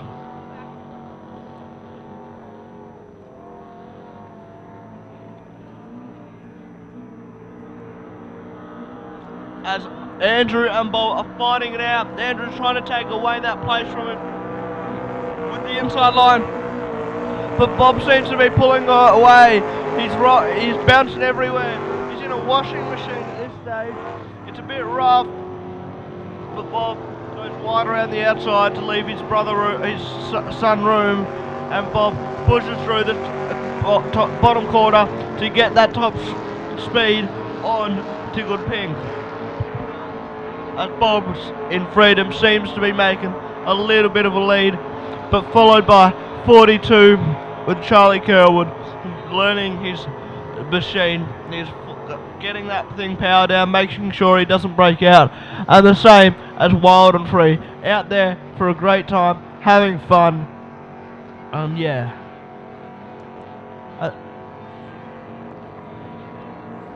As the yellow flag comes out for Tickle Pink and Bob Reid, for their last lap of the racing, and Tickle Pink seems to be losing a little bit of ground to Freedom. Freedom seems to be making that ground, but he does have to go around wider on those corners and make up a bit of game after in the straights. But he seems to do it early on instead of later on, and he comes out and Bob holds his first place, but Tickled Pink is gaining on him. He's got his second place. He's gone up to first place. He's given Bob the second place. And Andrew is taking the first place. No, it's Bob in first or Andrew in first. I can't see from here. It'll be an epic race down to the finish line. As they come out, Bob goes around wide. Andrew's pushing him out. Andrew comes down the straight, flying down the straight, but Bob is flying straight after him. Is Bob going to take it? I can't tell. Is it going to be Andrew or is it going to be Bob? Will it be Bob is making ground? It's too close to call. It's an epic race, my brothers. What a race. It's too close to call.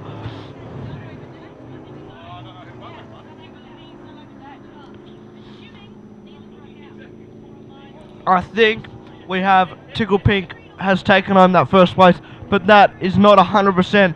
They could have broken out, so Bob could still have a chance of getting the first place. As Charlie Kerwood takes home the third place in 42, and not far after it's Wild and Free in Wild and Free with Jonathan Kruzik in fourth place. An excellent race.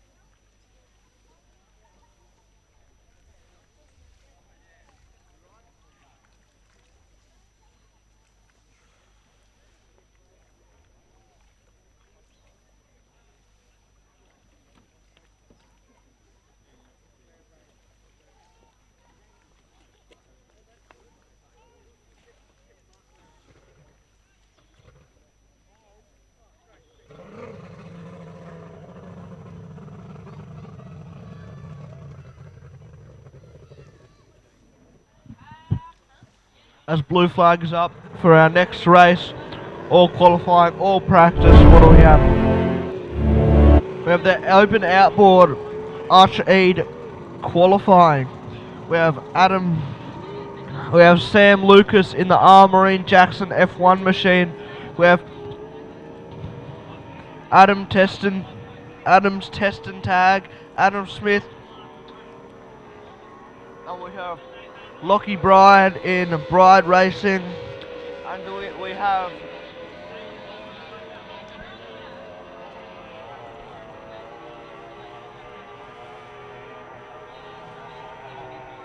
and Captain America should be coming out soon.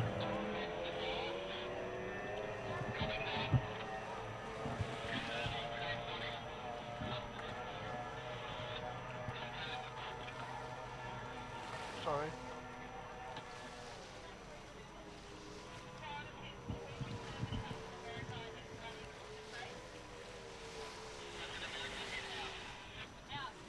I've just been told Captain America is out for this race. He will not be running in this race.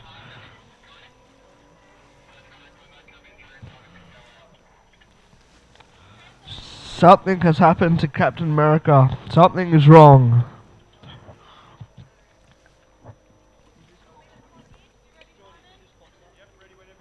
This will be a clock start as the white flag. Clock start is on its way. The clock is start. White flag is up.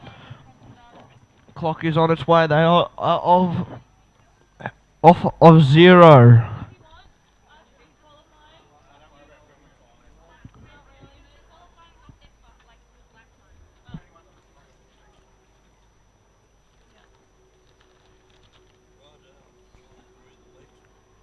As they slowly start to inch up, as 30 seconds is down now.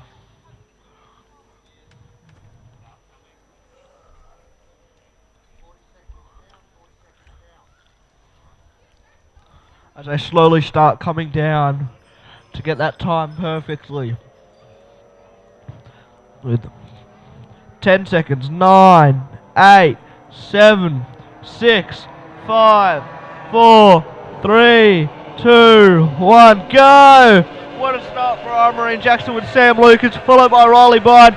But Adam Smith is not far behind at all. He's taken that away from Riley Byrne. Armory Jackson has had to go out wide. Armory Jackson's trying to make up that ground on Lockie Bride and Adam Smith in this, who won it last year. Sam is doing everything in his power to get that F1 boat around his competitor.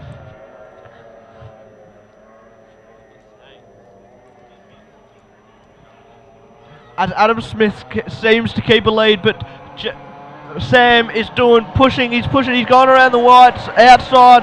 He's going to go around him. He's gone around him. He's got to go out wide though, so he's going to come out in the second place in the corner. But will he get him back on the straights again?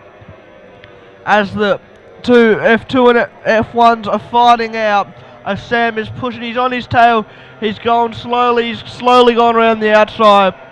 As it comes up to the top corner, they're going to trim the motors all the way in and hug that corner as tight as they can, pulling up to 4 Gs on this corner. As Sam comes out, taking that lead away from Adam Smith. He's now leading the race, but Adam Smith isn't far behind. Neither is Lockie Bride, really. Lockie Bride's doing everything he can, especially because he's in an F2 boat compared to the other boats in F4s, in F2s. He's in F2 compared to the other boats that are in F1s. As Sam seems to be pushing that boat and taking the lead away from Adam Smith. He's gaining and gaining time against Adam Smith.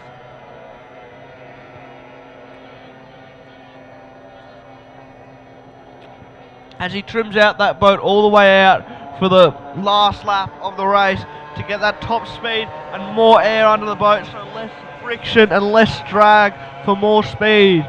And he hooks it into that top bottom corner to come out for the back straight for the last lap of racing. Adam Smith doesn't seem to be catching him, but Lockie Bride seems to be gaining a little bit on Adam Smith.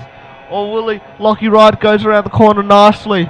But so, as Sam is at the top corner pulling it in nice and tight, he comes down the front straight and trims it all the way out to take the last straight away for this qualifying. And Sam Lucas is going to take home that first place.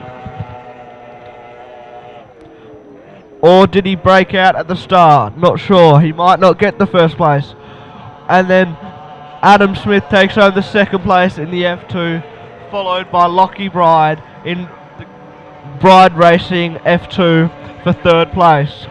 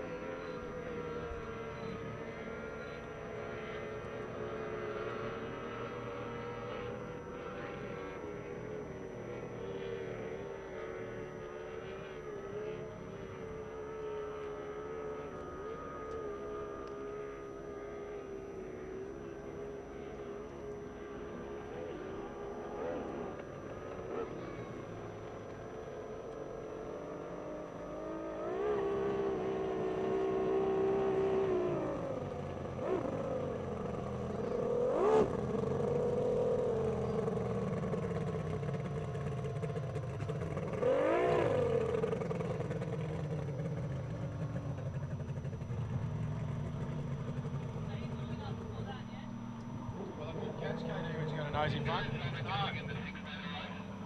Cutting that prop down after Zach binned it, I've just lost a bit of top end, and I reckon it might be a bit deep. It turns like a train. But yeah, so we're throwing a big prop at it for Zach, untried. Don't know, just this old shitter that. What were you running? 26 slow. And after Zach binned it, they cut it. They had to cut it down. So just take it and then Binned at 8? Yeah, we're with it. There's some chips and a burger. Is that yours? Yes. Is that your drink? Yes. That one? Yes, right there. I haven't opened it yet. Right, hey, heads up from the crew from the Good Meat Company. They're only here for about another 5 or 6 minutes. So if you need a burger, some hot chips, pulled pork, any of that cool stuff, because believe it or not, they've got a wedding to go to. Not theirs, of course, but their catering one. So make sure you go and load up right now, because whatever they've got left, they're going to have to shut it down in about 10 minutes, the Good Food Company, or the Good Meat Company. So grab yourself a burger. You can thoroughly recommend the pulled pork burger if you're interested. But there's, of course, the ice cream vendors are down there doing a red hot trade, and you still get yourself a nice hot coffee or a cold drink whenever you need to. Hope you're enjoying yourself, and we'll be back in a minute with the next race.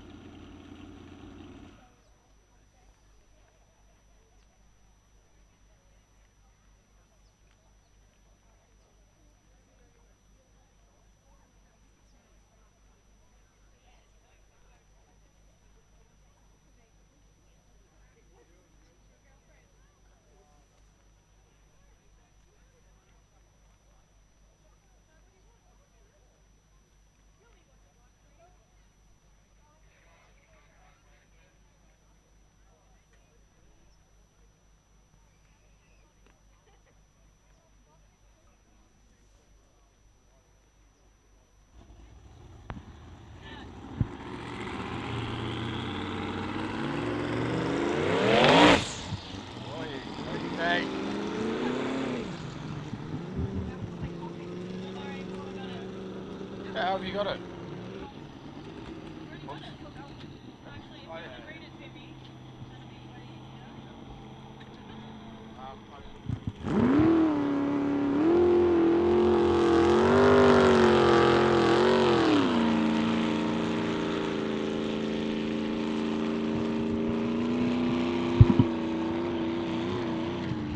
All right, it's time to shake the trees and get a bit of rumble on there. We've just put about, I don't know, let's say 2,500 horsepower out there on the water.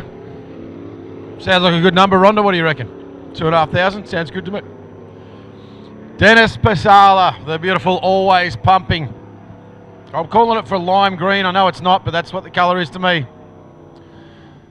Twin turbo, big block fuel injector. This is a bit of a monster of a machine, and Dennis has been working really hard. Obviously, brother Rob's up here as well to get this boat ready for the pending challenge at the Eade Griffith Cup there in Yarrawonga. I saw Dennis up there a couple of weeks ago actually at the AFPGP round and made the most of the conditions. It's a tough track, Yarrawonga, with lots of concrete walls and lots of bounce back waves, and the boat was faultless actually up there, to be honest. So just bringing the horsepower in, working on their development program, and I tell you what, a little rooster tail out there you can see just disappearing around the bank from here in the commentary box.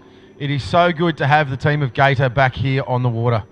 They've been out of action for a little bit over a year, I think, from memory, after they had some damage. They had some contact with another boat during an event, and it shattered the sponson. And rather than just put a hasty repair together, they completely have re-engineered this boat from the bottom up. So great to see the mechanics crew back on the water. Made a huge effort to get it here. And this boat's super fast in this 6-litre hydroplane category. They're just absolute weapon, one to beat. So Barney Patterson brings them onto the straight. This is obviously not going to be a race that we'd expect anyone other than Dennis Pasala to win, but conditions are perfect. He's going to get to light the big girl up. Let's have a listen. Flag drops.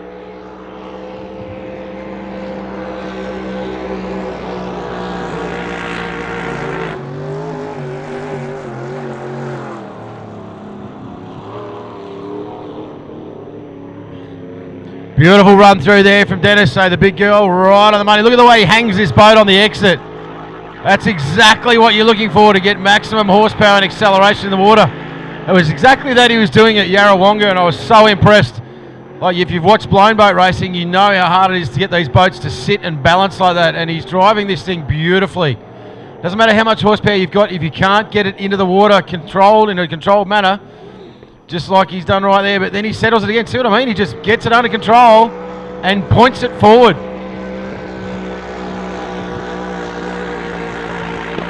Hard on the calf plate into the turn. Big wide turn for this boat. Let's have a look at the Gator now. The mechanics crew sounding very, very strong as they shake down this boat in preparation for the big 6-litre Open Championship at Yarrawonga. Beautiful arc through turn number 1. The hull just looks amazing, just glinting in the afternoon sun here at Lake Charm. Hooked up nicely in the back chute. So I mentioned earlier the first time they were out there, they were banging the limiter pretty hard. So I reckon they might have made a bit of a prop change here. You can hear that engine got a bit lower down in the rev range, getting good drive. One more lap for Pasala.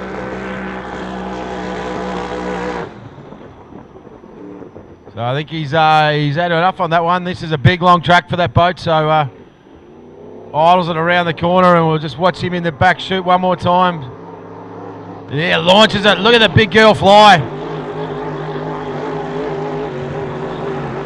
as the Gator pulls another lap on.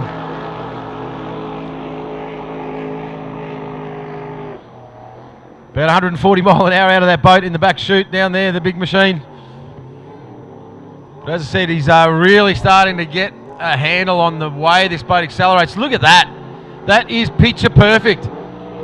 Brings the power on, points the nose skyward, brings it back down to earth. No wasted energy, no wasted horsepower. That is a beautiful piece of work behind the wheel from Dennis Pasala in the always pumping machine from the Melbourne Runabout and Speedboat Club down there at Melton. And one more lap to go for the Gator. It's so good to hear this girl scream. That 6-litre hydroplane just dances across the beautiful surface of the water. And very, very nicely. Peter, I'll have to get a read on who's out there, whether it's actually Kelvin or... No, I'm looking at Arthur. I don't know. That's Mel that time. Yeah, okay. But great. There's a husband and wife team build this boat, love this boat. They spend so much time and energy on it, and it's a testament to them and all their crew to have her back on the water. Well, we just had an emergency up here in the tower because it had been at least 5 or 6 hours since Jordan Murphy had any caffeine, but thankfully, nice coffee's just arrived, so she was about to tip the table over and throw the laptop in the lake. But thank you very much to the crew in the tower. Good time to shout out to all of our tower crew. Jordan Murphy, Tara Bull, mate. Josie Shaw out there doing heaps. Riley Bride just hanging out, being cool, updating the social medias. We got Rhonda working hard down there in the flags. Came for a relaxing weekend. Your daughter's down there beating me. I'm not a fan. Not a fan of that at all. Be great to have. I've got to give her one. I was managing her emotional needs. But yeah, so good to see so many familiar faces down here at the Archer Eade, the Smith family Archer Eade for 2026. So a bit of a move down there out of the Green Hornet. Zach Murphy back in for the next heat, and the team have decided to make a big prop change after watching the rebound machine drive away to them. So new prop going on the boat, never been tested. Let's see what happens. Could be good, could be shit. We'll wait and see.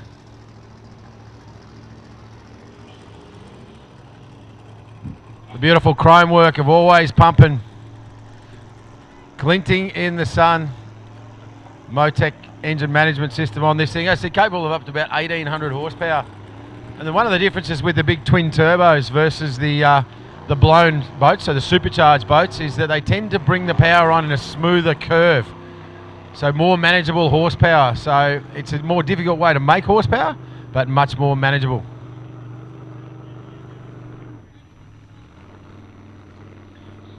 All right, so next up we've got a heat of the 2100s, I think it is. So this is the 2100 Super Stock.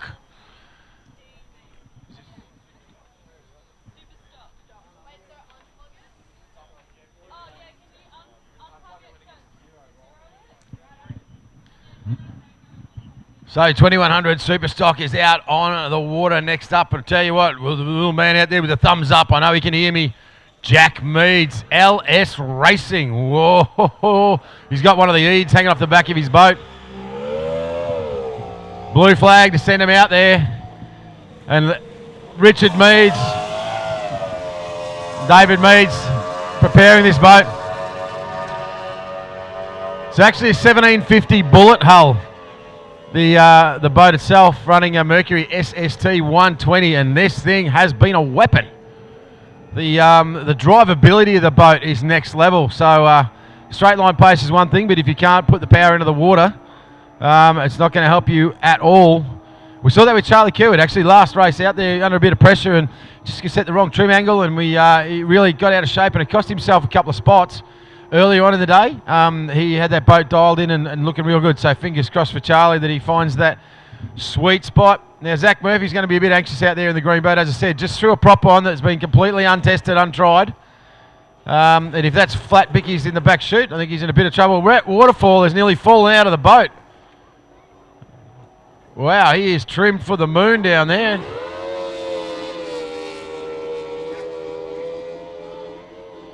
So, I'm not sure what's going on with Redline. He's just up and about. Wants to make a bit of a statement this time through the 2100s. Okay, so we got a problem here because Lockie Bride has just left the bank and he's not in this race. Oh, that's all right. He's got the stop. He's just realised, so that's all right. He was just accidentally hit the start button, I think.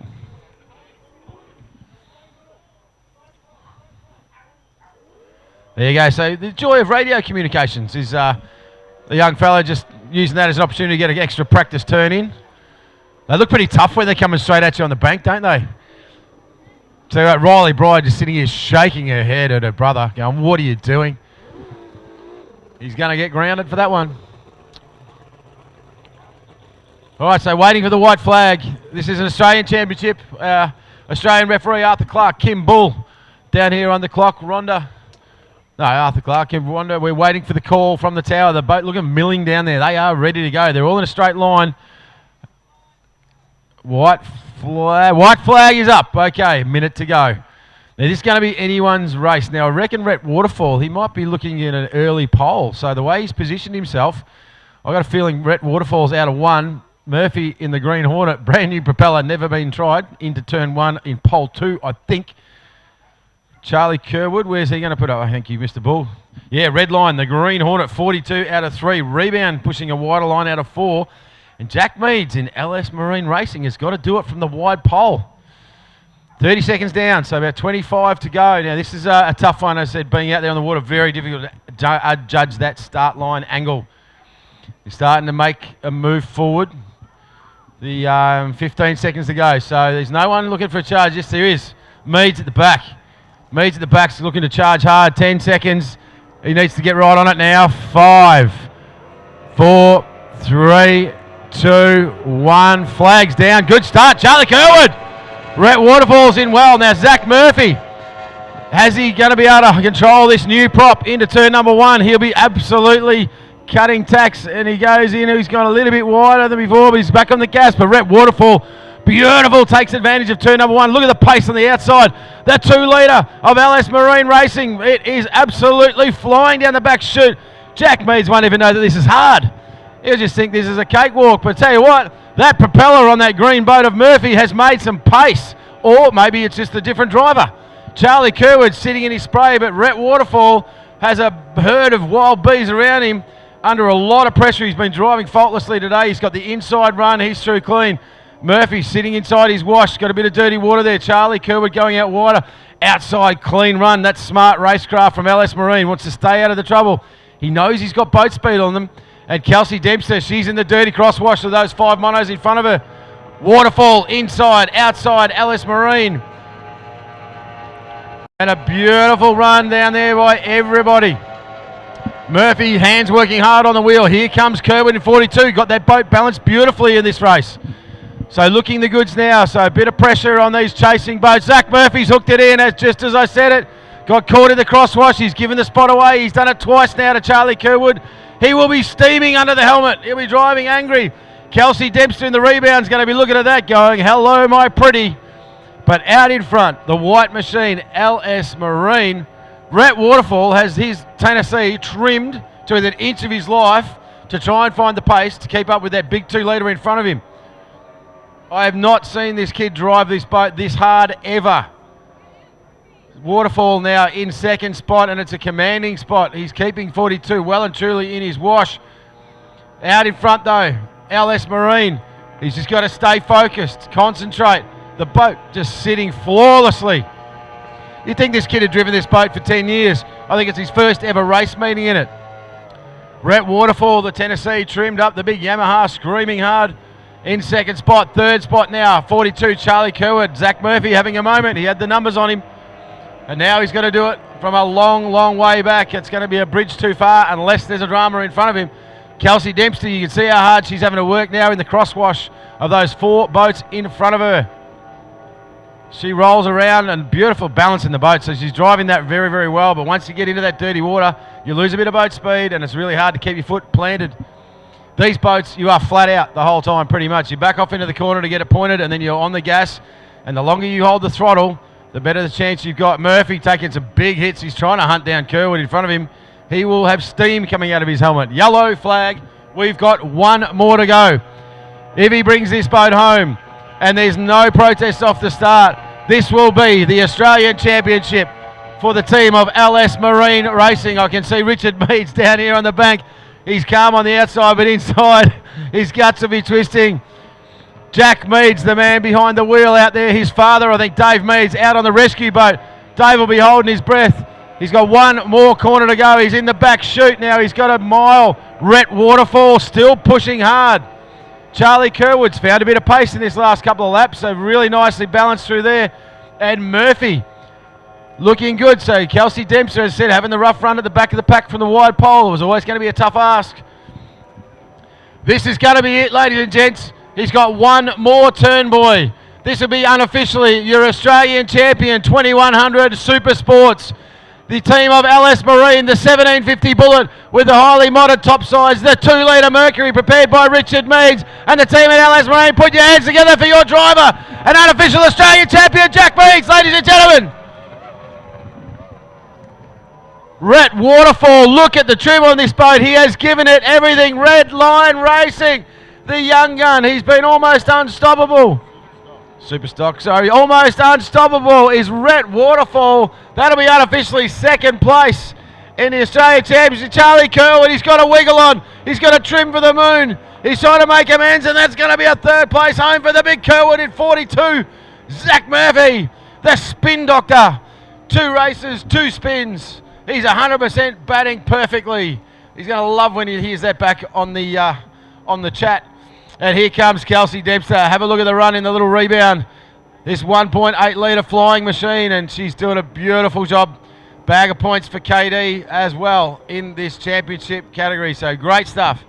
I'm going to have a Bex and a bit of a lie down after that one. That was a cracking race. But full credit to your unofficial Australian Super Stock champions, the team of LS Marine Racing. Wowee, there might be the odd beverage up at the clubhouse a little bit later on, if I know the team of Richard Meads and David Meads. Where is Dave Meads? Is he out in Rescue 1? He's on Rescue 1. He's just got a radio.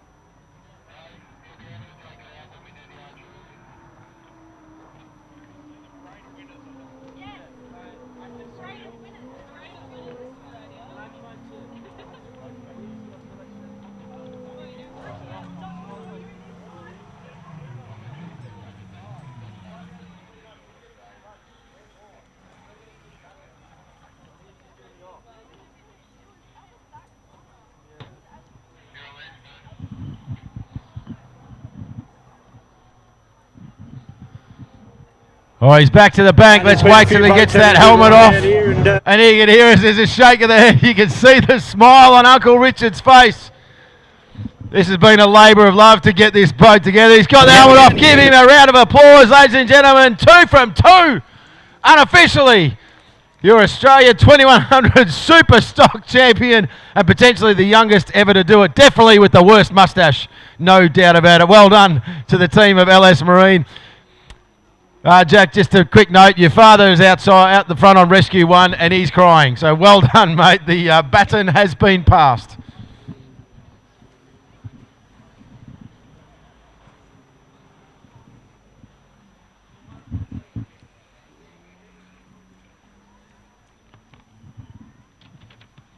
Now we're down here in the pits with my mate Terra. What's going on, fella?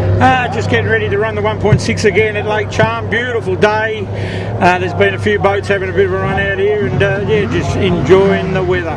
Now the boys are all set up for Griffith Cup next month? Yeah, we're all set. We've got a few more things to do in the shed, but other than that, we're ready to go. Can't wait. Good stuff, mate. Looking forward to it. Well, here we go. Heat number 2. We Australian changed a few Championship. things. See if the Nuggets. It's going to be a big one, ladies and gents. There was a lot going on in that first race. Have a great day, and we'll catch up with you. No worries, Scotty. Now we're down here in the pits with my mate Terra. What's going on?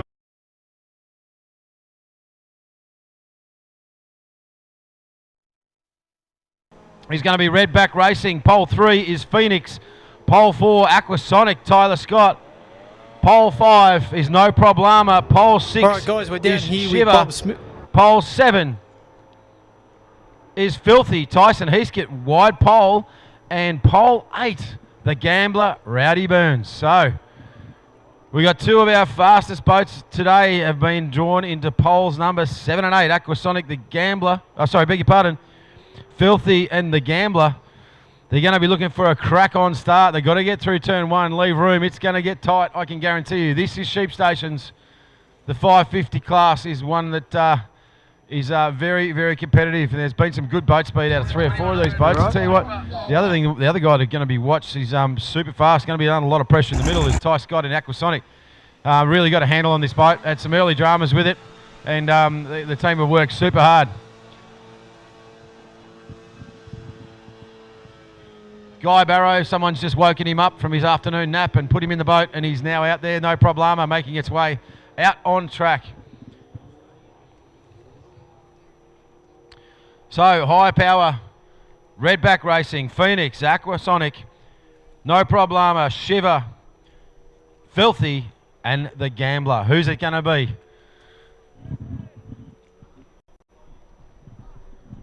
I'll find out. So, someone find me what pole 42 is in the next race? Oh, Mum's going to. So blue flag flying. I can see Steve Scott pacing up and down. He's got comms on his young fella out there.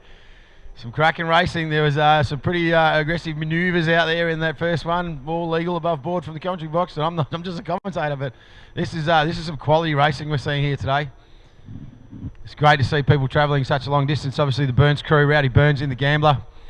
He's got this red hot modified boat. He just said the first heat of this, he actually cooked the start. I think he dropped about 12 seconds off the start line. Had to run real wide and catch them, and managed to get back to, I think, third spot on the podium, but not 100% sure. But this, as I said, this is the commentary box, but I think I had in the first one, I think I had Tyler Scott, and out of second was Tyson Heathcote, and third was Burnsy. So if any of those three get up, mate, it's going to be a big time. Standing next to the team of Shiver, and they had a cracking run in heat number one of this too as well. So big Bailey Canara, he's made this boat, I should say the team, they've really got some pace in this thing. Clock's running, 15 seconds. We've just gone, we're coming up on 25 seconds, so it's a bit of a tough start out there from coming from a competitor's angle. So you're just behind the headland. Now as they come in you can see the clock clearly. So 30 seconds.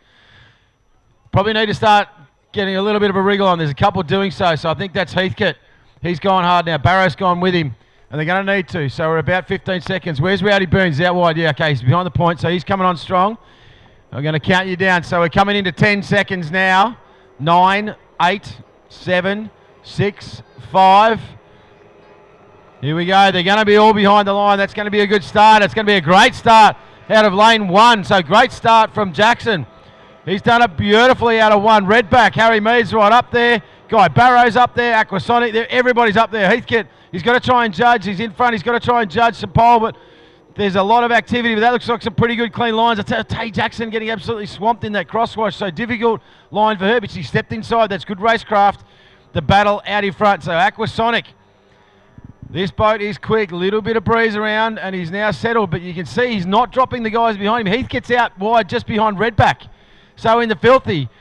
Right now, Heathcote starts to wind him in. So acceleration is on Aquasonic's side, but there's probably a mile an hour, maybe 1.5 between him and Heathcote. So this battle at the front is big, and Rowdy Burns has just stepped inside. He doesn't want to have to go around the whole fleet. No, I'm sorry, wrong angle. He is. He's going to stay out wide into this corner, but he needs to get across to try and shorten the course. Oh, I think it's Harry Meads. He's had a bit of a moment in there. Crosswash, so he's had to back off. I think probably went blind in a bit of spray, and that's dropped him back out of that competition. That'll suit Burnsy, who's up and about now, moving into the middle of that pack, trying to fight his way through. Look at the hits he's taking. But out in front, the battle between Aquasonic and Heathcote in filthy. Tyler Scott inside, the white boat with the canopy. On the outside, he looks across at him. So if he can get in front of him, he's going to have to, they're going to be gunnel to gunnel into this corner. Is he going to hold him tight and let him run? I tell you what, Rowdy Burns is in a great spot right now too. Into third, a lot of experience here, the man from the Hawkesbury River. He was going to look inside, but he's chosen to step across to the outside and see what comes of it. They're around clean. Jake Jackson driving beautifully in P4 right now. Nice run from him. Harry Meads too in Redback. He's done well. Here comes Bailey Canara on Meads, the blue machine, chasing the black and red machine into the back straight. So they're going nowhere. But at the front of the field, they are gunnel to gunnel. And I said, here's that little point right at the end of the straight. If he can hold it pinned, he gets about a boat length back. But you've got Aquasonic now who's inside. Has he got enough to come across and take that line? This is going to be very tight. There's a line there from my angle, but it's a tight one. So a bit of pressure on the young gun. Rowdy Burns has had a big hit in the middle of the track. So he's okay. He's pointing forward, but he stepped across the wash again. That's costing him time, and he doesn't have a lot of it in these laps as they tick down. Yeah, you can see he's probably dropped 6 or 7 boat lengths there. But out in front, it was a tough, tight line. Got in front of him. And this is Tyson Heathcote now in filthy. To have any chance at the championships, he has to beat Aquasonic home. Now, will it come down to what Rowdy Burns gets done? The guy in second won the first race. The guy in first came second in the first race. But if Rowdy Burns can get over the top of the man in third, I'm no mathematician, but that means he may well upset the apple cart in the way of Heathcote's favour. But I'll tell you what, there is no way Aquasonic is going to let him have it. Look at the battle now for 4th, 5th and 6th. There is 3 boats in there. They are covered in spray and they are throwing down. Jake Jackson is right in the middle, leading the charge on the inside. He's got the predominant run on the inside. So Harry Meads is having to work super hard just to his outside. And right behind them, Bailey Canara. He'll be absolutely hating the fact that he's sitting in the crosswash. He makes the ground and then they poke him right through the corner. But here comes Meads up the inside. Watch that black and red boat. He's got a little bit at the end, but he's got a hold pin. Look at the hits they're taking.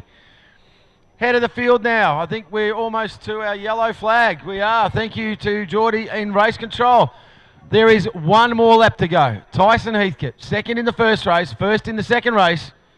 If he can hold this together, unofficially in the commentary box, based on my math, he's got a shot at this Australian Championship.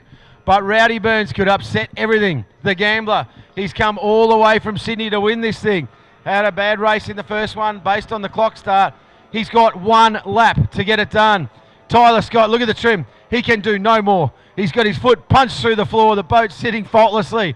He has been outgunned in the boat pace department, but he's driven beautifully. Here comes Jake Jackson and Harry Meads. Look at the fight here.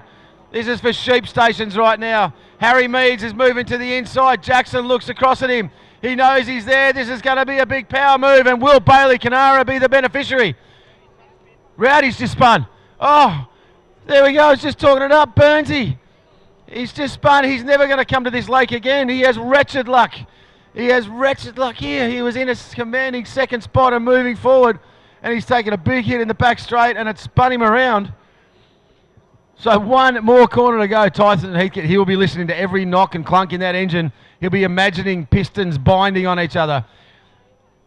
Conrod's failing. He'll be running out of fuel in his mind. He'll be doing everything. Look at the big hits he's just taken, but he is pinned. Ladies and gentlemen, I think from me, this is going to be your unofficial 550cc Australian champion.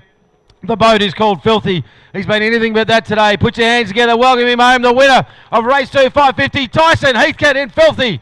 Second spot. What a fight back. Now, if this comes down to times, it's going to make a huge difference. He's driven faultlessly all weekend as well. Put your hands together. Young gun Tyler Scott in Aquasonic. And Rowdy Burns in the Gambler. This has just not been his day. Drew 2 pole 8s. And had a clock start, finish, and sorry, anyway, I'm going to cry.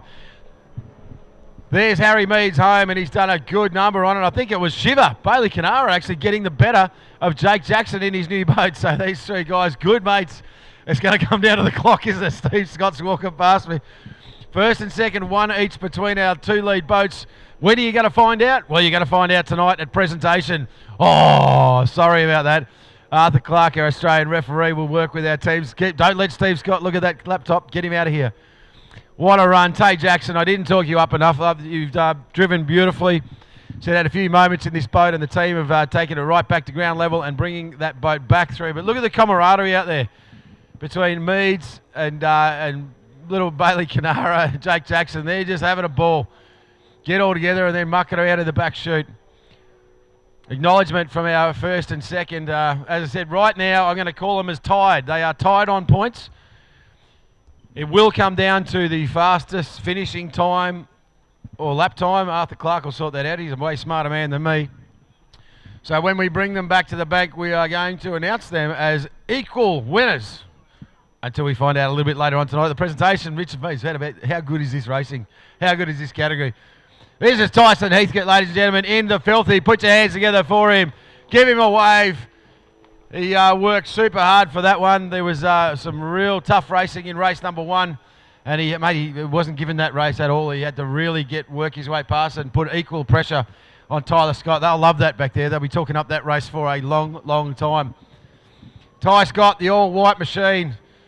He's equal Australian champion right now, so well done to that young man. Boat number 33, the kid from the Victorian Speedboat Club. Jake Jackson home safe and sound in the high power.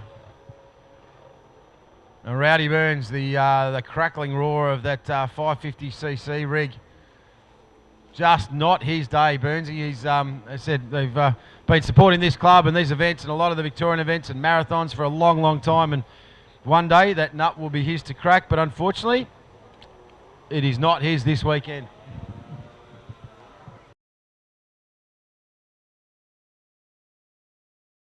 for you? Oh, look, it's awesome, especially racing against Andrew. It's the really greatest challenge, and I had to work hard to keep in front of him. He really drove well.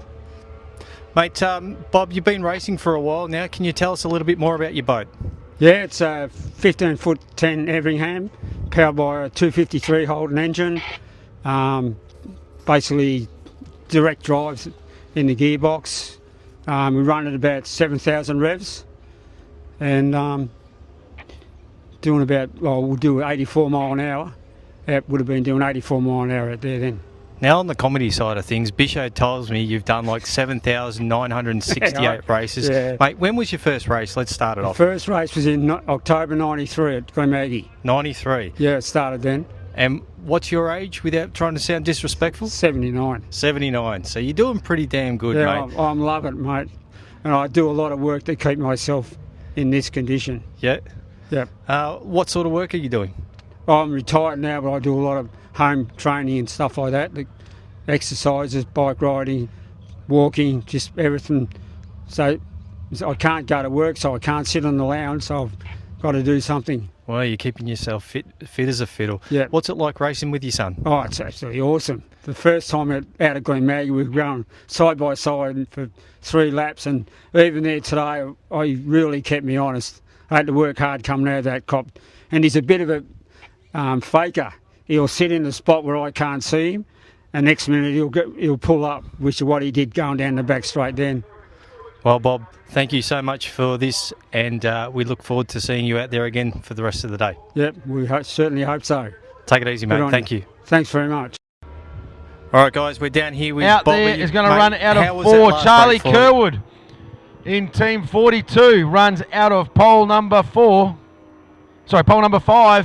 and Lockie Bride out of the big wide pole in pole number 6. Well, now, as I said, we know he's got boat speed. This is a beautiful F1 boat. The team working super hard. They've had some dramas, but this is not a lay-down misère for this young gun. He's got 5 or 6 people in front of him that really, really want this. He's got to nail the start, and then he's got to use that boat speed, use his noggin, because this is Aussie title stuff. And I can tell you what, Rhett Waterfall going to run out of 2. He's going to want, running out of 3. He's going to want this more than anyone out there. He wants to chisel his name into this trophy. LS Marine. This guy's just come off a high. He's just won the super stock. So pole 6 on his inside will be Charlie Kerwood. So Bride from the outside, Kerwood inside him. Inside him is LS Racing. Then we go to red line, Rhett Waterfall, Rebound, and Zach Murphy in the Green Hornet. I said I'd do that. Starting him out of 1. So down here in pit lane, the silence descends. White flag is flying. We are just about 15 seconds gone. Pressure on the start. You want to get it right. You want to be probably a second after, not before. Before gets you DQ'd. You got to make sure that you don't leave it in the hands of the judges. Otherwise, your race is done and dusted. Coming up on 30 seconds. So probably another 5 seconds. Expect to see these guys start to launch these things forward. So 25 seconds. Yeah, they'll start to go. Now watch Rhett Waterfall sitting a little bit further back. Murphy in 1, Rebound in 2. Charlie Kerr. Rhett Waterfall's got to make sure he pushes forward. He doesn't get caught between Dempster. No, he's got himself into some clean water. Jack Meads, actually, he's a fair way back. We're coming up to 5 seconds. They need to get a wriggle on now. They need to let him fly. Kelsey Dempster's got the best of this start, ladies and gentlemen. 3, 2, 1, bang. Clean start. KD in the rebound. If she's ever got a shot at beating these, it is right now, Kelsey Dempster. That's going to make it a very, very tough run for Rhett Waterfall to his outside. Can Murphy get it around without hooking this boat in? And he has done so. Now, this is going to be an interesting one because in the drag race when I was out there, I could not get on top of Rebound. We changed the propeller in the Green Hornet. What's it going to translate to? But look at the pace down the outside of the LS Marine machine. Out in front, Lockie Bride. He's found clean water. He now needs to take a breath and just set this boat up. As I mentioned earlier, these are an interesting corner for these boats. They want to turn hard and turn fast. It's a long sweeping bend. And anything can and will happen. All right, racing now. Have a look at them. So LS Marine is around. Couple of little rollers in the middle. That's a start wash. Murphy, he's come through on the inside to his outside trying to pick up who that is. Is it Rebound or is it Waterfall? I think it's Kelsey Dempster in Rebound. So Rhett Waterfall having a tough run out wide now. So the drag race down the line. Out in front, Lockie Bride. He's on track to win the 2100 Australian Super Sports Championship. In second spot, LS Marine, Jack Meads, a little bit of a chine walk. Murphy definitely maybe found a little bit with that prop change, or maybe he's just grown horns, but he'll be nervous. He's spun in 2 races out of 3 today. He'll be very anxious going to the corner. Kelsey Dempster pushing hard. Look at Rhett Waterfall charging after Dempster. And Charlie Kerwood in 42. He's fighting with 5 boat wash back there. And he's having a tough time getting that boat hooked up. The acceleration right there is what's costing him. It's like the prop's cavitating. He's having to come out of it and get it settled. But Riley Bride, when you think about a tunnel boat glinting in the afternoon sun, that's what it looks like. Running the SST 120. So the Superstock 2-litre engine revving to probably about 8,000 RPM, 7,500 RPM, 9,000 RPM. There you go. Just looked at Dad, team manager over here. Have a look at the move coming from Waterfall. He's trying to poke it up the inside of Kelsey Dempster. Oh, that's pretty tight. That's pretty tough. But I think he's got it done. Just trying to pick up hard from the angle here. No, Dempster holds him off one more time. But Waterfall now stepping to the inside. Out in front, LS Marine. The Green Hornet, Zach Murphy. Had it out of pole 1, so he's up in front where you'd expect him. He's got a good run. A little bit back from the wash. Kelsey Dempster out of pole 2. She's holding ground on a hard charging Rhett Waterfall, doing it beautifully. She's found something in these last couple of races and really stepped it up. Look at Rhett Waterfall. He's throwing that Tennessee in there. Now this is a good run from Rhett. He's got to the inside of the wash this time. He's got to try and hold it together now. Charlie Kerwood, you can see, doing it very tough behind him. In the meantime, Lockie Bride's just picked up, I think, his yellow flag. So next time round, Lockie Bride is going to crown himself as the unofficial 2100 Australian Super Stock Champion. The first time he's competed in this category in the tunnel boat. Here comes the LS Marine machine, currently second place. Jack Meads has not put a foot wrong. Has not put a foot wrong in this boat. Beautifully prepared, beautifully set up. It sounds strong and it's super fast. Murphy is somehow holding on to the third spot in this one, but put your hands together for him, ladies and gentlemen. Go wild, bring him home. Bride Racing, Lockie Bride, unofficially your 2100 Australian Super Sport Champion. Rhett Waterfall, on the line. Continues to roll around. One more lap. Kelsey Dempster is not letting him get anywhere. She gets completely hosed off. Goes blind, has to open the wheel up to find some clean line of vision to get herself through the corner. And Charlie Kerwood, Team 42, he's, as said, he's doing battle in this boat. He's just come back from some serious hand surgery. Hopefully that is not part of the drama, but the boat is not hooking up until about mid-straight right now. But here we go. Your second place and unofficially second place in the Australian 2100 Super Sports Championship. LS Marine Racing, driven by Jack Meads. Up on the podium, well done. And third place in heat number 2. I don't know what that'll mean for the points, but it's Zach Murphy driving the Green Hornet. Taught him everything he knows. Great job, son. The first driver in that boat to actually beat Rhett Waterfall at anything, so well done to him. Good drive from Rhett Waterfall. He really pushed that for all it's worth. Had the wide pole, so had to make it work. Can Kelsey Dempster stay in front of 42? Whoa, I think she's got it done. Wow, what a run, what a race. Unbelievable stuff. So put your hands together for him unofficially. Lockie Bride. Now, I've been told from the race tower that we're going to look at a parade of champions a little bit later on. So all of our unofficial first place getters will get you out in the water and a couple of checkered flags on board to do some smoke and hot laps so we can get some photos and talk you up. But wow, what a cracking couple of races it's been. Big shout out to the hardworking crew of GP Hydro. So I had a quick look at the feed, beaming live around the world. Well done to Scotty Lambert and Neil and all the boys on the cameras. I have it on good authority that my family is watching on from Albury and shouting loud at the television.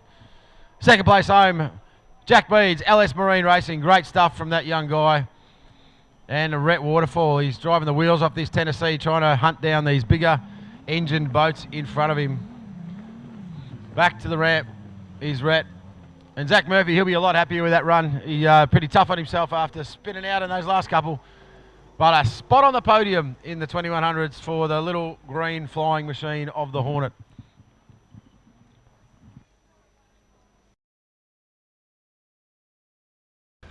Guys, we're down here in the pits with Zach. Zach, tell us, what's it like thrashing the arse out of your dad's boat?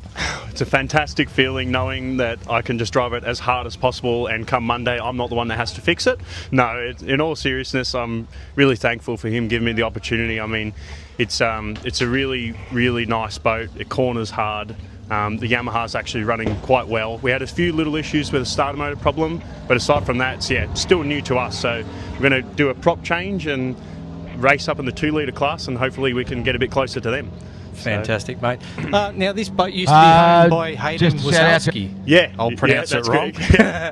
What's it like racing with him? Yeah, that was good. I raced with him in offshore for a little bit, and then he raced this once, and then it was sort of sitting there, just not really doing much. So, yeah, Dad sort of needed another 1800 class boat, and it's no good having sheds or boats sitting in sheds. So it's good to have it back out. Get it out there and have a crack, mate. Yeah. Thank you very much for your attendance, and right. I like seeing you thrash the arse out of your dad's boat. We'll see. Race 2, fingers crossed. Thanks, Zach.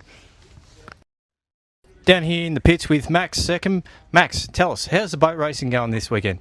Yeah, it's going pretty good. I was just in that last race, had a few issues with my trim, but I think I've just fixed it just then. So, not too sure if we have another race yet, but if we do, hopefully going for number 1. In your opinion, what's the water conditions out there like? It's really, really good, like really smooth, really flat. Not too much wind either. I feel like a little bit of wind, a little bit of chop normally goes good my way. But against the 1800s, it's definitely pretty rough out there. So what's it like racing here today compared to the AFPGP series? Oh, big difference. It's a lot smoother today. At Marwela, that was pretty rough. Pretty intense. Yeah, real. Yeah. All right, Max, good luck for this weekend, and we look forward to seeing you out there again. Yeah, thank you. Too easy. In the pits with Rhett Waterfall. Rhett, tell us, how's your day going, mate? Yeah, it's going all right. I'm going out in front, which is good, but too bad about the last race. I had a bit of a questionable start, but you get that. So, yeah. In your opinion, what's the water conditions out there like? It looks flat out there, but when there's a few boats going around, it doesn't seem that the wakes are going away. Just keeps sticking around, and yeah, gets pretty rough. Beauty. What's the game plan for this afternoon? Get out in front early and run away. Too easy, mate. Thank you very much. All good. Here with Jared Smith. Jared, you've driven a bit of a way to come over here just to launch some boats. Yeah, you know what, you do these things for when you're the major sponsor of the trophy for this kind of weekend. Bit of a shame we were able to come over and try and win this trophy, but unfortunately we had a hurt in Berry and sidelined us, so we'll come over with my brother's boat and we'll campaign that. Hopefully he can get it over the line today. Hopefully, fingers crossed. Fingers crossed. All he's got to do is learn how to read a clock on these clock starts and he'll be alright. So tell us what's going on in Adelaide at the moment. Adelaide, there's not much going on. We just had a club day last weekend and that was really good. We had a few new boats out with some brand new drivers, some 16-year-old boys in their 105, so that was really good to see some new ones. We've got a club day next weekend in Berry. And then we've got one more in May to finish the season off, and then we're starting to look at dates now for November for the Darwin and the March. So everything's starting to shape up, and probably a pretty big off-season for quite a few boats there in Adelaide. A few that are hurt and a few new upgrades, so yeah, it will be a busy winter. Too easy. Thank you very much, Jared. No worries, Scotty, appreciate it. Here with Jared Smith. Jared. Now we're down here in the pits with my mate Tara. What's going on?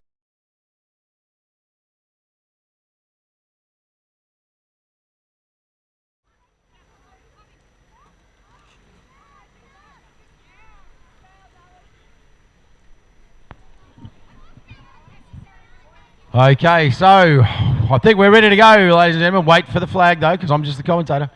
Here we go, some juniors. Time for me to get completely confused about who's out there, but I'm certainly getting better.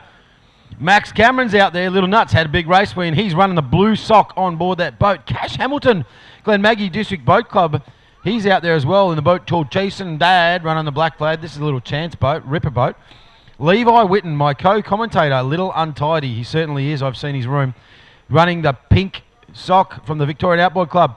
And then we got a quintuple. What have we got? Three from the VSBC. Little Menace is Jet Howard running the yellow sock. Tyler Kirkpatrick, Little Weapon. He's got the teal sock on the engine. JD Land, the big unit in Tough Luck, running the purple sock. And running the white lid is Mr. Chase Hamilton in prime. I don't know, why is JD taking off?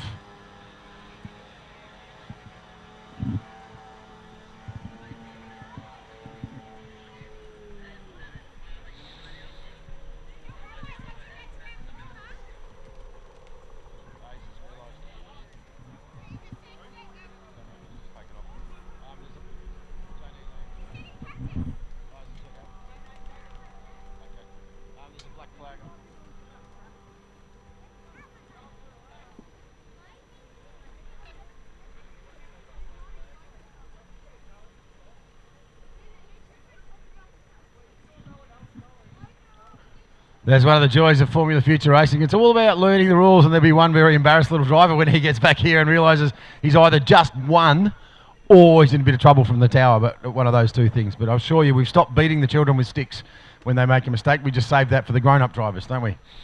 Arthur nods. Okay, no, we're going to probably leave him out there, so we're going to blue flag you guys. Here we go, blue flag, so off you guys go. Off you go, get on out there.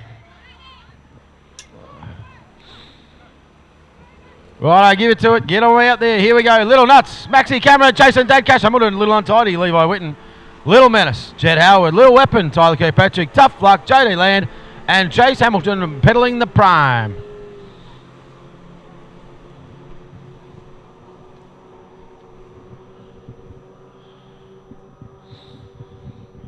These beautiful little 15 horsepower boats push up around 50 mile an hour, 48 to, or 45 to 50 miles an hour. Super fast, great fun to drive unless you're the size of me. But super light, low to the waterline. You know you're alive when you're pedaling one of these J3 machines. Obviously J3 the only category running here in Victoria due to age restrictions. Drivers are 12 years and older. And 15 horsepower unmodified engines is the go for the J3 category. Oh, this is McKinley just walked past. She's a J2 superstar. Hi. Oh, she's going to help. Okay. So blue flag out there. We're just about to get this fleet assembled up there, and I haven't got the handicaps in front of me, but I'll call the clock, so we'll see what happens.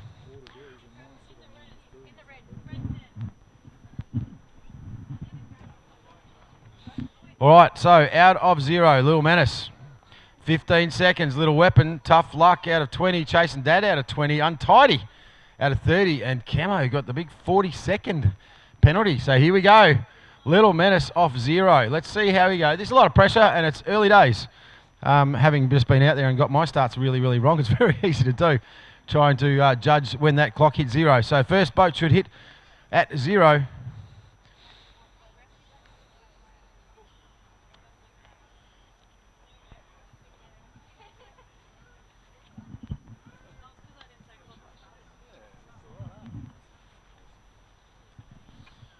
Clock ticking down, so 30 seconds. So I want to see these kids. Yeah, I'm moving out of the way. So I just got shouted at. Oh, crikey. All right, so we've got about coming up on 20 seconds to go. So they're in a good position out there, these two young guns. And 15 seconds to go. You just want to make sure that the engines don't stall when they're idling around out there. Okay, 5 seconds. So the first boat's starting to go. Have we got engines on the second boat? No, here he goes. This is going to be all right. Need to get going now, so you got plenty of time, right? And we're 0, so we're all good. No broken starts here. And off he goes. Now, this is going to be the first time that he's had clean water out in front of him. So let's have a look at our boat number 1, first one away. So this is Jet Howard. So is it Jet Howard? Jet Howard's away nice and clean, and have a look. Just going to watch him into turn number 1 now. Look at the fleet of boats approaching the start line. 20 seconds, so that's a good start. Whoever's in purple, if they're on 20, 25 coming now. 26, 27, 28, there you go, sorry, there's 35 seconds. I was going the wrong way. All right, out in the front of the field, this is Jet Howard, the Little Menace, the yellow machine out the back from the Victorian Speedboat Club. He's got clean water in front of him, and he's got a good break. He did well on that start. So the chasers have got a lot of work to do to get him out there. Now, as we know, crosswash is really difficult to drive in. Now, come around this corner, he's going to see the start wash of a couple, so you expect a couple of little bumps here, but that's a beautiful corner from the young gun out in front. So back onto the front chute. Nicely done. So has a bit of a look over the shoulder to work out where the field are. Out of third is Chase Hamilton. So this is the chance boat. Look at the way that thing corners. Totally different style of boat. Loves a hard corner. And he's running to the inside of the wash. The purple is JD Land, I think, in Tough Luck in second. This boat was fast. He's got a lot of ground to make up. A big wide line going back now to Jet Howard. So he's run a little wide on that pin for my liking. Wants to shorten the track a bit. But JD's followed him in the wash. So that's no loss there. Tyler Kirkpatrick's looking good in fourth spot now, so as he leans it in around the corner. So they're all running that little wide line on the turn. It does open the back of the corner up, and they are pretty much full bottle all the way through. Jason Cash, trying to find him out there on course. Can't actually see Jason Cash. No, he's not out there. There you go. Okay, so out in front of the field, leading strongly now, Jet Howard. JD Land is closing him down. There's boat speed difference, but that's how handicaps work.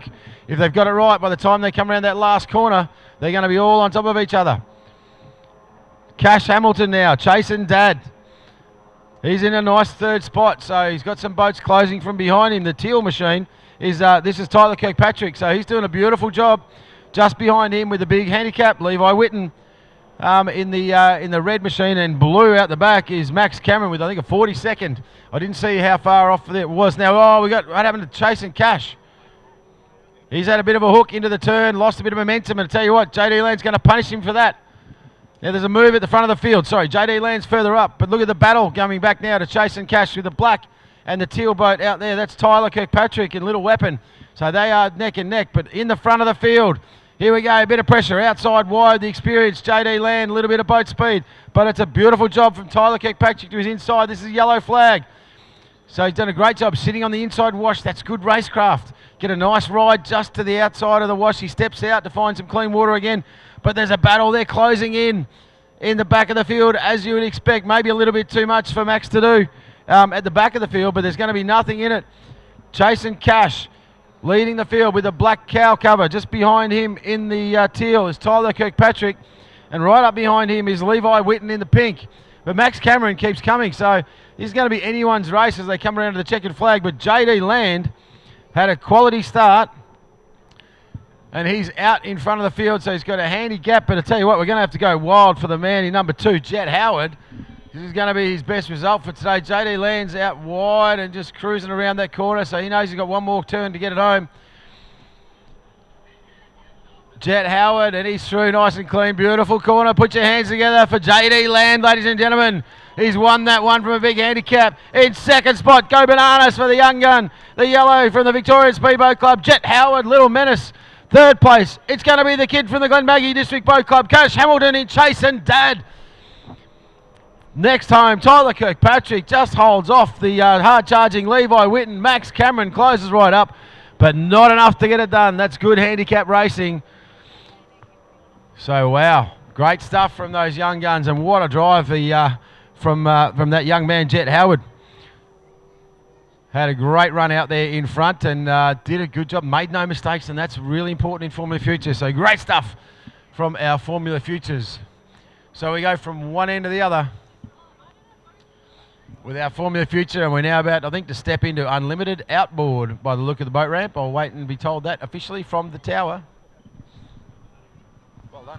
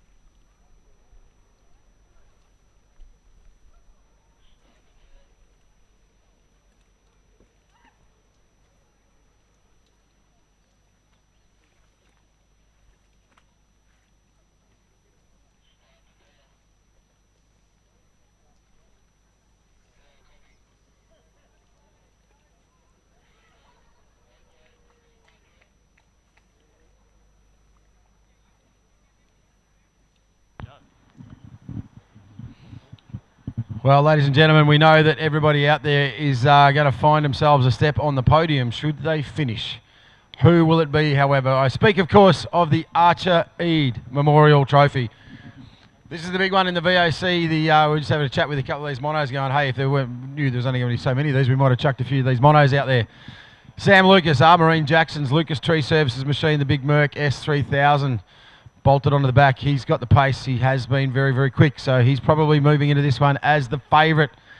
Adam Smith, Adam's test and tag all the way from the Adelaide Speedboat Club, has come over here to the Smith family Archer Eade for 2026. There's a posse of about 55 fans from Adelaide over there on the bank, average age of about 6.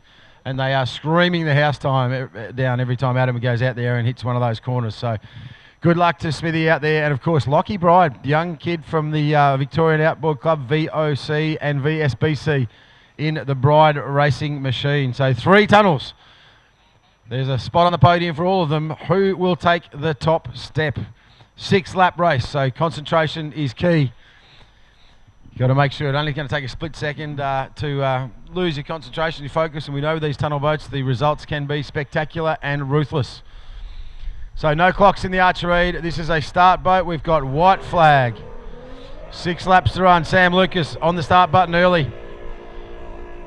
Commiserations to Big Daz and the Captain America team, that new boat. He's got actually problems with his fuel tank. So unfortunately the fuel tank, a lot of debris in it. It's delaminating on the inside. So essentially every time he turned a corner, the boat was starving of fuel. So unfortunately for Ridley, he's had to retire that machine. So Barney Patterson and Spot on board the Barn Dog, that beautiful Velocity V7 start boat, hoists the flag high. Last time I remember being at this race, we almost did it in the moonlight.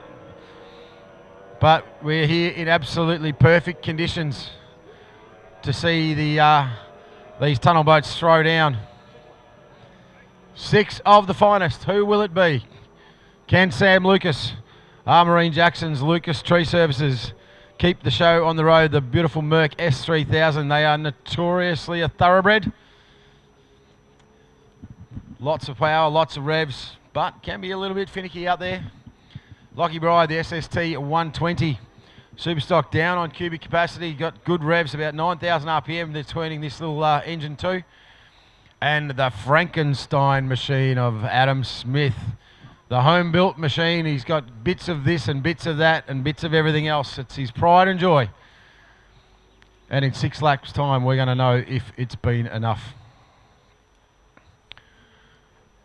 Dave Mead's looking like he's from Hawaii 5-0 down here, trying to get on a jet ski. So 6 laps here in the tower to decide the Archer Eade Memorial Champion for 2026. Our pole position, Sam Lucas as the fastest qualifier will take pole 1. Adam Smith will run out of pole 2. Lachlan Bride run out of pole 3 in Bride Racing. The revs building. Barney Patterson has the Velocity pin. Spot drops the flag. We've gone racing. Bang, the Roosters grow. The straight line pace, the GTR out in front. But Adam Smith is going nowhere. Lockie Bride's right on this as well. So concentration now. Pick your point. Settle the boat. Trim in.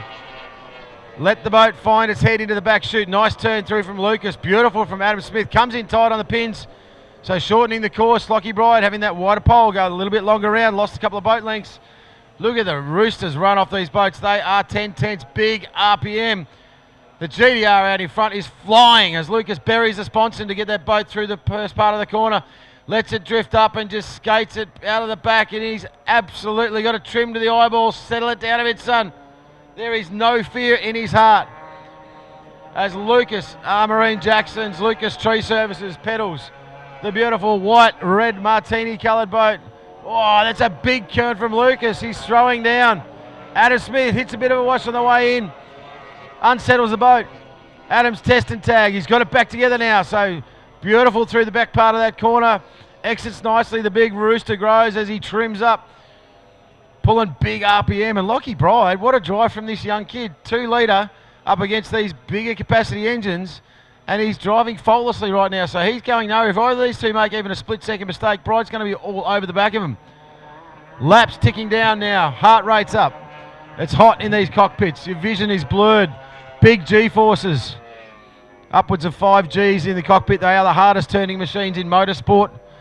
Turn harder than an F1 car. It's a tough office, but right now Lucas out in front has the numbers. The team from Adelaide roaring as their man. Adam's test and tag. Adam Smith picks up another lap. Lockie Bride through clean, shortening the peg, so trying to get an inside run to make up a bit of ground, but Lucas in control right now. Well out in the front. An S3000, probably the toughest, fastest racing engine ever built by Mercury Marine, leads the hand-built Frankenstein of Adam Smith of Adam's Test and Tag. Can he kill a giant today here with Sam Lucas? Look at the trim angle on Sam Lucas's boat. He is absolutely loving every second of this. Hard and flat and fast. The Adelaide Speedboat Club, Adam Smith, representing the state of South Australia, doing a cracking job right now. Into P2. Laps counting down. Lockie Bride goes around, so 6 laps. I think we're on about lap 4.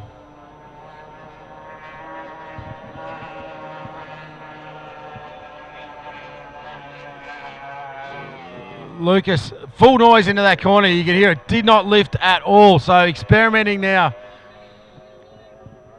The laps ticking down. Adam Smith looking strong. He'll be looking across the other side, waiting for that noise, waiting for that pop, waiting for anything that's going to give him a chance to chisel his name into the Archer Eade Trophy here at Lake Charm in 2026. He's driving the wheels off it. On any other day, he would be leading the field. Lockie Bride now. He's through again. There's one more lap to go, ladies and gents. The yellow flag, Rhonda, is fluttering here at the clock. Where's the Armarine Jackson's Lucas Tree Services team? Where's the Victorian Outboard Club members? This guy has basically come out of retirement to come and campaign at this race. And right now, he's in front. He's got half a lap to go. As he roars down the back chute, he's still trimmed for the moon. Full gas, full noise. It's going to be a deserved win. Adam Smith with one more lap to go. He's just got to bring it home. Yellow flag for Smithy. Lockie Bride stays in front of an engine with probably twice the horsepower. He's got one more lap to go, but here he is. Put your hands together. Your 2026 Archer Eade champion, Sam Lucas. Armarine Jackson's Lucas Tree Services. And inside the cockpit, he will absolutely be fist pumping. Loves this race. Done a huge amount of work for the club. Past president Stewie Jackson and all of the Jacksons team of Armarine Jacksons put in a huge amount to this sport, and a well-deserved win. In second place and a big spot on the podium. Come on, all you South Australians and Victorians, go wild for him. Adam's Test and Tag, Mr. Adam Smith. He will be exhausted in the cockpit, and third and only a couple of boat lengths away. It's Bride's Racing, Lockie Bride, the youngest campaigner, currently powering one of these things in Victoria, and a beautiful run from that man. He's going to come and buzz the towel, ladies and gents, so take off your hat, give him a wave.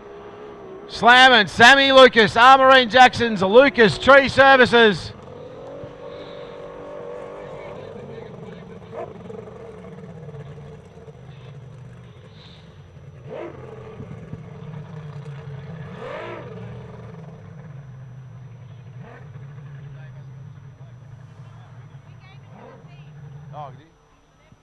Okay.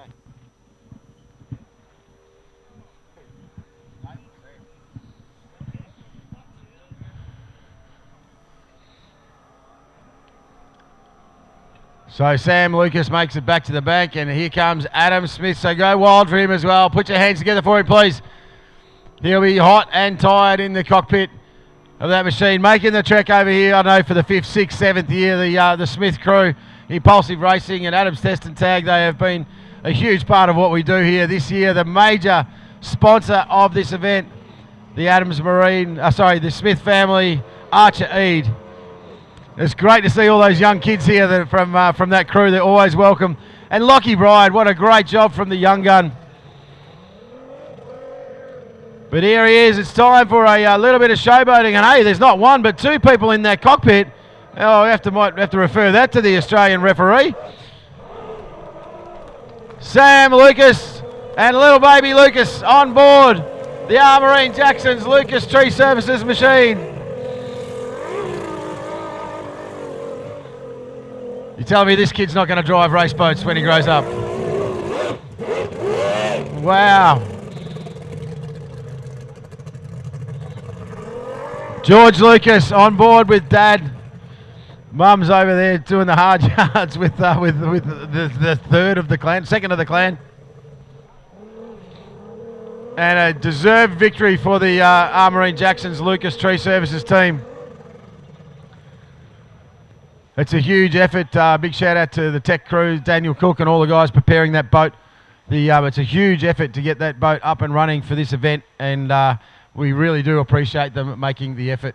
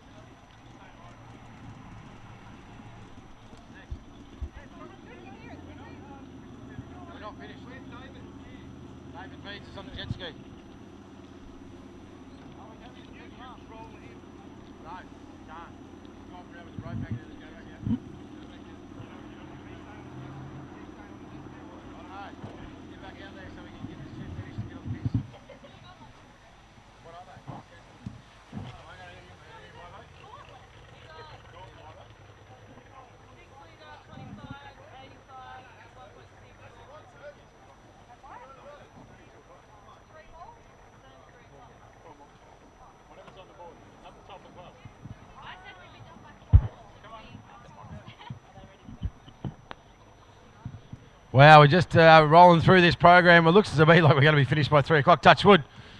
So next up is race number 30, the 6 litre and unlimited Transonic. The Gator always pumping. Didn't get a word with Alex Shepherdley, but we didn't see him out there. So hopefully everything's cool with the crew from Transonic, and we get to see Alex out there. Just trying to pick up if he's in the water. I can see the always pumping machine out there and the Gator, the McCants crew. Then we run back with 25 horsepower, race number 31, and then our 85, 95 mile an hour. And then I think we're going to throw down for the Gauntlet. We'll wait to have that confirmed by race control. Some magnificent boat safety work going on down here. It's like watching cats being herded by a rat. So Glenn Seckham just cracked him because Dave Meads has borrowed his jet ski, and Glenn wants to be the jet ski because he's the president. So we just had to make a quick change.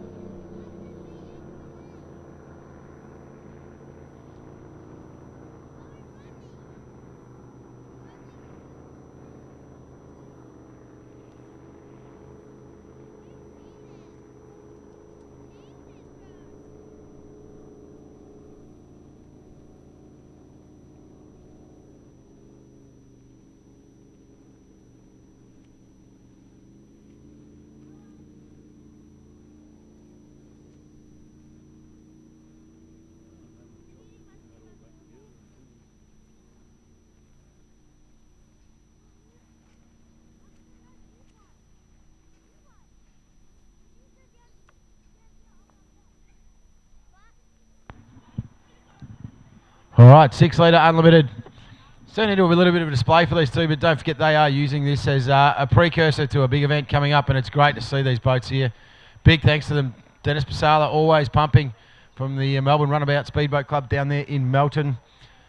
And the McCann's crew. So the team of Gator have this boat back on the water and circulating at Lake Charm. It's not easy to launch one of these hydros here at this small boat ramp. They've done a cracking job of getting it out there. Just trying to work out if Kelvin's out there or Mel. I'll see if I can see one of them down at the boat ramp. I think I can see Kelvin down at the boat ramp. So that would mean Mel's out driving the boat. We'll wait and see. Flags down. Dennis Pasala lights it up on the inside, always pumping. And to the outside. Here's the Gator.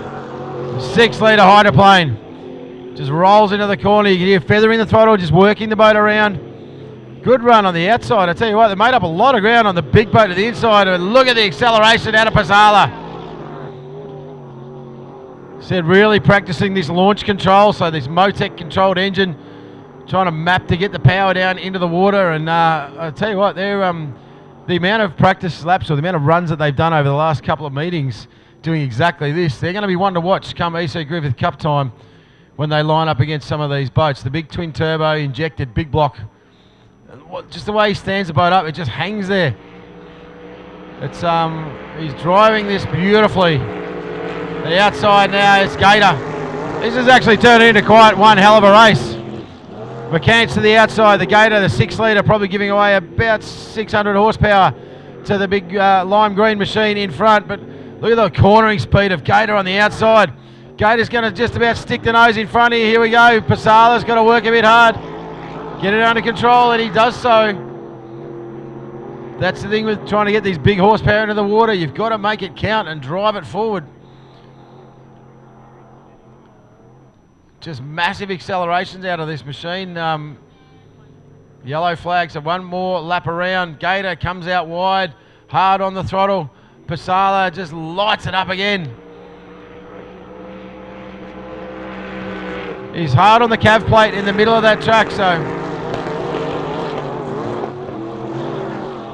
you can see there, so standing hard on the cav plate, so just driving the nose of the boat back down into the water just to try and settle the boat. So at the kind of speeds they're pulling, that's not always an easy thing to do. Back of the boat can step out. You see the wash just peeling off the aft section of the boat there, so nice and balanced. Eases up on it now in the back chute, so once more time around. He'll light it up one more time. This will be the checkered flag for these two. A great hit out for both of them here this weekend. So good to see the Gator back on the water and running faultlessly all weekend. They were just dialing this thing up each and every lap. One more time, Pasala just stands it up. That is fast. And the McCants team of the Gator home on the outside, safe and sound.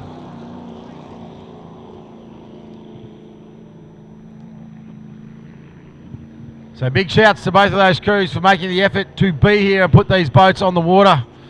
Great for all us here in the on the banks of the beautiful Lake Charm to see that kind of horsepower and those kind of boats ripping around as part of this event. All right, I've got a couple more to go, and then we're going to wrap things up here at the archery. Not long to go.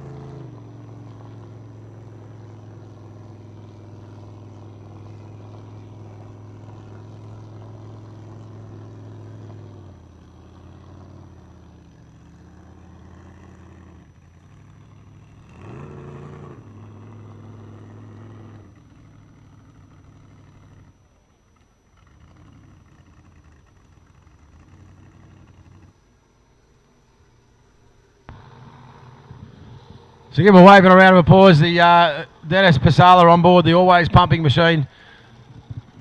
Will have invested a couple of grand just in the fuel bill alone to get up here and run this big girl around. Particularly this time, actually most of us will have invested a couple of grand just to be here, and it's great to have so many of you here. And of course, big shout to the Gator crew down there. The green and gold of the Gator. Always competitive and so good to see it back out on the water. Right, 25 horsepower is our next category. Out on the water. Phoenix, Taylor Jackson, Tyson Heathcote in the Filthy, Guy Barrow, No Problema, Jake Jackson, High Power, Bailey Canara in Shiver, Harry Mees in Redback, and Tyler Scott in Aquasonic. Obviously the gambler, Rowdy Burns, not running in this one, being the fact that this is a 25 and him running in the 550 modified category.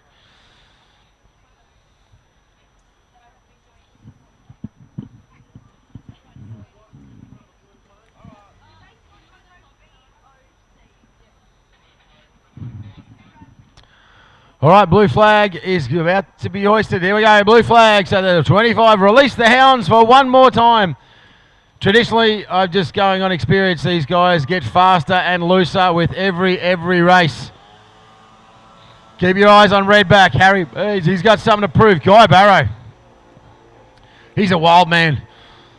I wouldn't want to be on the outside of him in turn number one. Anything could happen. Tyler Scott in Aquasonic. He's been lightning quick. Bailey Canara, the big man on board Shiver. This new boat that he's got is really coming to its fore. To be honest, if the water conditions were a bit tougher and a bit rougher, I'd put Bailey Canara right up the front of this field in every race. Right now, these perfectly flat conditions suiting these super light boats. But big boy Canara can pedal. He's come up through the junior ranks. And yeah, a little bit of chop and a little bit of rough and snot out in the water. I'd put prop just up, and the boat peels over and he's up on the plane. So all the way from the bank, ready for this last 25s. Now, there was pretty hot and bothered in that last 550 race. I don't expect this to be any different. I do not have your polls. We'll try and call them as we see them.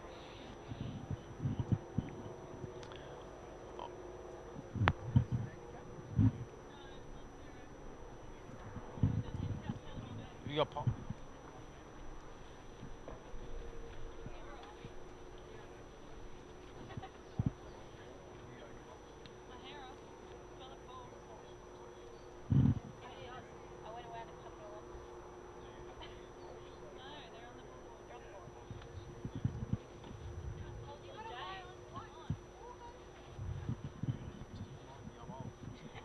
All right, out of pole one is Jake in the higher power. Pole number two is going to be Tay Jackson, Phoenix. Oh, look out, Jackson v Jackson. 1, 2, 3. No problema. Guy Barrow, he's going to be ready to prove a point in that early pole. Those boats turn super fast.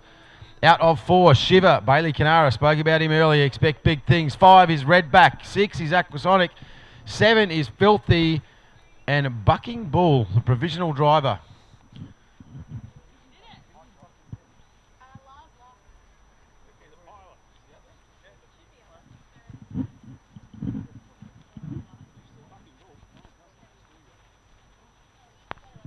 So Lars Larson pedalling the Bucking Bull. Sorry about that. He's not on my notes down here.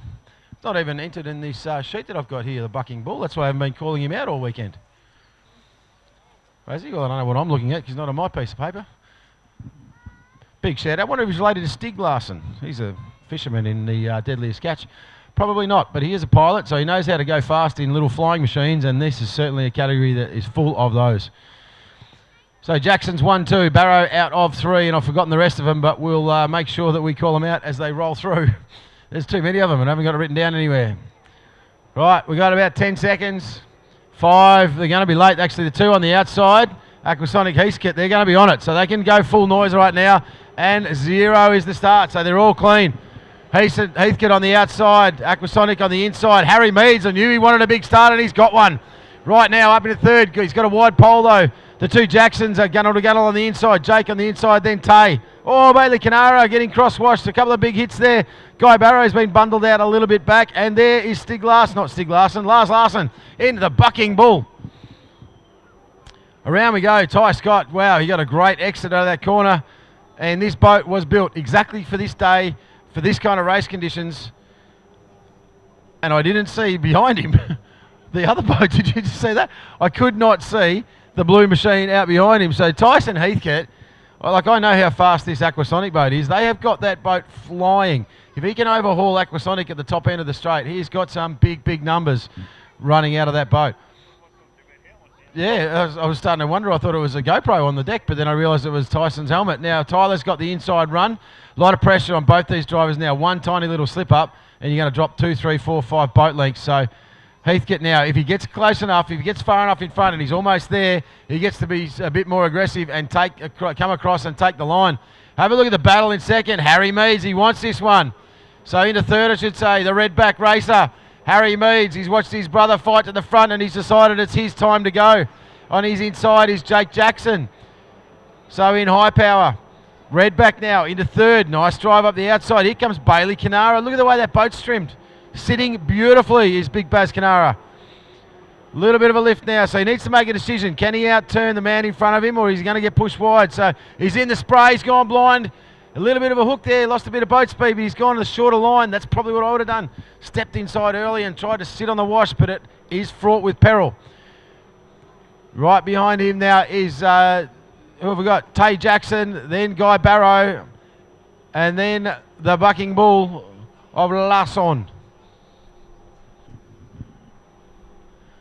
So out in front, this is without doubt the fastest 25 horsepower that I've had the privilege to watch right now. Tyson Heathcote, conditions suiting this boat absolutely perfectly as he rolls around the top corner. It doesn't look excessively trimmed too. The boat's sitting, it's not looking like it's out of control. It's not throwing its head a lot. So often with these boats you can see working much harder behind him now in Aquasonic is Tyler Scott in that little bit of dirty water. So obviously when you get to the front you get the benefit of flatter water. Tends to be a multiplying factor, but Aquasonic not going anywhere. But Tyson's got to make sure he drives super clean out in the front of this one. Harry Meads, redback, he's up on the podium and looking strong. Nicely driven from this young kid, this point of the race. There comes Bailey Canara. So Bazza Canara gets to the outside now. He's got Jake to his inside. He looks over his shoulder. Has a look at him. So is he going to run wide? No, shut the door on him. Thank you, son. I'm going to take this one off you right here, right now. But he doesn't. Gives him a little bit of window. And Jake Jackson, this kid's come up through the juniors. He's tough as old boots. So he's not going to let him have it. So he stays to his inside. Puts a bit more pressure on Bazza. Further back now, Tay Jackson is starting to put the wood on Guy Barrow. So she's got past Guy Barrow as the laps tick down.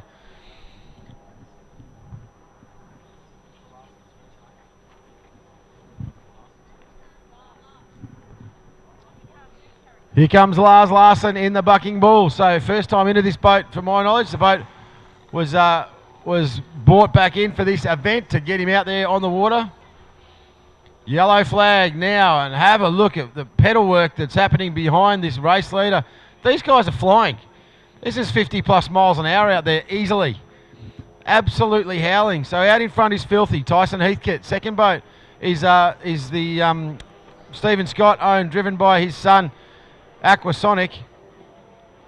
Oh, Aquasonic. Look, there's no more in that boat. He's right on the verge of blowing that thing over. There's no more pace in it. And he's holding it pinned. Ty Scott now around the corner nicely. Here comes Harry Meads. Let's watch him in through this first turn in the red back. Another one of the LS Marine Racing clan here. I think they've got 4 boats here this weekend. One of them, unfortunately, coming unstuck the Bud Light earlier on with a water hose issue, causing a bit of damage to a prop. But Bailey Canara, he's making ground on the third spot here. So Baz Canara's got a bit of a sniff of this, and he's got one more lap to see if he can get on the back of the red back in front of him. Jake Jackson, this brand new boat package coming along beautifully. The Jackson Marine Racing clan. So Jake and Tay and Guy Barrow out the back, but to the top of the field. One more corner, he's exited it nicely. This is Filthy. Tyson Heathcote had a good battle to get to the spot he's in, and he has found the first place, and he's got the checkered flag in front of him. He's got about 100 metres to go. The boat's sitting faultlessly. Hands working hard on the wheel. Put your hands together for him. A big race win. Tyson Heathcote, Aquasonic, Tyler Scott, second place.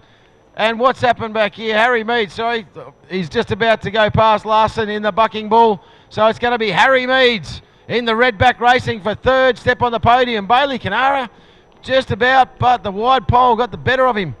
Couldn't get there, but what a race.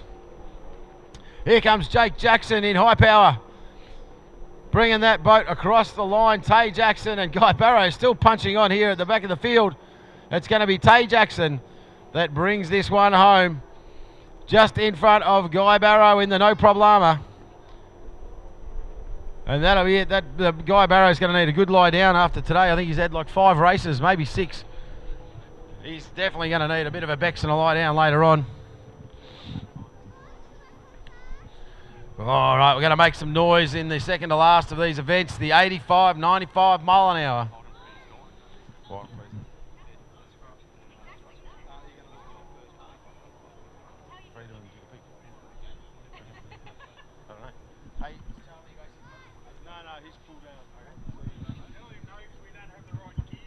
All right, next up is going to be the 85-95 category. There's been a massive amount of attrition in this class throughout the course of the day.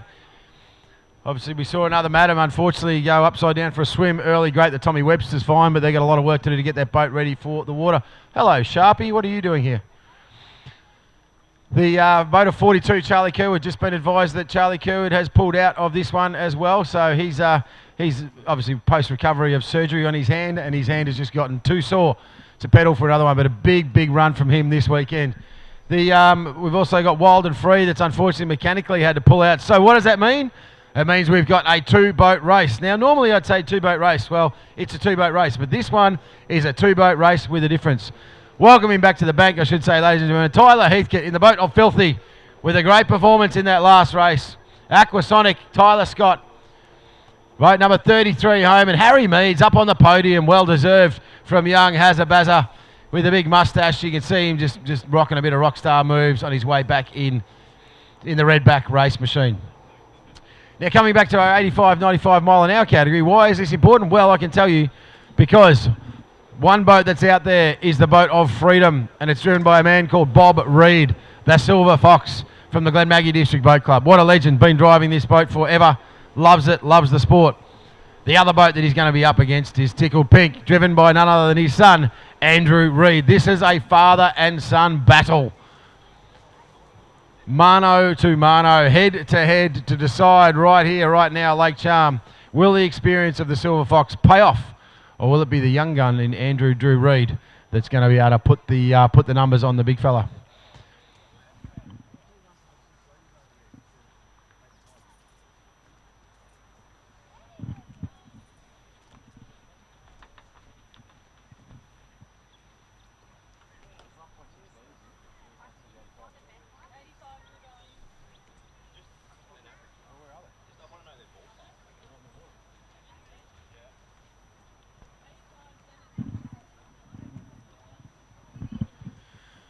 All right, so waiting for these 85s to get themselves squared up down there. Then we've got a race of 1.6 litres, and then the Gauntlet, ladies and gentlemen.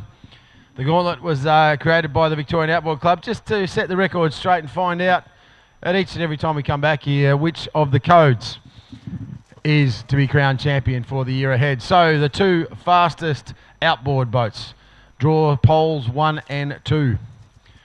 The 2 fastest displacement boats draw poles 2 and 3, and the 2 fastest hydroplanes draw poles 3 and 4. It's a 3-lap dash to decide the champion of the codes. Right now, I tell you what, the always pumping machine of Dennis Pasala is probably the one to put your money on. He's been really faultless, and he's got a couple of thousand horsepower under the right foot there. But Sam Lucas, he hates losing anything, and traditionally these S3000 powered boats, because they turn so hard, are able to more than make up the ground in the corners that they need to get in front of these big boats. But we'll wait and see as we await the blue flag between the Battle of the Reeds. The Silver Fox, Bobby Reed from the Glenmaggie District Boat Club, up against his son, Drew Reed, in Tickle Pink.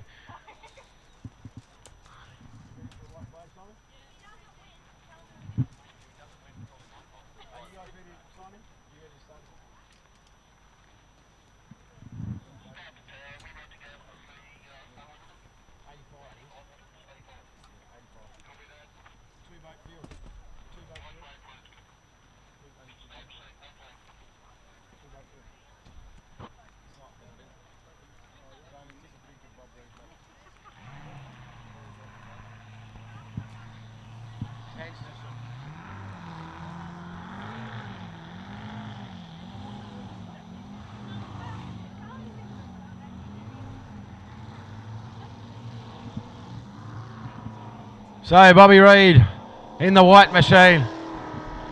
The Silver Fox. Done more race miles than anyone that I know. Been racing for many, many, many years. I think Bobby's, I don't know how old he is. I think he's nearly getting on towards 75, 80. Oh, 80 sounds good. Up against his younger son. Of course he's younger because he's his son. Drew Reid in the pink machine. Tickle Pink out in front. We'll wait and see what the lineup looks like from a pole point of view. 85 mile an hour, Bobby Reid. There'll be no love lost here. This is father and son. They're great mates, but this is boat racing. So this is not going to be gifted to anyone. Looks like Bob Reid's pulled the inside pole in this last heat of this race. And commiserations to the other teams that haven't made it through the day. So a bit of attrition, unfortunately.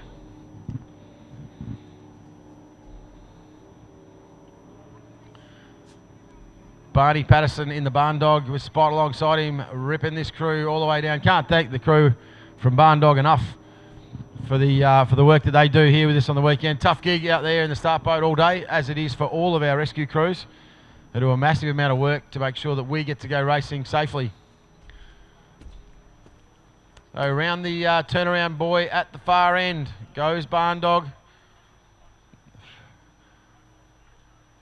Gives the team some consistency and brings them out a nice big sweeping arc. So Spot's job in the boat is to ensure the two boats are lined up and no one's got an unfair advantage. He'll wait to the point where he's happy with that and then drop that white flag.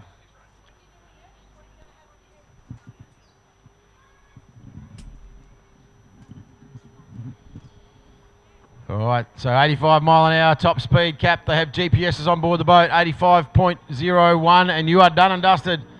Let's go racing. There's going to be nothing in this too. Bob Reid on the inside, the Silver Fox. Drew Reid to the outside. There's only a boat length in it right now across the start-finish line. Oz 42 emblazoned on the side of the boat. Reid's got the inside run. Drew Reid on the outside. So Bob on the inside, Drew on the outside. Nice corner by Bob. Some mid-corner acceleration, feathers it around. Drew Reid, a little bit of a hit on the outside of the pink machine. So he's got one or two boat lengths on him now as they go into the back chute. Drew Reid only heading back to powerboat racing himself. He's supported Bob for many, many years. I think it was about 18 months ago he first decided to pull the helmet on and get out there, and he's absolutely loving it and doing a great job of it. Look at the closing pace there and the entry to that corner. So Drew Reid making up probably 3 boat lengths in the pink machine behind father Bob Reid in the Freedom. Freedom on the inside. Sorry, no, Drew Reid stepping to the inside now. So he's tactically trying to move up the inside. You can see these boats are only about 17 foot long. So porpoising pretty hard at this 85 miles an hour. This is fast.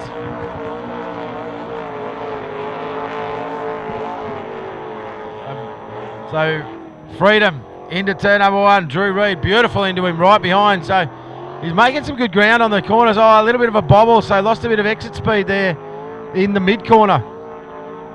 Just unfortunate the boat caught on the crosswash, a little bit of a chine lift. Oh, some big hits from Tickle Pink. Drew Reid in the back, launching the boat in the air and stays flat on the throttle.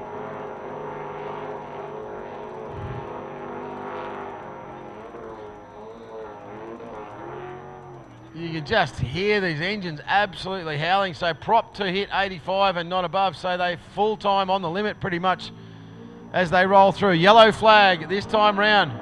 Bob Reid in Freedom. The benefit of the clear water has Drew Reid in Tickle Pink behind him with 1 lap to go.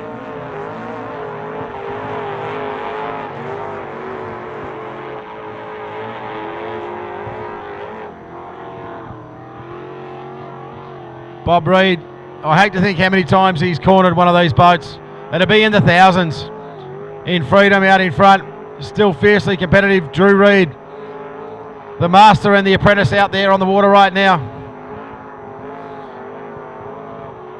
Tickle Pink looking very, very strong. As I said, that pole position advantage just translating. Advantage off the first turn, puts this chasing boat into the dirty water behind. And then they got their work cut out for them all the way home. But 1 more corner to go. Freedom exits turn number 2. Points the nose at the checkered flag. Opens the throttles up, and it's going to be Bob Reid in the Freedom with a beautiful run. The man from the Glenmaggie District Boat Club Waves to the crew, waves to the tower, as is his want. And Drew Reed home, just a couple of seconds drift from pole number 2. Quality run. How good is that? The father and son out there on the water, giving it a bit of what for and screaming little V8 engines.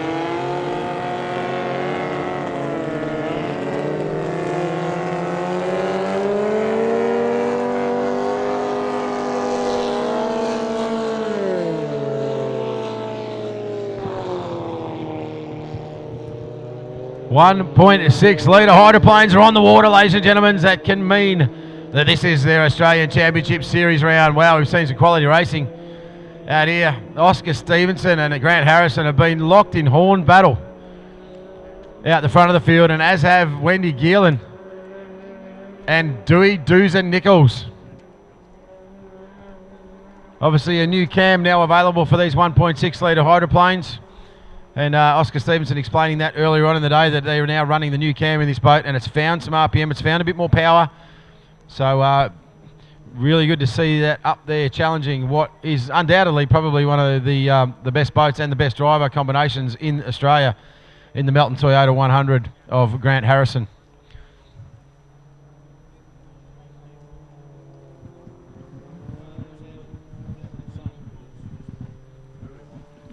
So Wendy Geelan, the Miss Hydromania, the black machine out there, and alongside her, or sorry, just inside her, the red flyer of Dewey Doozer Nichols, the man from Swan Hill. Bit of an icon, he's got his own brand. got a big following on social media, has a terrible sense of humour, but if you want to have a laugh, make sure you get a bit of a like around Dewey Nichols. And you'll regret that for the rest of your life and find yourself blocking him within a short couple of weeks. Righto, they're lined up one more time. I thought I just saw Barney Patterson walk past me here, but who's in the start boat? I reckon it's Barney Patterson. Barney and Spot out there doing the job. We've got this, and then we've got the Gauntlet, ladies and gentlemen. Flag still high. He's held him a long time waiting for the lineup. Here we go. They're off and racing. Oscar Stevenson out wide. The initial acceleration is great out of that boat. Look at this. They're gunnel to gunnel. They are almost kissing on the way in. Harrison on the inside. Stevenson is playing it hard this time round. Does not want to let Harrow get the advantage. He's gone blind in the spray. I can't see him there, but he's still there. Harrison with a great first corner run. Keeps just in front of him. Dewey Nichols is around inside. He's turned Wendy Geelan inside out and come out in front of Wendy Geelan. The drag race in the back chute. Harrison on the inside. Look at the float in this boat. There is nothing left in Melton Toyota 100 to try and keep Oscar Stevenson behind him. Beautiful corner. This is a great course for 1.6 hydros. And by saying that, I mean they can lean the boat into the corner and just run a big arc right the way through the 3 turn, boys. There's no stop starts in the corner. Harrison has this thing trimmed for the moon. Look at the air under the boat. Has to lift a little bit. Too flighty. Stevenson now goes in hard on the rev limiter into that corner. Young gun, full of courage. Out wide. What a big race here for third spot. Dewey Nichols has got the early acceleration in the S15, the red machine. Wendy Geelan, Miss Hydromania on the outside. Geelan having to back off a little bit of the corner. She goes blind in the spray, so Dewey Nichols gets another couple of boat lengths on Geelan. Back to the front of the field. We're still under a green flag. A couple more to run. 4 lap races for these 1.6 hydroplanes. Melton Toyota 100. Grant Harrison now. He's made a break. Water conditions absolutely perfect. Look at the float in this boat. It is just skimming the surface of the beautiful Lake Charm here at Kerrang in Victoria. Absolutely on the rev limit is Stevenson. There's nothing left in the boat chasing. Trying to tighter line now to make up less ground. So he actually probably has made a boat length there. He's got a bit better acceleration. But the battle now on for third and fourth. Geelan gunning a ride line to the outside. She got hosed off. She won't make that mistake again. Dewey Nichols, he's flying. The bobblehead, the orange helmet of the open-faced shovel nose hydro S15. Watch him through turn number 1. Geelan leaves the lane, holds him a little bit tighter. Dewey Nichols goes in hard. And he's got the inside run on Geelan, so he's done it again. Harrison now, yellow flag. 1 more lap for Melton Toyota 100. Harrow just floating this boat to perfection. Oscar Stevenson dancing sponson to sponson. Hyper aggressive on the lead into the corner. You can see him just reefing the big rudder and the big turn fin of the 1.6 hydro. Every nut and bolt in that boat is under tension right now because Oscar Stevenson, he wants to get Harrison in one of these races here today. Dewey Nichols now on the inside. I tell you what, Wendy Geelan had a good run that time through. She's got some pace on Dewey Nichols, so she got a great exit.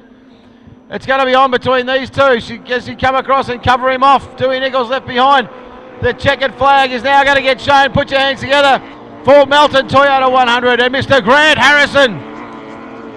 What a drive from Harrow. Pushed all the way by this man from the Victorian Speedboat Club, Oscar Stevenson. Wowee. This is turning into a grudge match battle between these two hard chargers. But the experience of Harrow proving too much at the front of the field. Wendy Geelan now getting a break on Dewey Nichols. As she being forced wide for most of that. She's now found the lap line. She's coming in tight on these pins. Got some clean water in front of her and she's making the most of it. That's a beautiful turn from Miss Hydromania now. Just lets the boat run out wide, so good exit speed there. And that's what's made the difference. She's caught in a fight with Dewey running his lines. And now she's coming out a little bit wider and using the boat speed. So third spot on the podium, Miss Hydromania, Wendy Geelan. Put your hands together for her. That was a hell of a battle. And she's got the better of this man. Superstar running the older technology open boat. He'll be stiff, he'll be sore, he'll be battered, and he'll have a smile like a Cheshire cat. S15 and Dewey Nichols, ladies and gents.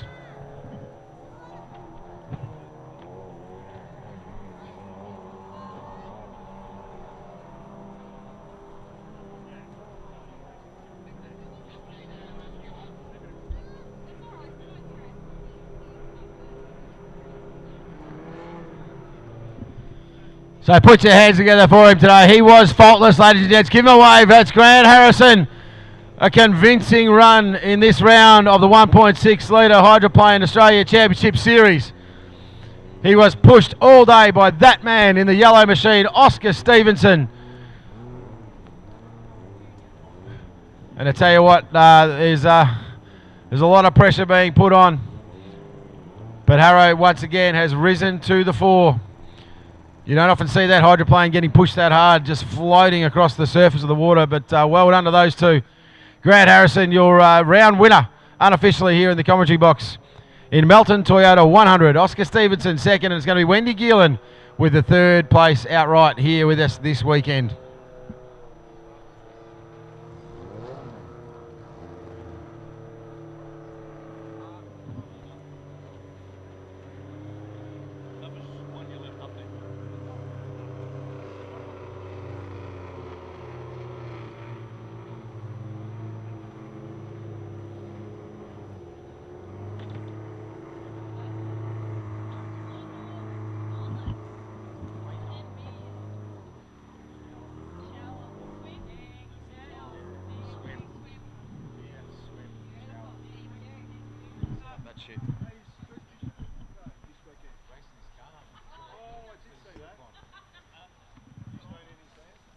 Oh, we camped outside it.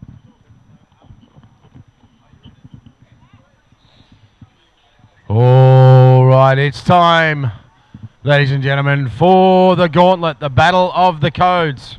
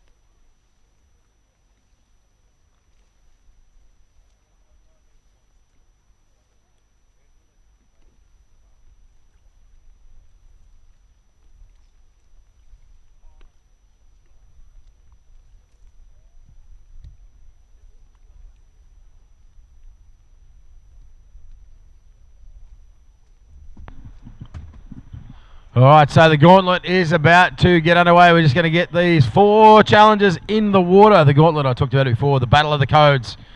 The outboards versus the inboards versus the hydroplanes. Pole 1, he's earned that right. The fastest outboard of the day goes to Armourine Jackson's Sam Lucas in the Armourine Jackson's Lucas Tree Services machine. He's going to run a pole 1 all the way from the Adelaide Speedboat Club. Mr. Adam Smith, Adam's Test and Tag, has qualified into pole number 2. To his outside, he will have the big displacement machine of Dennis Pasala in Always Pumping, giving away about 1,500 horsepower. And to the outside will be the team of Gator. So 4 of the best Armourine Jacksons up against Adam's Test and Tag. Hunting them down will be Dennis Pasala in the Always Pumping rig, and to the outside, the big hydroplane. Who will it be? Time will tell. Won't be too far away, and ladies and gentlemen, that is going to finish our day. Hope you've enjoyed yourself down here on the bank. If you're going to have a swim, if you wouldn't mind staying in the little swimming area for me down there, young fella, that'd be great. I don't know. I reckon Sam Luke's going to be pretty tough to beat out of pole number 1. But if Dennis Basala does what he's done all day in Always Pumping, he's been launching that big rig out of these corners. He's going to be a tough one to beat. But the winds and the condition has held beautifully. A little bit of a breeze come across before, but it's settled back down again now. So just waiting, a bit of congestion down there on the boat ramp, and we've got the next couple coming in. So I can see Marine Jackson's Lucas Tree Services in, Adams Test and Tag, the Gator is in the water out there, and then we just got to put the big rig of Dennis Basala Always Pumping in. And then we're going to go, I think this is a 3-lap or a 4-lap flyer. So 4-lap dash to decide for this year who will take home the trophy. It has been won by all of the codes over the time that we've run this event. It's been running for about 8 years now. We have had Hydroplanes. GP1 has picked up this at one point here. We've also seen a 6-litre hydroplane win it. We've seen Blown Displacements win it. I think Keith Hamilton might have picked this one up in Chasing Cash back in the old days in his 6-litre boat. And we've also seen the outboard tunnel boats take it out. So it's wide open, this one. Obviously conditions are the faster turning tunnel boats on the inside, but I tell you what, when it starts to lump up a little bit, the big displacements, they make some big holes, so you got to keep your wits about you when you're pulling 120 mile an hour in one of these tunnel boats.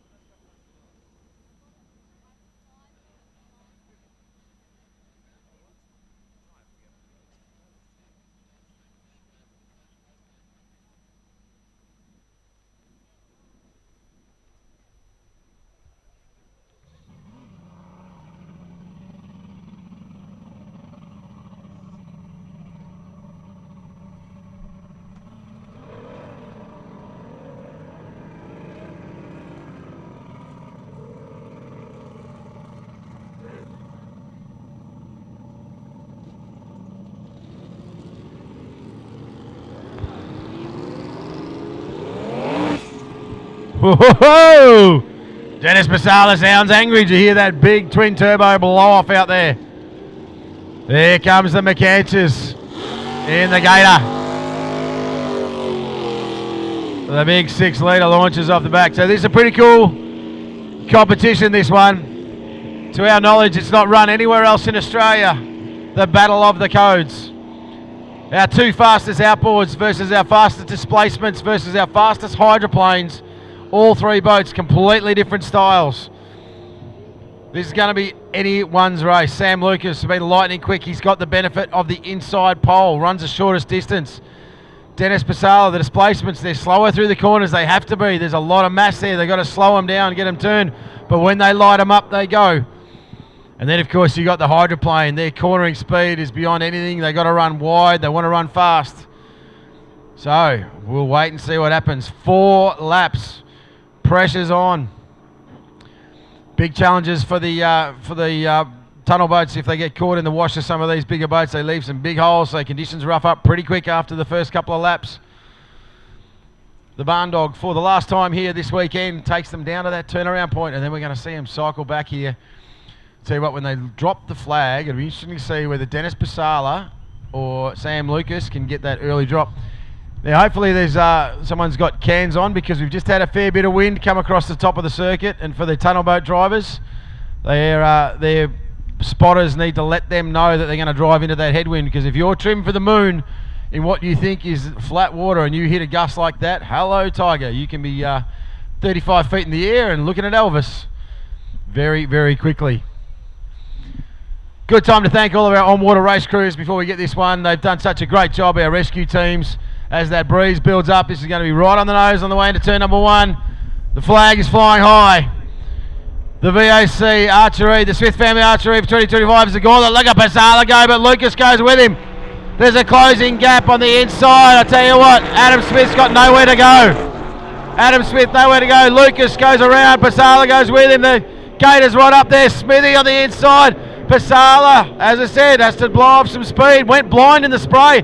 Lucas out in front. Look at the gator go around the outside. Pasala takes a minute to settle. Watch him go up the inside here now. He launches on it. Adam Smith, the Adelaide cruiser, going bananas. Second spot right now in the Gauntlet. The Frankenstein engine, it's only got 2-3 laps to go. Can it hold in there? Pasala on the inside, the gator on the outside. Sam Lucas has got clean water in front of him. Listen to the revs on the S3000. Oh, buries it in hard, sees the wind in front of him, has to settle the boat. Oh, Pasala's out. Always Pumping is out. They are gone. The displacements hang up their hat. The gator now. McCants at the wheel. He's hunting down Adam's test and tag. Adam Smith, the man from the Adelaide Speedboat Club, in front of him. Sam Lucas out in front. He'll come this time through and he'll see the Always Pumping machine of Dennis Pasala. That'll give him a little bit of a lift. Oh, Lucas has nearly pinned it. Settle it down, Sam. He's hit that wash. And he's nearly gone for the moon in the third last lap of the day. Settle it, Sam. There's holes everywhere. The big hydro ripping it up. The GTR dancing sponsor to sponsor. Adam Smith looking much more settled and fast. Adelaide's finest here with us this weekend, representing his state. He's keeping the gator, the big 6-litre hydro, roaring into turn number 2. There's a caution flag out there. We got Pasala. The canopy's popped, so he's okay, but unfortunately for the Always Pumping machine, shut it down. Lucas, let's hope he's a bit more reserved this time through, but I doubt it. The Armarine Jackson's Lucas Tree Services machine glinting in the afternoon sun. That is full bottle. Nothing left in the S3000 as it comes in. Watch the turn. Slams it down hard. 5 Gs going through your body. Your head gets thrown inside the canopy. On the trim, lift it up. Full throttle all the way through the corner. Let the boat find its way. Yellow flag. We've got a lap to go. Adam Smith, this boat looking beautifully balanced, hard and flat and fast. And the gator right on its heels. Smithy's looking in his mirrors thinking, please no, that would look very menacing. The big 6-litre green and gold flyer. But Lucas, settle it down. We don't need a show reel on the last lap on the last corner. Put your hands together. The winner of the Gauntlet, the Battle of the Codes, Armarine Jackson's Lucas Tree Services, Sam Lucas. Here comes Gator. Where are you, Adelaide fans? Adam Smith, he's got to hold it off. He's out clean. He trims for the moon. Look at the rooster tail. He's on the power. Gator coming to the outside. There's going to be nothing in it. Smith to the inside. Gator to the outside. The checkered flag flying high. The Gator always launches. It's Adam Smith. The Adelaide fans go wild. Adam's test and tag just holding out the Gator. I'm going to need a Panadol and a lie down after that one. Neil Cullis shakes his head from the camera position. Wow, what a race. Oh, just need to catch my breath after that one. Even Will's fainted. Look at this. Unbelievable.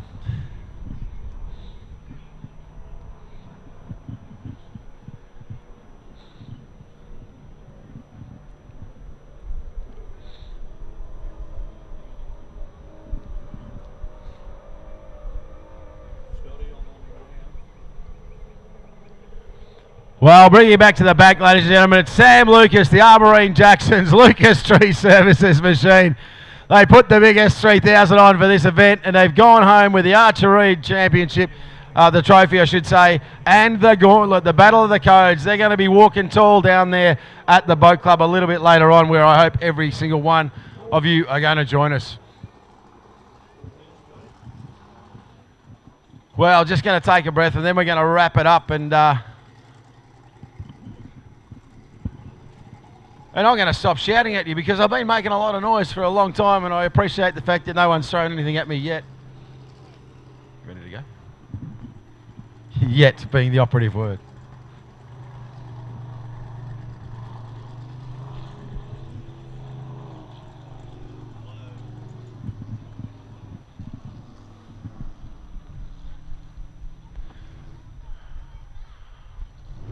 Oh, I think, are we live, Scotty? I can't see you in there. Well, I can see the door open down there. He did give me a nod before. Okay, we are live, so sorry about that. Semi-professionals down here. Hey, ladies and gentlemen, on behalf of all of the members of the Victorian Outboard Club, and thanks to the team of GP Hydro live streaming, we really hope you've enjoyed today. This event has become a family event. It's got some incredible racing. Today we've decided 4 Australian championships here on the banks, and congratulations to every single one of our competitors that were here with this weekend. Some huge stories, some highs, some lows, as always. It's a rich, colourful event here on the beautiful banks of Lake Charm here at Kerrang. Tonight we go to our SIDS auction, and we do our best to raise as much as we can for a great cause in honour of the kids from SIDS and Archer Eade. We'll be presenting our trophies. We've got a great charity auction. I want to say on behalf of everybody here, a big thanks and a shout out to all of our rescue crews, to the team of GP Hydro live streaming, to Paul, to Neil Cullis behind the camera, to our producer Scott Lambert and all his crew. They make such an effort to bring this to you and to immortalise what happened here in history. As I said, we ran Australian Championships. We had people come from South Australia, from New South Wales. A huge shout out to all our competitors. To the members of the Victorian Outboard Club, the president, the whole box and dice, I want to say thank you for all the work you put in. As we pan across here and we see the driver and co-owner of Arboreen Jackson's Lucas Tree Services, Sam Lucas on board the boat, Stuart Jackson hoisting the flag high. We hope you had a great day. Thank you so much for joining us on behalf of the club and all the sponsors, and we'll see you back here next year at the Archer Eade for 2027. My name's been Murph. Hope you had a great time. Big shout out to Levi Witten. Thanks for everything that you've done today. We'll see you next time.